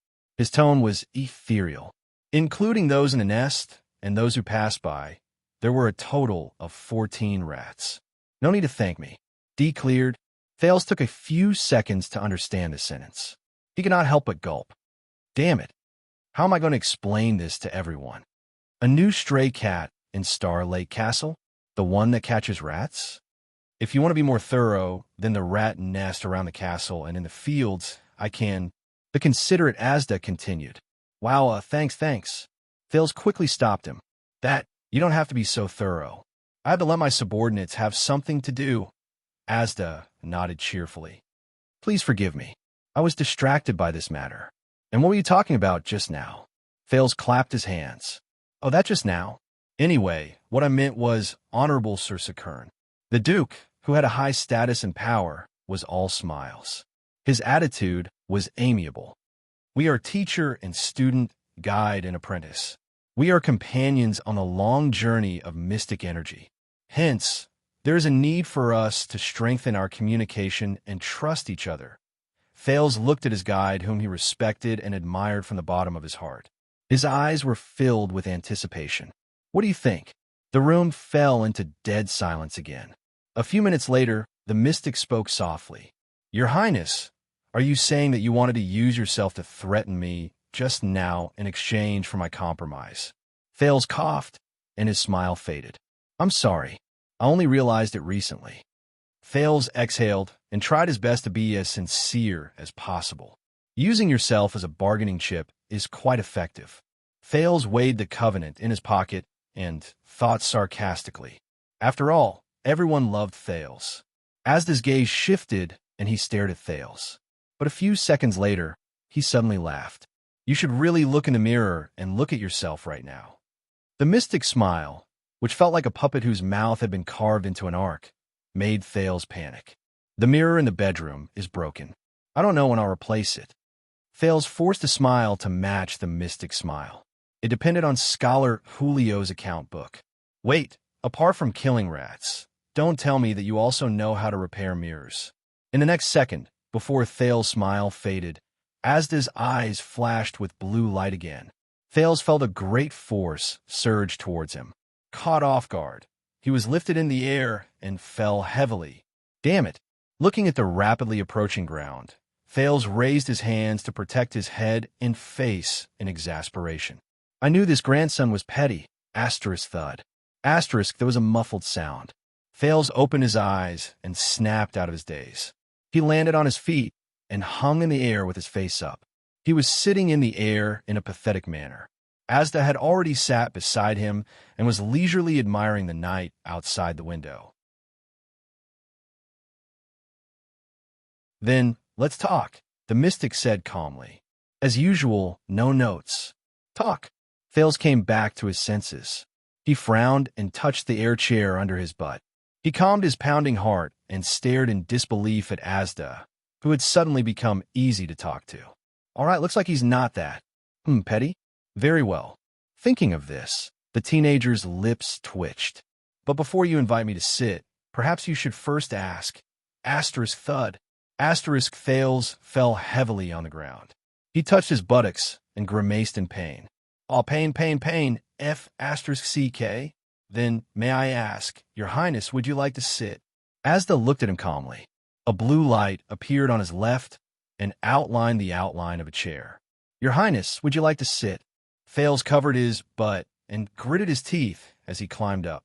Sit your ass.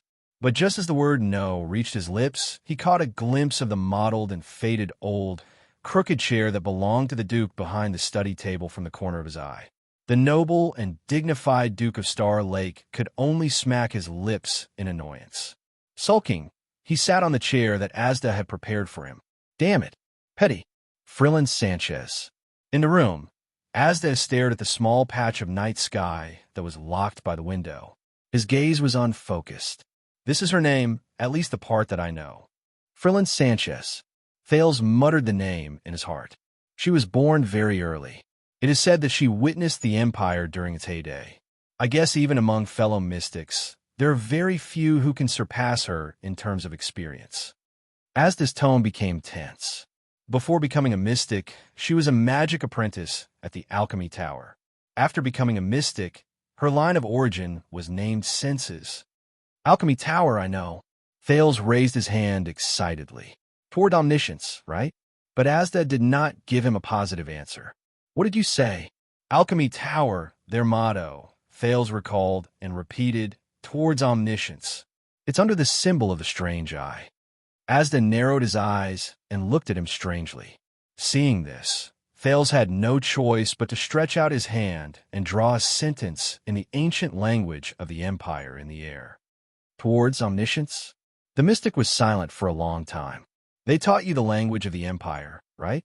Of course, why? So you failed? Fail's small face darkened.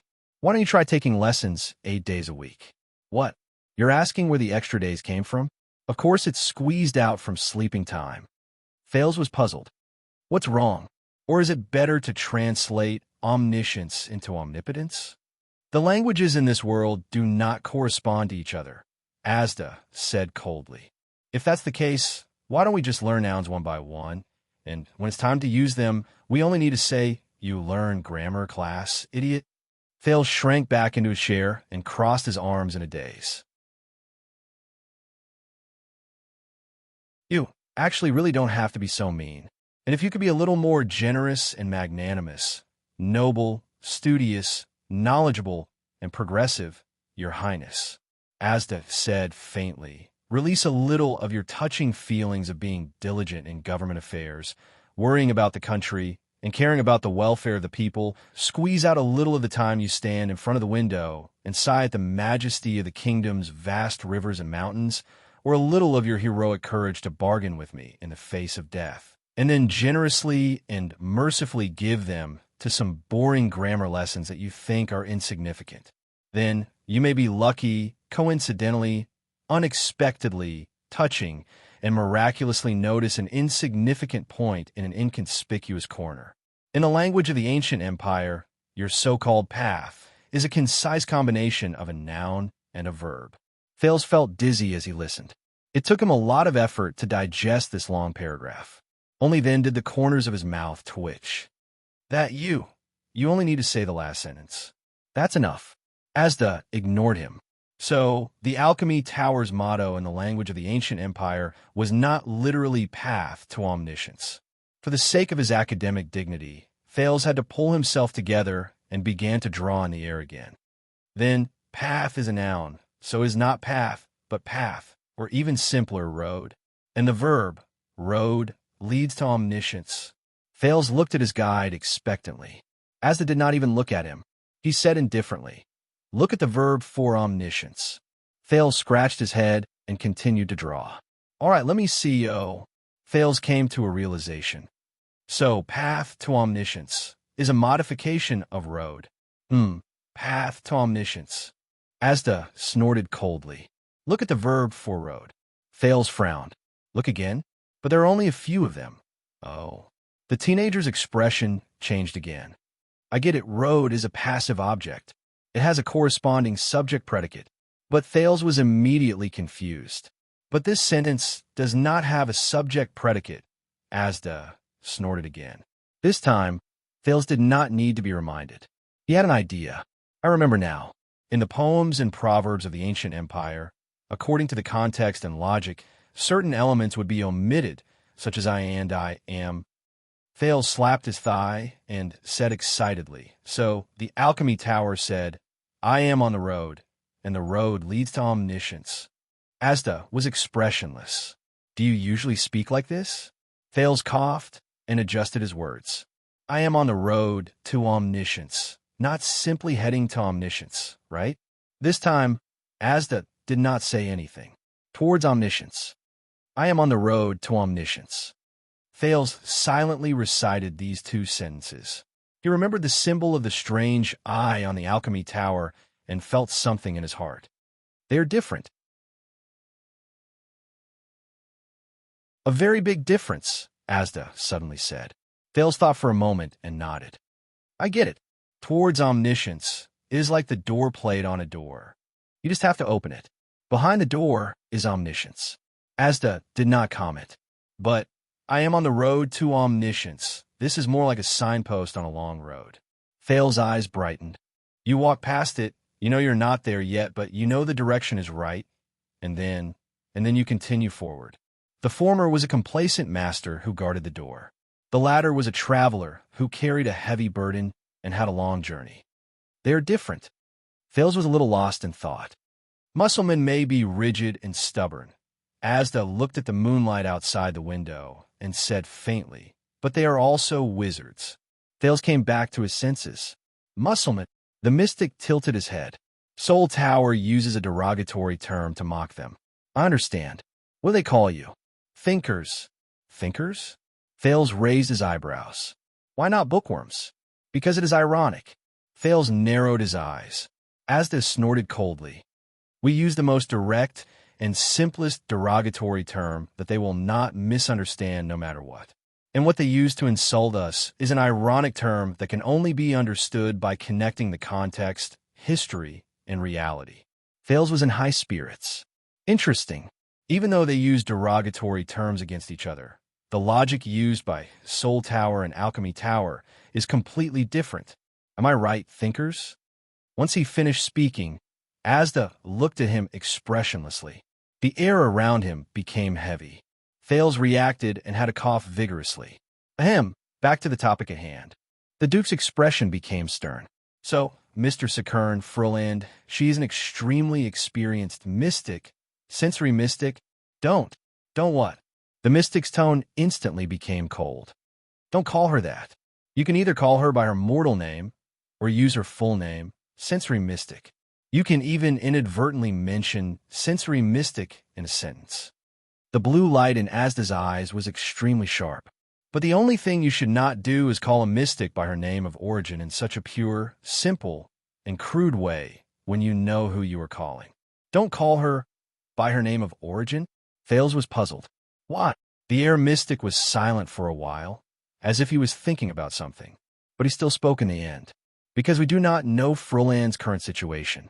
Whether she is sealed, whether she is complete, how she is, whether she still walks freely, and whether she exists in the world, we do not know.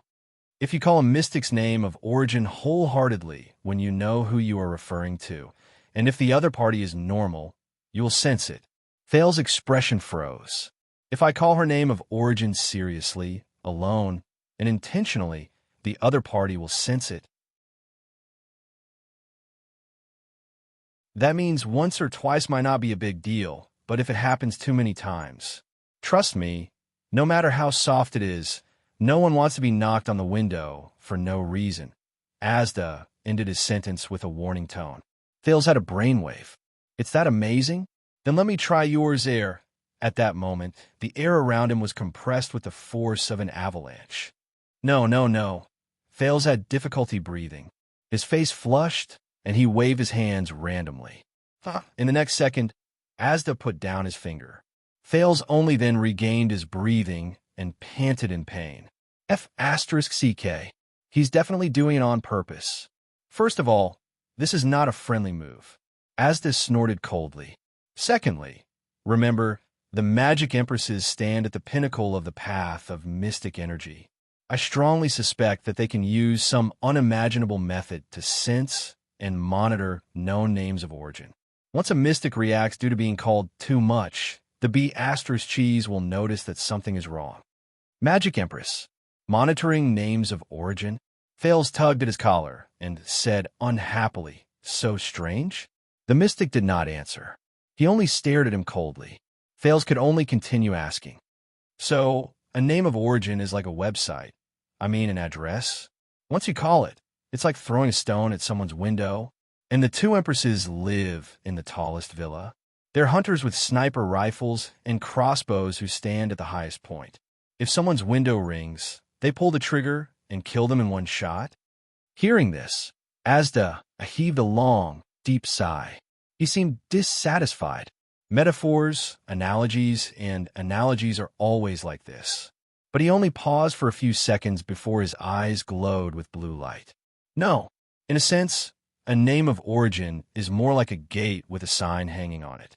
It's used to distinguish our territory and boundaries, and to warn others. The air mystic's eyes were bright and piercing. He stared at an unknown place. To prevent us from clashing, fighting, and killing each other. Distinguishing territory and boundaries. Gate. Thales furrowed his brows and asked further.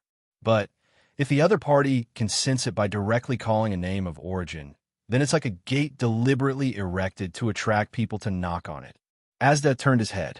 Isn't this the reason why a gate is stronger than a wall? The mystic's voice sounded as if it was thousands of miles away, indistinct and indistinct. It also leaves space for others to visit. Thales blinked in pain. It's a little complicated. You'll understand. The blue light in Asda's eyes slowly disappeared. When you understand. Thales nodded and forced a fake smile. Thank you for your nonsense. However, he suddenly realized that after he displayed his mystic ability and resolutely expressed his opinion that I don't want to be implicated by your old debts, this time, Asda seemed to be willing to teach him more, deeper, and more difficult to understand. In the study room, illuminated by candlelight, two people, one big and one small, were suspended side by side in the air. One was quietly contemplating, and the other was gritting his teeth with his arms crossed. It was an extremely strange sight. Thales thought of something and immediately asked, then, is the world cleansing project 700 years ago, which aimed to destroy the records and history of magic related to this? The mystic turned his head. When there are fewer and fewer people who remember you, there are fewer and fewer people who call out to you. The teenager slowly sorted out the logic and gradually felt that it made sense. Then, when your names of origin are heard, it will be extremely conspicuous. It will make it easier for the two empresses to hunt you down. Asda was silent for a while. Perhaps, the mystic said faintly.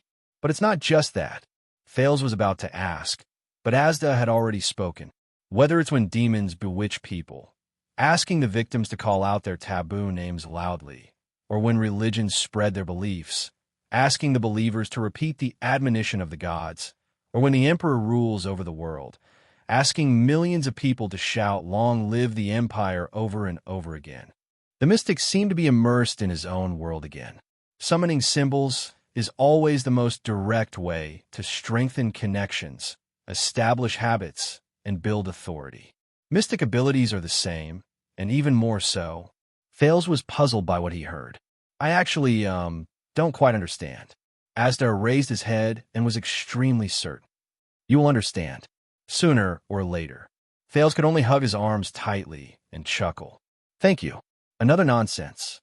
And this is why, Mr. Sakern, you have been unwilling to tell me the names of the two empresses and the unsealed mystics. This is one of the reasons, Asda said solemnly. And you have to be careful, especially since you have already started to come into contact with mystic abilities and even knocked on the door. A mortal calling out their names of origin and a mystic calling out their names of origin are on a completely different level. Thales snorted softly, turned around on the air chair, and turned to his guide. You know, you could have told me earlier. You could have just told me what I could do and what I couldn't, and that would have been it. The prince pursed his lips.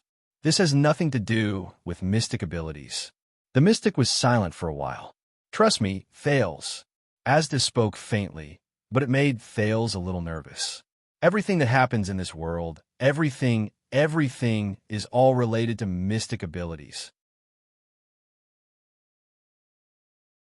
Strange, he's been talking so much today. Thales frowned, but still decided to turn around again and look at the ceiling. No, when he thought of the 14 rat corpses on the ceiling, Thales had to flip to the other side and face the door. So, even mystics themselves usually don't call each other by their names of origin. 1. Thales frowned. What? The mystic's ethereal voice rang again. This time, his tone was mechanical and indifferent.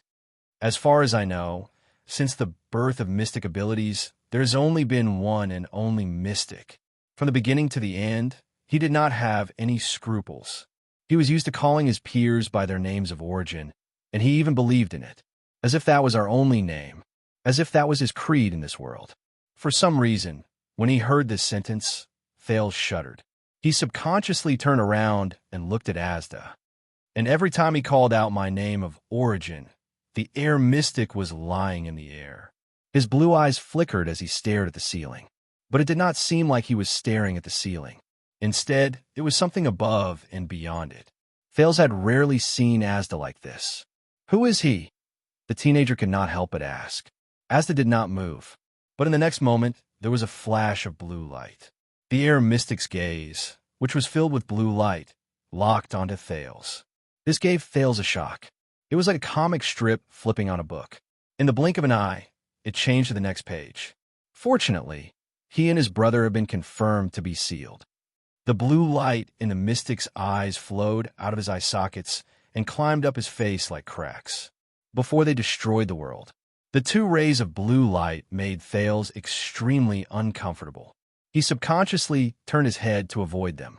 In the next moment, the air mystic instantly turned towards the sky and called out a word coldly and numbly.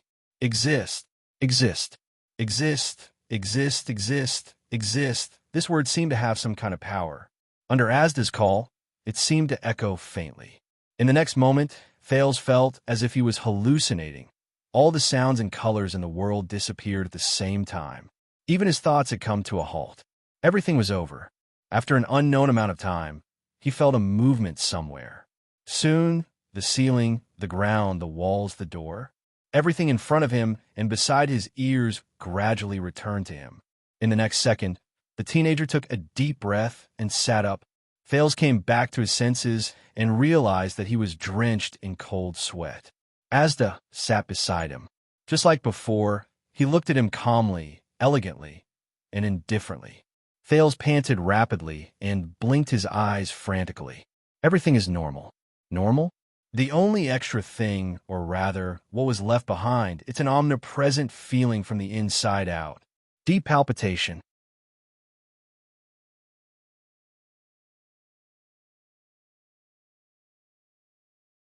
Chapter 638. Looks like you felt the weight of that name of origin. Asda stared at Thales, who was panting heavily. He seemed to be deep in thought, especially when the person who summoned it is a mystic, and he's close at hand. Thales wiped away the sweat on his forehead and gritted his teeth. What was that feeling just now? Asda snorted softly and regained his usual elegance. Don't worry, he's sealed and can't respond with dignity. Otherwise, they wouldn't be sitting here safely. Thales exhaled and stared outside the window. The moonlight was blocked by dark clouds. It was dark outside the castle. Only the sporadic cries of birds and beasts could be heard in the distance. The atmosphere became a little cold. The teenager's mood was also dragged down. What was that feeling? There was an ethereal quality in Thales' voice that he could not feel. When you, as a mystic, were sealed by the legendary anti-mystic equipment. Asda fell silent, but there was a faint blue light in his eyes, like the stars in the night sky. It's best that I don't tell you. Thales furrowed his brows. What? Asda paused for a few seconds before he spoke. 7 years ago, when I was sealed by that short sword, what did you see? Thales was stunned. He could not help but recall his unpleasant first meeting with the air mystic, where he was sealed by Yodel. What did I see? Thales tried hard to recall. His tone was uncertain. You turned into many rays of light of indistinguishable color and scattered. Energy, loud noise, impact, explosion. Then I don't remember. What about Giza? Giza? Thales tensed up. He remembered the blood mystic's last moments.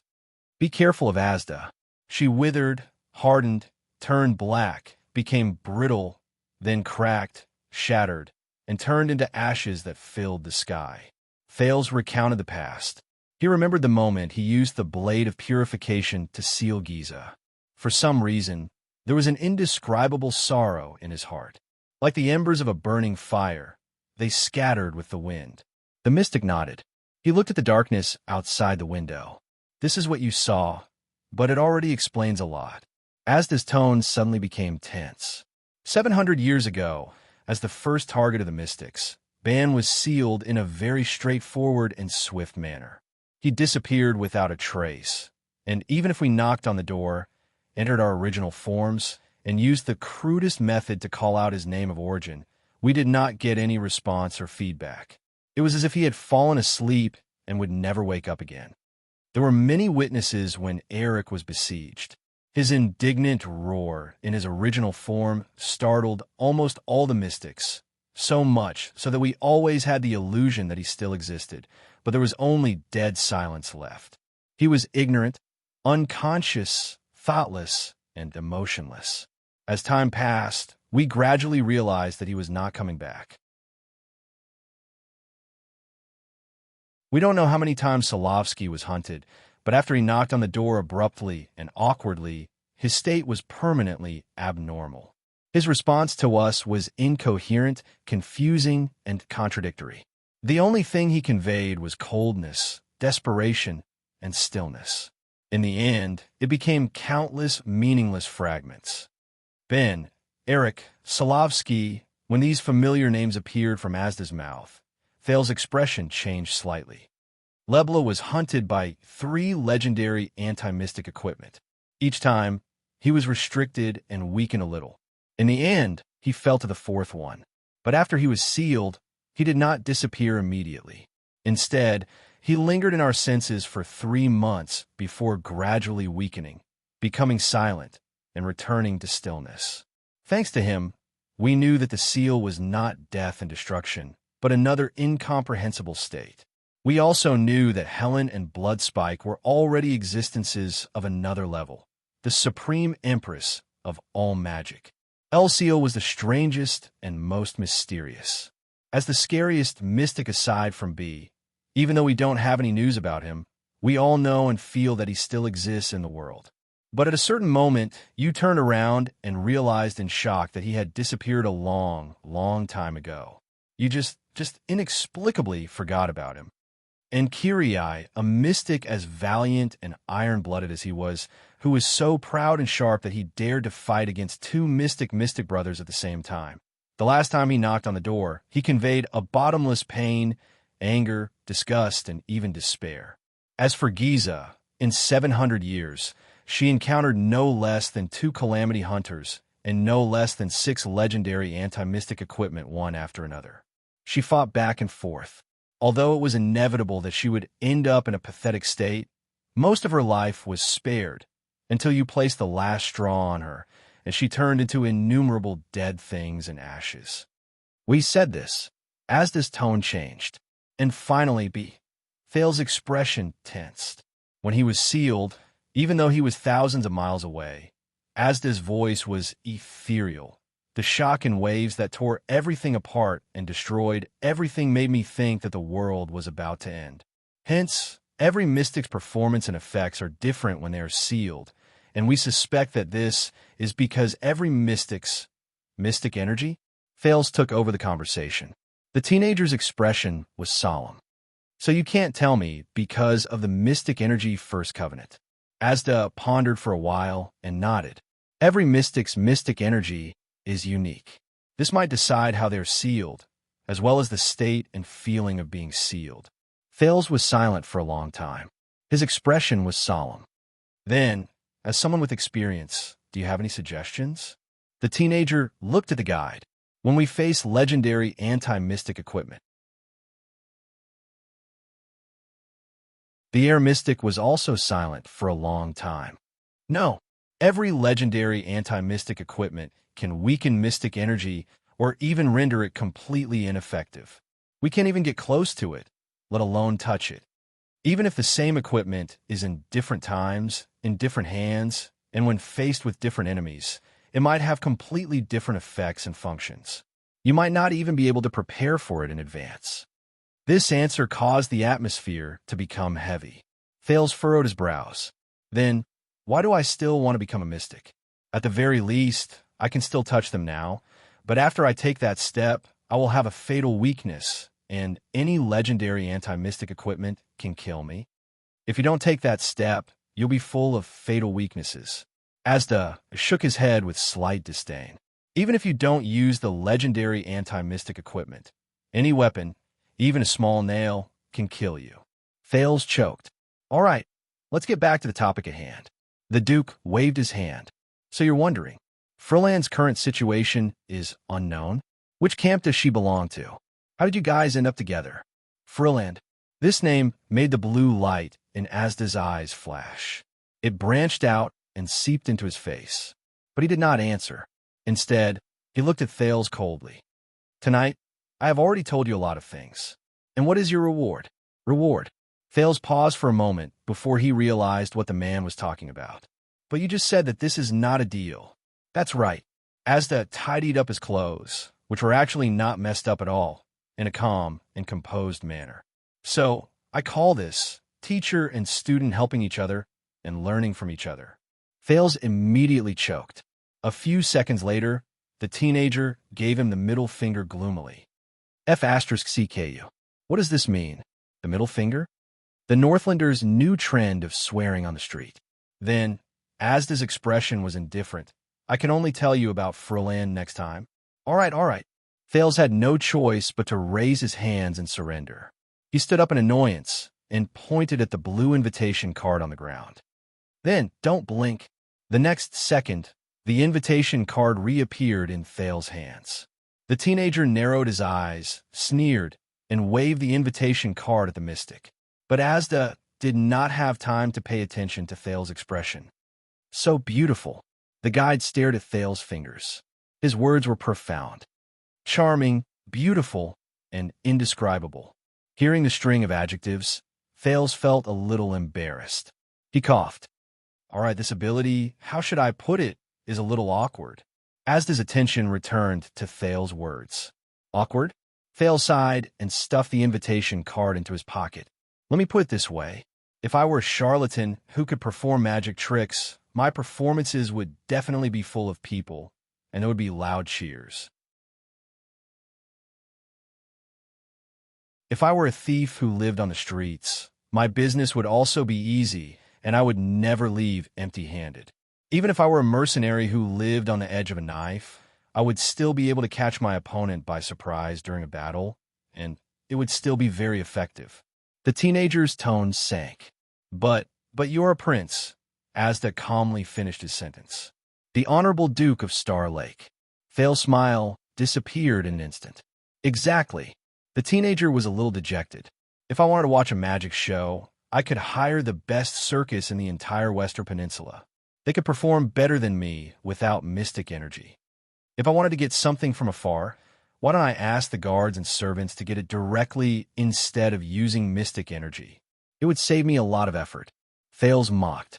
And if I really ran into an enemy, instead of using all my strength to use mystic energy, I might as well just wave my hand, and there would be big men who would rush forward like wolves and beat them up for me.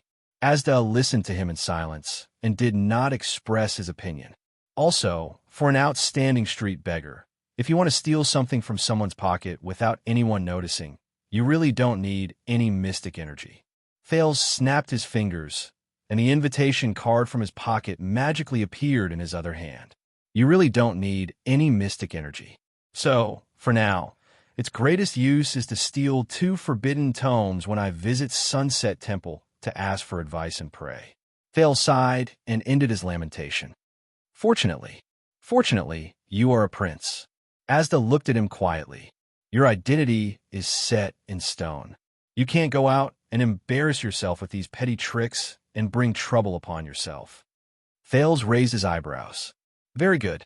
Asda nodded. Keep it. Keep a low profile and maintain this habit. The mystic said coldly. Don't use it easily and don't expose it on your own. Sometimes you'd rather go through more trouble and take a few extra steps to get a cup than let others find out about it. Otherwise, you'll be in big trouble sooner or later. Thinking of Watchman Zacriel in the dungeon, Thales said gloomily, Thank you for the reminder. I understand. At this moment, a blue light flashed in Asda's eyes. You're bleeding. Thales was shocked and reached out to wipe his wound. T. Oh, the weather has been hot recently. Thales rubbed his nose in a natural manner and chuckled. He put his left hand, which was covered in blood, behind his back and raised the invitation card with his right hand again. So, do you still want it? He skillfully took out a handkerchief and sat back on the chair, revealing an evil and bewitching smile. Do you want more? Asda stared at him with interest, which made Thales a little uneasy. A few seconds later, the mystic snorted softly and returned to the topic that Thales was most concerned about. Frolan did not participate in the Battle of Eradication, so she was classified as a moderate by the extremists. But this classification is not convincing, because Frolan is estranged from most of her peers. When he said this, the air mystic suddenly changed the topic. However, even an omnipotent being like B respects her, or should I say, is wary of her. A mystic that even B is wary of. Thales pressed the handkerchief against his nose while he silently memorized these words in his heart. Is she very powerful? Asda shook his head. Powerful cannot be considered an appropriate description. This word is too general and pale, and its meaning is limited. Then, let's put it another way. Is she very special? Every mystic is special. The mystic's eyes shone with a strange light. But according to a senior, Froland saw things that were even more amazing. Sensory mystic is even more amazing. Thales could not help but recall what he saw in the prison of bones and Zacriel's trembling statement. In fact, she has lived longer than all of us royal guards put together. Asda continued to speak. In the battle of eradication, the two empresses rose to power. The extremists suffered a crushing defeat, and the remaining mystics were hunted down one by the disaster hunters. Thales' gaze shifted. Disaster hunters? The first batch of masters of the legendary anti-mystic equipment, Asda explained softly, and there was a hint of displeasure in his tone. Unlike now, when the warriors who were granted the equipment were focused and pure, and they only had one goal. But in comparison, Froland received special treatment. What special treatment? Asda paused for a second. His eyes showed caution and wariness. The two magic empresses, Helen and Bloodspike, personally went to hunt Froland. What? Thales was shocked and put down the handkerchief. The two empresses personally went to hunt the sensory mystic? So, Froland survived the two empresses' attack? Asda nodded. His gaze was profound. In the 700 years after that, I went into hiding. I once thought that Froland was doomed. The mystic raised his eyes and looked straight at Thales, until she took the initiative to contact us. Or rather, she tried to contact a lot of people, but the only ones who really responded to her were me and Giza. Thales' eyelids twitched. Contact you? For what? Asda snorted softly. She had a plan to rebel against the two empresses. Rebel against the two empresses of magic. Thales gulped. What plan? Asda stared into the distance. His gaze was sharp. Froland believes that the oldest royal family in the world, even if most of them are greedy, short-sighted mortals, and as stupid as pigs, hides an important secret. An important secret. Thales thought of the greatest king mentioned by the mercenary Ricky in the Prison of Bones. He still clenched his fists. Thank you for your evaluation of our family. Thales' expression was solemn. What secret? Asda smiled. Do you really want to know? Thales became alert. Wait, you're not thinking of ending class, are you? The mystic smiled softly. Froland did not say. I don't know either. Thales was stunned for a moment before he reacted. What? Aren't you working together? Asda shook his head. That's just Froland's plan. Giza and I have our own plans. The three of us are working together, but we each get what we need. Thales was silent for a while. He felt a little helpless. So, the three of you in your small group do not communicate with each other, and each have ulterior motives? What model of teamwork? But Asda was not bothered. This is the norm for mystics to get along, and you should be glad about it. Why? Because the last time, there were more than two mystics working together. Asda glanced at him. There was a hint of warning in his teasing tone. It was the battle of eradication. Thales pursed his lips and raised his hand. Pretend I didn't say anything. But Froland said that once she unravels that secret, the magic empresses will not be a threat anymore. Asda's eyes shone with blue light. Unravel that secret. The two empresses will not be a threat anymore. Thales thought of something, and his breathing froze. A legendary anti-mystic equipment without any trace of the two empresses, without any restrictions or taboos. A secret weapon that can completely seal the Bloodspike and Helen. Thales tried hard to shake off Ricky's words and the appearance of the small red sword. He asked tentatively, so, for Froland's secret, you attacked my grandfather, and in the end, brought about the bloody year? Asda snorted coldly. First of all, we did not bring about that disaster. Secondly, I said that we each get what we need, and Froland is fully responsible for all the matters of the palace, including the king. Giza and I have no right and no intention to interfere. Thales narrowed his eyes. No intention to interfere. This doesn't sound like your style, does it? The mystic shook his head. Eternal Star City is not a fun place. As the political center of the Western Peninsula, More than one legendary anti-mystic equipment is stored here. Not only can mystic energy not work around it. When he said this, Asda paused for a moment. You've also seen what happened the last time I entered Eternal Star City. Thales pursed his lips. Don't worry, Yodel is not here. Asda glanced at him. I know. I probed, or else I would not have shown up. Thales glanced at him with complicated feelings. Then, since Renaissance Palace is so dangerous, and there is a legendary anti-mystic equipment, how did Frillin succeed? The air mystic was silent for a while, as if he was reminiscing about the past. A mortal's method, Asda said faintly. She lurked in the secular world.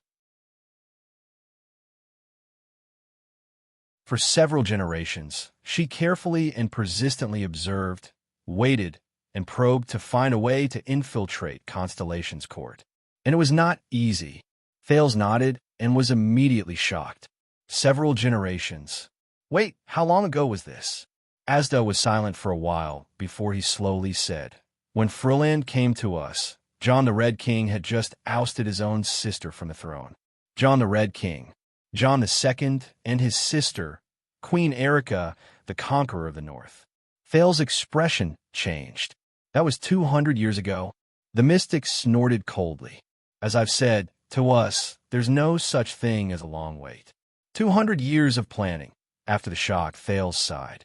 So, she succeeded in the end, patient Frillin, or should I say, Queen Fiosa. When he said this, Thales could not help but remember the watchman's words. His Majesty has been bewitched, coerced, and controlled by the most evil existence in the world. She could not defeat the legendary anti-mystic equipment, Thales said absent-mindedly. But she defeated those who had the right to control them. The study room was quiet for a while. Frillin's name of origin is Senses. Asda seemed to be sentimental. When it comes to bewitching people and deceiving them, no one in the same profession can surpass her. Thales did not speak. Zachriel's words were still lingering in his mind. As early as 1,000 years ago, before the empire collapsed, she was already famous for manipulating people's minds and creating illusions. Frillin infiltrated the court. What about you? Thales snapped out of his memories and asked, What did you and Giza do? Asda's misty gaze moved, and the blue light gathered again. He was silent for a few seconds before he said, Frillin knew that she was not here to lurk, but to take action. Whether it was the legendary anti-mystic equipment in the court, the calamity stories passed down from generation to generation in the great families, the kingdom's secret intelligence department, or the Jadestar royal family's top secret methods. As the plan progressed, and the goal became clearer, the closer she got to the secret of mystic energy, the more flaws she revealed, and the more suspicion she aroused. This was inevitable. Yes, Thales agreed wholeheartedly. For example, a certain former watchman in the Prison of Bones who liked to hack the prince with a knife. To make matters worse, after the Battle of Eradication, the history of mystics disappeared from the world because of Project World Cleansing. This left us with nowhere to hide. In the secular world, which was like a pool of stagnant water, any unusual movement would be extremely conspicuous. Based on experience, once a rumor, such as the appearance of a suspected mystic spreads in a certain place, Helen and Bloodspike's minions, or even themselves, will follow the rumor and come over to kill it. Asda's gaze became fierce. For this, she needs cover and divert attention, and we cannot only rely on the channels in the palace. Thales pondered for a moment before he said, Blood Bottle Gang? The mystic nodded. It was originally a smuggling gang formed by a few desperate winemakers at the border of the kingdom. But as the Blood Bottle Gang expanded, the rumor that there were two mystics behind it began to spread on the streets. In addition, Giza showed up a few times to cause trouble. This was enough to arouse the vigilance of the higher-ups of the kingdom and the church. It even attracted the attention of the magic empress who was lurking behind the scenes, Asda said flatly. Thales thought for a moment and came to a realization. You used yourselves as bait to divert attention, he said in surprise. This is a very big risk. Asda glanced at him. If the Blood Bottle Gang wanted to plot a rebellion or a coup, or even reveal the truth about the calamity and start the second battle of eradication. Yes. The mystic changed the topic. But what if the biggest goal of this so-called mystic gang is just to control the smuggled alcohol in the underground black market? Those with ulterior motives would suspect, probe, and investigate, but they would only find that this gang, which originated from the streets and was formed by peddlers and servants, had the biggest goal of dominating the market, seizing territory, smuggling contraband goods, and fighting for fame and profit. And the story of the so-called mystics behind the scenes, which they used to threaten and bewitch the outside world, was even more absurd. It was full of mistakes and had nothing to do with the calamity of the world's destruction. Perhaps it was learned from an ancient book by a fellow who smuggled alcohol? Asda said coldly. Hence, for more than 100 years, through generations of agents, we continued to repeat the boring, small-scale fights between gangs, which were akin to playing house. At the same time, we spread the false and inaccurate rumors of mystics to the lower classes until it became a legend in the streets and alleys. Hearing this, Fales understood a little. He sighed. Then you succeeded. When I was young, I heard from Rick, a child beggar leader, that when he was rich, he would hire 2 mystics to guard his door and be his bodyguards. There was a rare teasing tone in Asda's words. Then, he had to be very rich. In the next second, the mystic's tone became cold. Just like that, although we could not reveal the truth about the calamity, we foiled the world-cleansing plan and awakened the people's fear and opposition towards the 2 empresses. But starting from the borders of the kingdom, in the quagmire of the lower classes far away from the nobles, we spread a layer of fog throughout the entire Western Peninsula. When mystics were mentioned time and time again in a teasing or exaggerated tone, they became commonplace, and it was difficult to distinguish the truth from the lies. Then, we hid in the sea of countless people at the bottom of the hierarchy and successfully relaxed their vigilance and attention. This way, when Fruland truly infiltrated the upper class of the palace and even took control of the kingdom, questions like mystics plotting to steal the country would be drowned in the rumors of mystics ambitious to unify Red Street Market, blood calamity dominating Black Gold Casino, and apocalyptic calamity dominating the 3 major commercial streets. Fales understood the process and frowned. All right, I have to say this idea is quite interesting. And he could even imagine the following scene. A spy came to report to the Magic Empress. According to reliable information, the terrible calamity who once tore the continent apart has returned and secretly formed an underground force, a private gang. The 2 empresses were murderous as they drew their weapons and prepared for battle. What are they doing? Answer: a gang fight on the street. The 2 empresses were speechless. The teenager wiped the blood from his nose. What kind of apocalyptic villain would do such a thing? Mystics walk the streets. Calamities are lesser than dogs. No one would believe it, even if it was written in a novel. The power system would collapse. So, you used more than 100 years just to cover up? Asda snorted coldly. You should say, we only used more than 100 years to cover up. Fales sighed. So, did Fruland and all of you get what they wanted? Asda shook his head. What happened? The mystic was silent for a while. His gaze was profound. I don't know, but I guess we were still discovered. Discovered. Fales' gaze shifted. In one night, Giza was ambushed by the legendary anti-mystic equipment in Steel City. She was at her last gasp and lost contact. Constellation, on the other hand, exceeded expectations. It escaped control. The royal family bled, and the crown fell to the ground. The royal family bled, and the crown fell to the ground. Of course, it was also the ferry bell that the Jadestar royal family used to travel to Hell's River during the Bloody Year. Fales thought of the guards and prisoners in the Prison of Bones, and he felt complicated for a moment. Fruland was forced to leave Eternal Star City and even the kingdom before all the legendary anti-mystic equipment turned to target her. As the gaze was sharp, and when I rushed to Renaissance Palace, I only saw corpses on the ground. Corpses on the ground. Both of them were silent for a while. That's it. The prince took a deep breath and recalled what he saw in Lower City District a few months ago. He asked cautiously, "Then why did Black Sword say that you once started a massacre at the palace gate?" At the palace gate started a massacre. The mystic glanced at Thales and seemed to be deep in thought. That glance made the prince nervous for no reason. 18 years ago, in this very city, the air mystic, that undying monster, stood in front of Renaissance Palace, killed Constance. Morris of the Brotherhood. His words were faintly discernible in Thales' ears. They saw me as an enemy and attacked me brazenly. Asda did not care. Naturally, I responded with straightforwardness and returned the favor.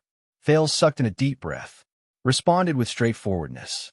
All right, then, how did you expose yourselves? Thales suppressed the sensitive question and asked another question. What exactly did Furland do? What happened to the Jadestar royal family? Why did they escape from your control? I'm not sure. Asda shook his head. He looked disinterested. I've said before, Furland was in charge of all matters in the palace. All we know is that the plan failed. The mystic looked out of the window gloomily. After toiling for 100 years, we have nothing. The two empresses are still here, more powerful than before. The two empresses. Thales mulled over these two words and felt a little depressed. But he quickly looked up again. You said that the Three Disasters Alliance has its own agenda. What about you and Giza? Why did you join them? The teenager sniffled and narrowed his eyes. It can't be to unify Red Street Market, can it? Asda chuckled. I don't know Giza's goal, but based on my understanding of her, the mystic paused for a moment. Blue light flowed in his eyes. What she wants is definitely much more than we, Furland, and I can imagine. He said gloomily. Much more greedy, much more crazy, much more terrifying, much more unbelievable. The study room fell into silence again. What about you? A few seconds later, Thales spoke again. He stared at his guide. Air Mystic, why did you cooperate with them and extend your hand to Constellation? I recently made a chart of the Jadestar royal family's lineage and posted it in the usual place. End of this chapter.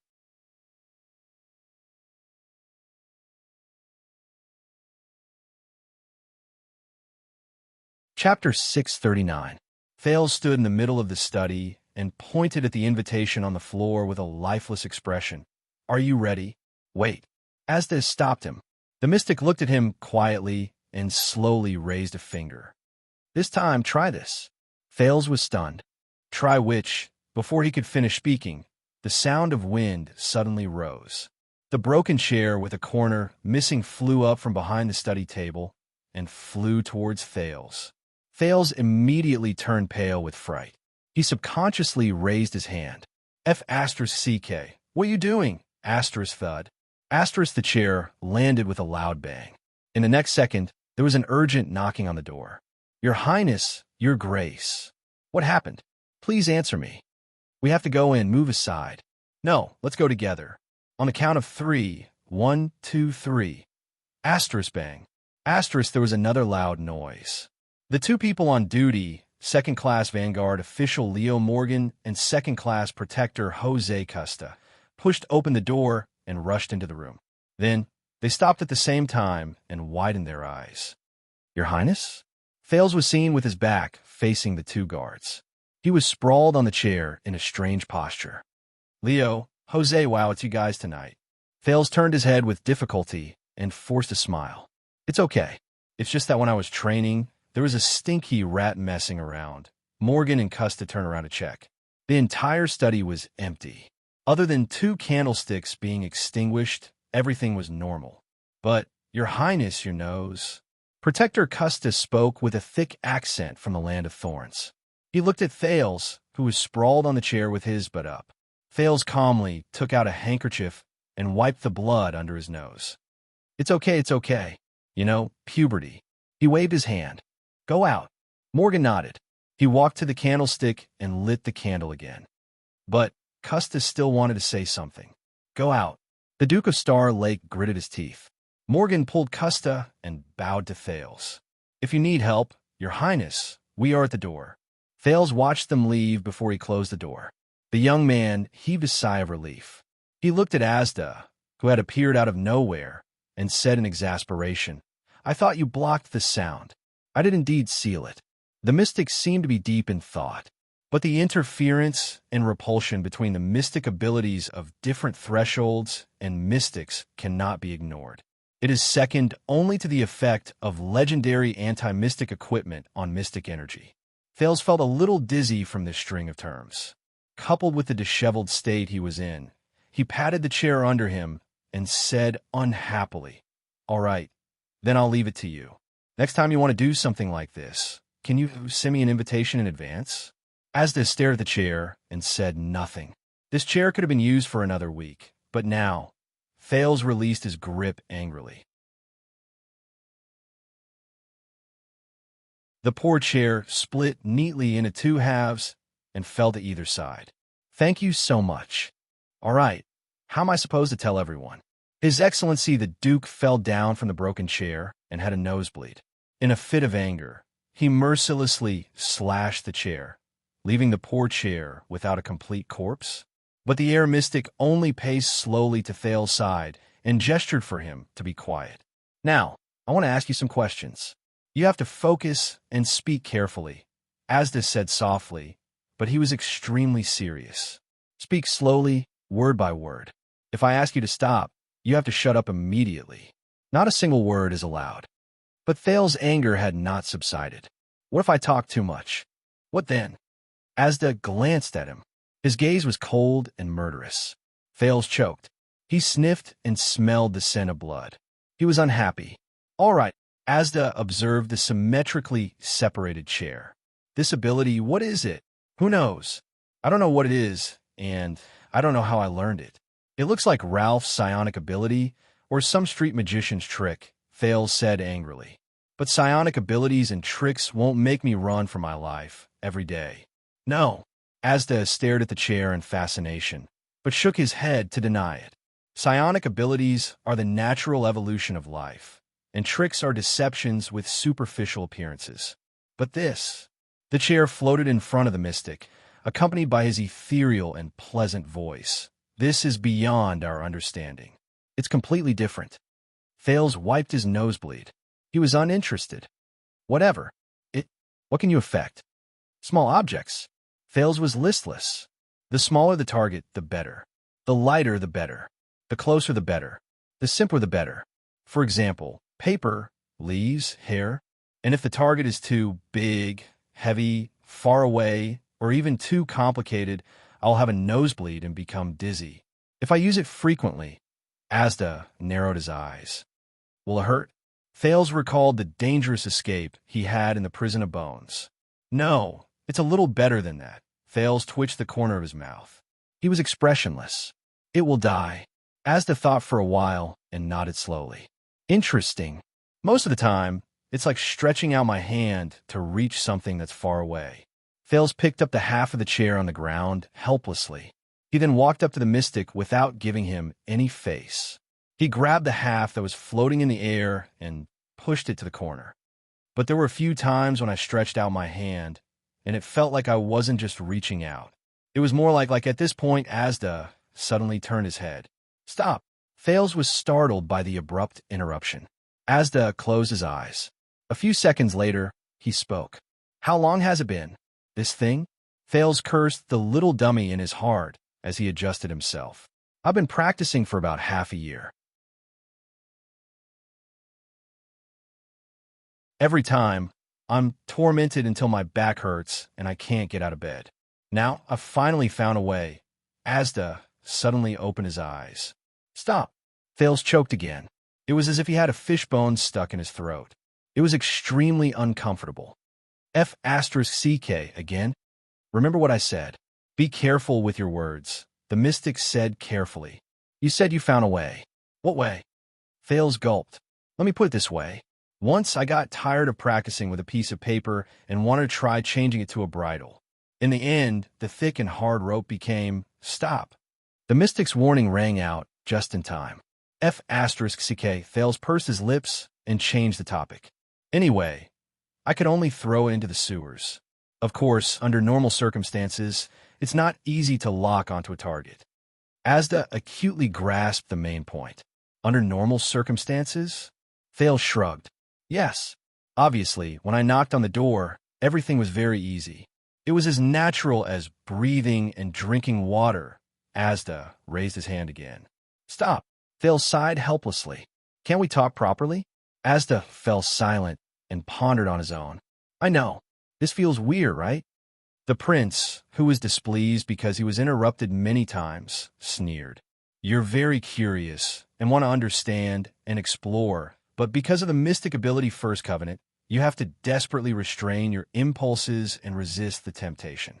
You keep telling yourself that you can't go deeper, that you can't continue, that you have to stop. He looked at Asda, whose eyes were glowing blue, and revealed a sinister and cunning smile. Then, do you want to know more?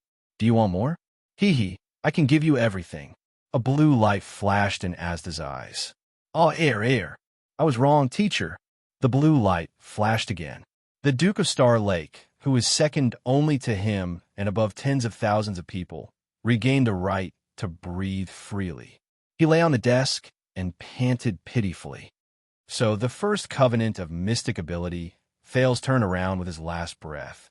What is the original purpose of its existence? Asda did not speak. He stared at the chair in the corner and said faintly, For ourselves. Nonsense again. Thales sighed. Having lost the chair, he could only turn around and sit on the desk. All right, I've given you what you wanted and answered your question. Can we get back to the main topic? Before I die from excessive blood loss? The teenager knocked on the desk and said impatiently, Now, among the three mystics, what do you want? The blue light in the mystic's eyes gradually extinguished. He turned around with his hands behind his back. His silhouette in the study seemed cold and ethereal. Do you really want to know? I told you. The more you hide from me, Thales shook the blood-stained handkerchief out of boredom, the more likely I will fall for something I don't know. Moreover, aren't we students and guides? We're so close and trust each other. We can be called model teachers and students. Asda suddenly spoke. Answer me. Who won the battle of eradication? The boring atmosphere in the classroom suddenly became serious and formal. Thales was caught off guard. He quickly put away the handkerchief. Who won? The world, mortals, and all intelligent races. But Asda did not speak. The mystic continued to stare at him coldly. All right. Thales crossed his arms and thought for a while. The Magic Empress. The legendary anti-mystic equipment they created can seal mystics. He recalled what he saw on the lowest level of the prison of bones and could not help but frown. But can't be used on them. As long as the Empress sets fire, the calamities are not allowed to light the lamp. Asda's eyes flashed. Looks like you've learned a lot on your own since we last met. Thales snorted softly. Don't forget, I have the crown in my left hand and mystic energy in my right. Thales spread his arms boldly, then awkwardly hid his bloodied left hand behind his back. The teenager continued. Just like that, the two empresses chased the other mystics away like rats on the street and monopolized the right to use mystic energy. According to you, they even deepened their understanding of mystic energy. They're the biggest winners. Asda nodded, but in the next second, his tone became mysterious. Then, as the biggest winners, why did the two empresses of magic disappear for 700 years and hide behind the scenes? Only a few people revere them, and no one even knows where they are. Thales was momentarily stunned. Why did the two empresses of magic disappear? Well, this question, the mystic walked towards him slowly. His questions came one after another, and his aura became more and more oppressive. Why did they distribute the legendary anti-mystic equipment to mortals and rely on the kings, suzerains, governors, and bishops of this world to perform their duty of monitoring the world on their behalf? Why didn't they simply reveal their identities, rule over billions of living beings, and order everything in the world? Those who obey them will prosper, and those who oppose them will die. Just like what the extremists did. Asda stared at him intently, waiting for the student's response. What the old crow said, the boundaries of governance? No, that's only for mortals. Thales suppressed the first answer and realized that it was indeed a good question. He began to think about the logic behind it. Because the brave warriors defeated the evil dragon, not to become the evil dragon? All right, a joke. Because it's convenient? Because of laziness? Because of efficiency? Because they are not free? You know, not every mystic has the time to help the underworld fight for territory. The air mystic continued to stare at him quietly. He did not respond to Thales's sarcasm. Thales could only stop teasing and said seriously, "All right."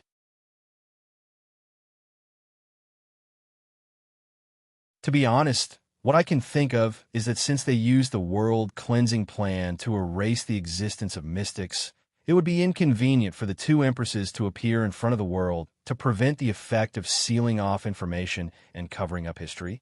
Asda stared at him for a very long time. It was as if he wanted to connect to Thales's heart with his gaze. This made Thales a little nervous.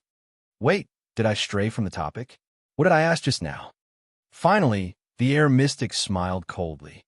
I have been curious about this question for a long time, and in order to solve it, Asda's gaze burned. I need more information. And Frilland was right about one thing. The guide said slowly, since the Battle of Eradication, the Jadestar royal family has been passed down for a long time and participated in many things. There must be many secrets that mystics do not know about. Thales slapped his forehead. Oh, right. This is the reason why Asda joined the Three Disasters Alliance. So, you took the risk of having your address searched and registered as a member of the Fruland Mutual Assistance Group with your real name to see references that are not available elsewhere and to research why the two empresses are so homebodies. Thales probed. Asda stared at him silently and did not move. All right, looks like he did not get the joke. Thales could only sigh. So, what is the conclusion of your research? Asda averted his gaze and turned to look outside the window. They hide. The mystic's eyes shone with a blue light again. His tone was empty, but it made people's hearts beat faster. It's because they are afraid, wary, and vigilant. The two empresses are afraid, wary, and vigilant. Thales was stunned and asked in confusion. Afraid of what? They're already the most powerful mystics. No one can control them. No one can control them. Thales paused and came to a realization. Oh, you mean Taurus? He has the power to surpass the two empresses? Taurus. Asda suddenly turned around. The blue light in his eyes was sharp. Thales was so shocked that he staggered. The mystic spoke slowly and very gently. I noticed just now that even though I rarely mentioned him, you seem to have some understanding of this senior. His gaze became sharp. The question is, where did you find out? Thales subconsciously gulped. As he endured Asda's invasive gaze, he remembered the words of the senior in the critical realm before he knocked on the door. Guiding you is Asda's responsibility. It is not convenient for me to interfere. In the group of mystics, there is a sacred and inviolable relationship between the guide and the guided. For example, you and Asda have a special and close connection. To each other, you are special and important existences. As he thought of this, Thales subconsciously said, books. I read them for books. But Asda immediately asked, what books? Thales blurted out, forbidden books. In the collection of Sunset Temple, the mystic continued to pursue him. Which book? Thales choked. He could not help but show an apologetic smile. All right, I'll tell you the truth. It's actually the records of the guards. The flag-bearer division of the Royal Guards. They record the words and actions of past generations of people. Asda narrowed his eyes. Whose records? The king of Renaissances. Thales did not even blink. Tormund I. He mentioned the experiences of the Battle of Eradication. Among them was Taurus. Oh, the records are stored in Renaissance Palace. Do you want to take a look? Asda was silent for a few seconds. No. The mystic looked at him quietly. There's a legendary anti-mystic equipment inside. It's not safe. Thales looked as if he had just realized something. Oh, what a pity. Do you want me to steal it for you? No need, Asda said softly and turned around. But no. The mystic continued the topic. They're not afraid of Taurus. His words were filled with deep wariness. You can't imagine what level and height the Magic Empress has reached ever since she created the legendary anti-mystic equipment.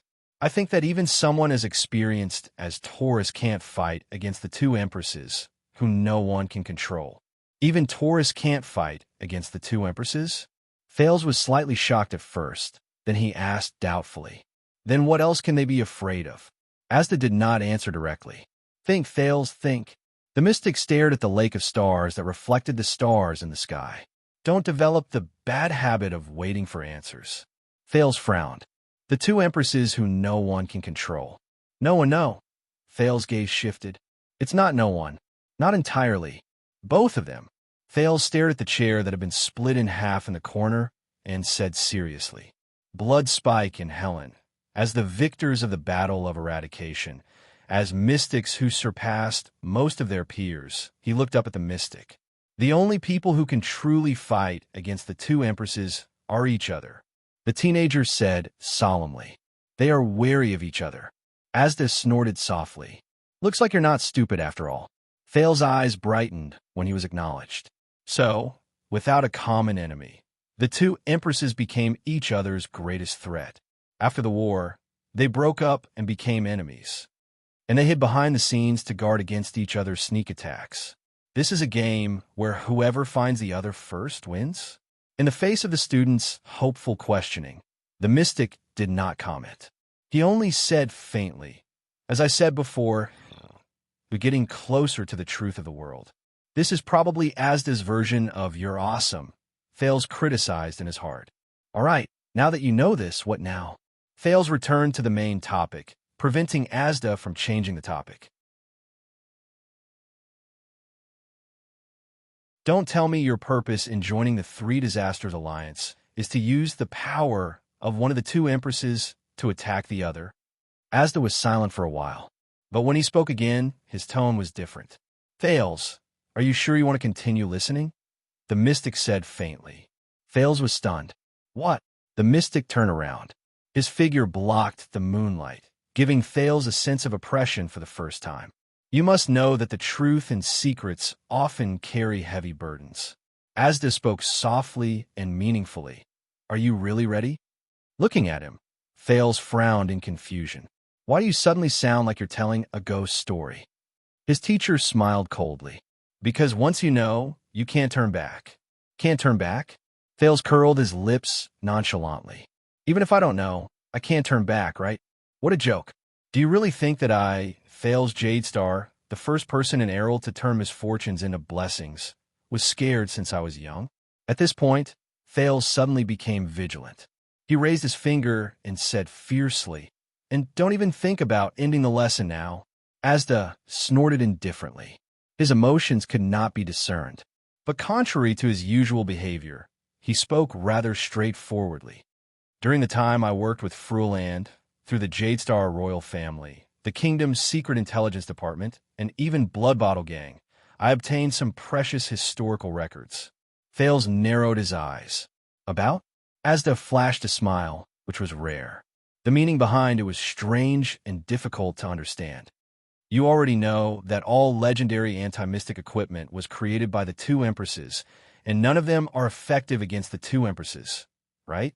Thales could not help but look at him anxiously. He was puzzled. "So?" The mystic lowered his voice.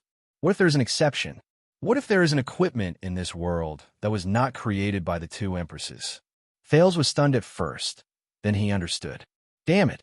18 years ago, the first and only legendary anti-mystic equipment in history that was not created by the Magic Empress. In the Prison of Bones, the mysterious voice of the leader of the Disaster Swords seemed to ring in his ears. In Constellation, on the base of this Dragon Breaker, it was just barely forged. So what he said was right. Thales took a deep breath. "So, you're going to tell me that you discovered a legendary anti-mystic equipment that is effective against the Magic Empress and is not recorded in the records?" This time, Asda stared at him for a long time before he spoke seriously. "In case you regret it after listening to me, I will ask you again. Are you sure you want to listen?" Thales rolled his eyes in his heart. "Cut the crap." The Duke was resolute and left no room for doubt. "Speak. Why are you trying to be mysterious? Do you really think I don't know?"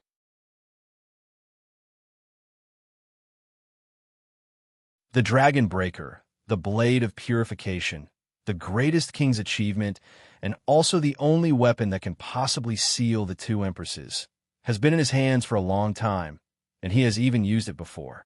Do you really think you can scare me by putting on this act and stirring up the atmosphere? Asda revealed a mysterious smile. Wait, when he thought of this, Thales felt a headache coming on. Aside from the indifference of having experienced hundreds of battles, how am I supposed to control the right amount of shock to show that I have seen the world and not arouse his suspicion?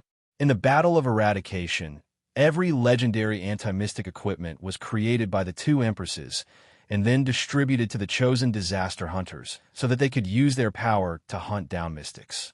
While Thales was thinking, the air mystic had already spoken. However, what Asda said was not what Thales thought. But after combining and comparing all the relevant records in Constellation, I confirmed something interesting. Some of the equipment was definitely distributed after the Battle of Eradication. Thales, who was looking forward to hearing about the Blade of Purification, did not react for a moment. He paused. So, this is very normal. The teenager picked his ears and continued following his train of thought. Although the war has ended, the hunt for the calamities is still ongoing. The two empresses' target is not only the extremists, but also other mystics, such as you. Moreover, a troublesome person like Giza is still alive and kicking. When he said this, Thales shuddered violently. Wait a minute. There's something wrong with what Asda said just now. Outside the study room, Vanguard Morgan and Protector Korsta stood facing each other. One had a cold expression, and the other was focused. Our Highness, Korsta stared at the door intently, but he did not hear any sound from inside. Sometimes does something unexpected, doesn't he? Morgan did not respond. Korsta snorted softly. Did you hear what Commodore said? They are in Scarlet District. Don't bother trying to get close to me, Thorn Barbarian. Vanguard Morgan rudely cut him off. He did not even look at Korsta. I'm not interested. Korsta expression froze. Thorn Barbarian. Korsta, who had bronze skin and an exotic face, took a deep breath. That's right. My father is indeed from Thornland, but he's also a noble of Olumbia Kingdom, and my maternal grandmother is an Orthodox Constellatiate. Who cares who made you a bastard? Protector Morgan, who kept strangers away, raised his voice and snorted disdainfully. Just guard your door, Thorn Barbarian. Thorn Barbarian. Korsta breathing quickened and he clenched his fists. They said you're a veteran. Korsta's tone turned cold. But you were chased out by the army because you fled from battle? This sentence took effect. For the first time, Morgan moved his gaze to Korsta. But Korsta's tone became more mocking. That must be interesting, right? The Thorn Barbarian sneered. Didn't your commanding officer beat the sh*t out of you? The moment he finished speaking, Morgan's gaze changed. It was bone-chilling. The veteran's hand moved to his weapon. Remember, we are on duty. Korsta placed his hand on the hilt of the sword at his waist and said coldly, so don't get any stupid ideas. Unless you want to be chased out by the guards outside the army? Morgan's hand stopped moving. His gaze was cold. Do you know why they chased me out? Korsta sneered disdainfully. Who cares? What are you doing? At that moment, the sudden appearance of the unfamiliar figure shocked Korsta and Morgan. Korsta instinctively drew his sword. Asterisk clang. Asterisk, a sharp sound rang. Korsta withdrew his sword in time and stabbed it into the wall. It was only a foot away from the unfamiliar figure's neck. F****, F****, F****. Korsta cursed fiercely. He withdrew his sword while still in shock. I almost King. Way, Master Vitano. Korsta and Morgan stared at the hunchbacked figure that appeared beside them. It was the watchman of Star Lake Fort. The old man, Vitano, was holding a lamp as he stood trembling in front of the door. When he remembered how polite Mallows was to the person before him, Korsta quickly sheathed his sword and changed his tone. You scared me. Hey, old man. Morgan was not as good-tempered. He glared at Vitano and sheathed the two short swords at his waist as well. What are you doing here? The shadow of the lamp swayed, and the figure trembled. Vitano slowly turned his head around and glanced at the two with his turbid eyes. Didn't you feel it? Wow, you can talk. Korsta was stunned for a moment before he reacted. He cleared his throat. I'm sorry, feel what? A rat. Vitano stared at the door of the study room. The old man raised the lamp and said with certainty, in the castle, there's a rat. No matter how much they disliked each other, Korsta and Morgan still exchanged glances, even though their communication was not very efficient. Yes, we know. Morgan sized up the old man and said coldly, an old rat. Korsta smiled. Of course, the only place without rats in this damn castle should be the Rapid Shadow Tower. It's a nest of wildcats. But Vitano shook his head. His gaze never left the door. No, it's a rat from outside. Vitano looked at the door and said slowly but firmly, I'm not going to give up. A very, very big rat. Very big. Korsta and Morgan exchanged glances again. The man of thorns narrowed his eyes, pointed at his head, and lowered his voice. Hey, isn't he a little? Morgan pursed his lips and did not reply. But in the next second, Vitano's body trembled and he stepped forward. Hey! Two arms firmly blocked his way, one on the left and the other on the right. They also blocked his way. Please stop, Master Vitano. When he saw the direction the old man wanted to go, Korsta was firm and stern. If you really want to see the Duke, I can inform him first. This path is blocked. Morgan was even more concise. Vitano recovered from his shock while trembling. He began to size up the two people again. Are you royal guards? The old man asked softly. Korsta put down his arm and smiled. Yes, we're the royal family. In Star Lake Castle. You should jump, the old man said coldly. The words that came out of his mouth came out of nowhere. Korsta frowned. What? All of you. Vitano's words were drawn out. He was panting like a dying man. All of you should jump down from the castle. Jump down? Morgan's gaze sharpened. He placed his hand on the hilt of his sword. Jump down? Why? Korsta was puzzled. Vitano turned his head. He first glanced at Korsta, then glared at Morgan, and finally fixed his gaze on the door of the Duke's room. Because all of you are useless. You can't even catch a rat. The moment he finished speaking, the old man ignored the two puzzled people and turned around. Under the flickering light, he left the place with difficulty, step by step, and disappeared into the depths of the corridor. Korsta and Morgan stared at his back, unable to make heads or tails of it. Dee was right. Watching him walk away, Korsta shook his head. That old man, even if he's not a zombie, there's definitely something wrong with his brain. Kill him, Morgan said coldly. Yes. What? Korsta was stunned. Morgan stared at the cold corridor and gritted his teeth. His tone was chilling. The next time he appears like this, we will kill him together. Korsta blinked. Are you crazy? Morgan bared his teeth. His killing intent was overflowing. No, I'm serious. Korsta took a deep breath and looked around. No. O Lady of Harvest and Sunset Goddess above, why? Morgan snorted coldly. The veteran's gaze was sharp, because from a distance when we discovered him, he would have been able to kill us. Kill us? Ha, ha, ha. For Thornland's sake, I really can't *King believe it. Korsta was puzzled and did not know whether to laugh or cry. All right, let's kill that old man. And then how do we explain it? Because he said that we, can't catch a rat? Morgan nodded. He still stared at the corridor as if there was some threat there. Yes, and he is the rat, the damned rat. Korsta looked confused. Crazy. The Thorn Man tried again and again, but in the end, he gave up and sighed. You and him, both of you are crazy. O Lady of Harvest above, if there's a next time, I'd rather be on duty with that crippled mute. The damn rat. You're tuning in to the Romance Rendezvous YouTube channel. We're so grateful for your support, and don't forget to subscribe to join us on this incredible journey through captivating stories. Your generosity through donations truly makes a world of difference, as it's the primary source of revenue that allows me to expand and enhance this channel for you. Thank you from the bottom of my heart for being a part of this adventure.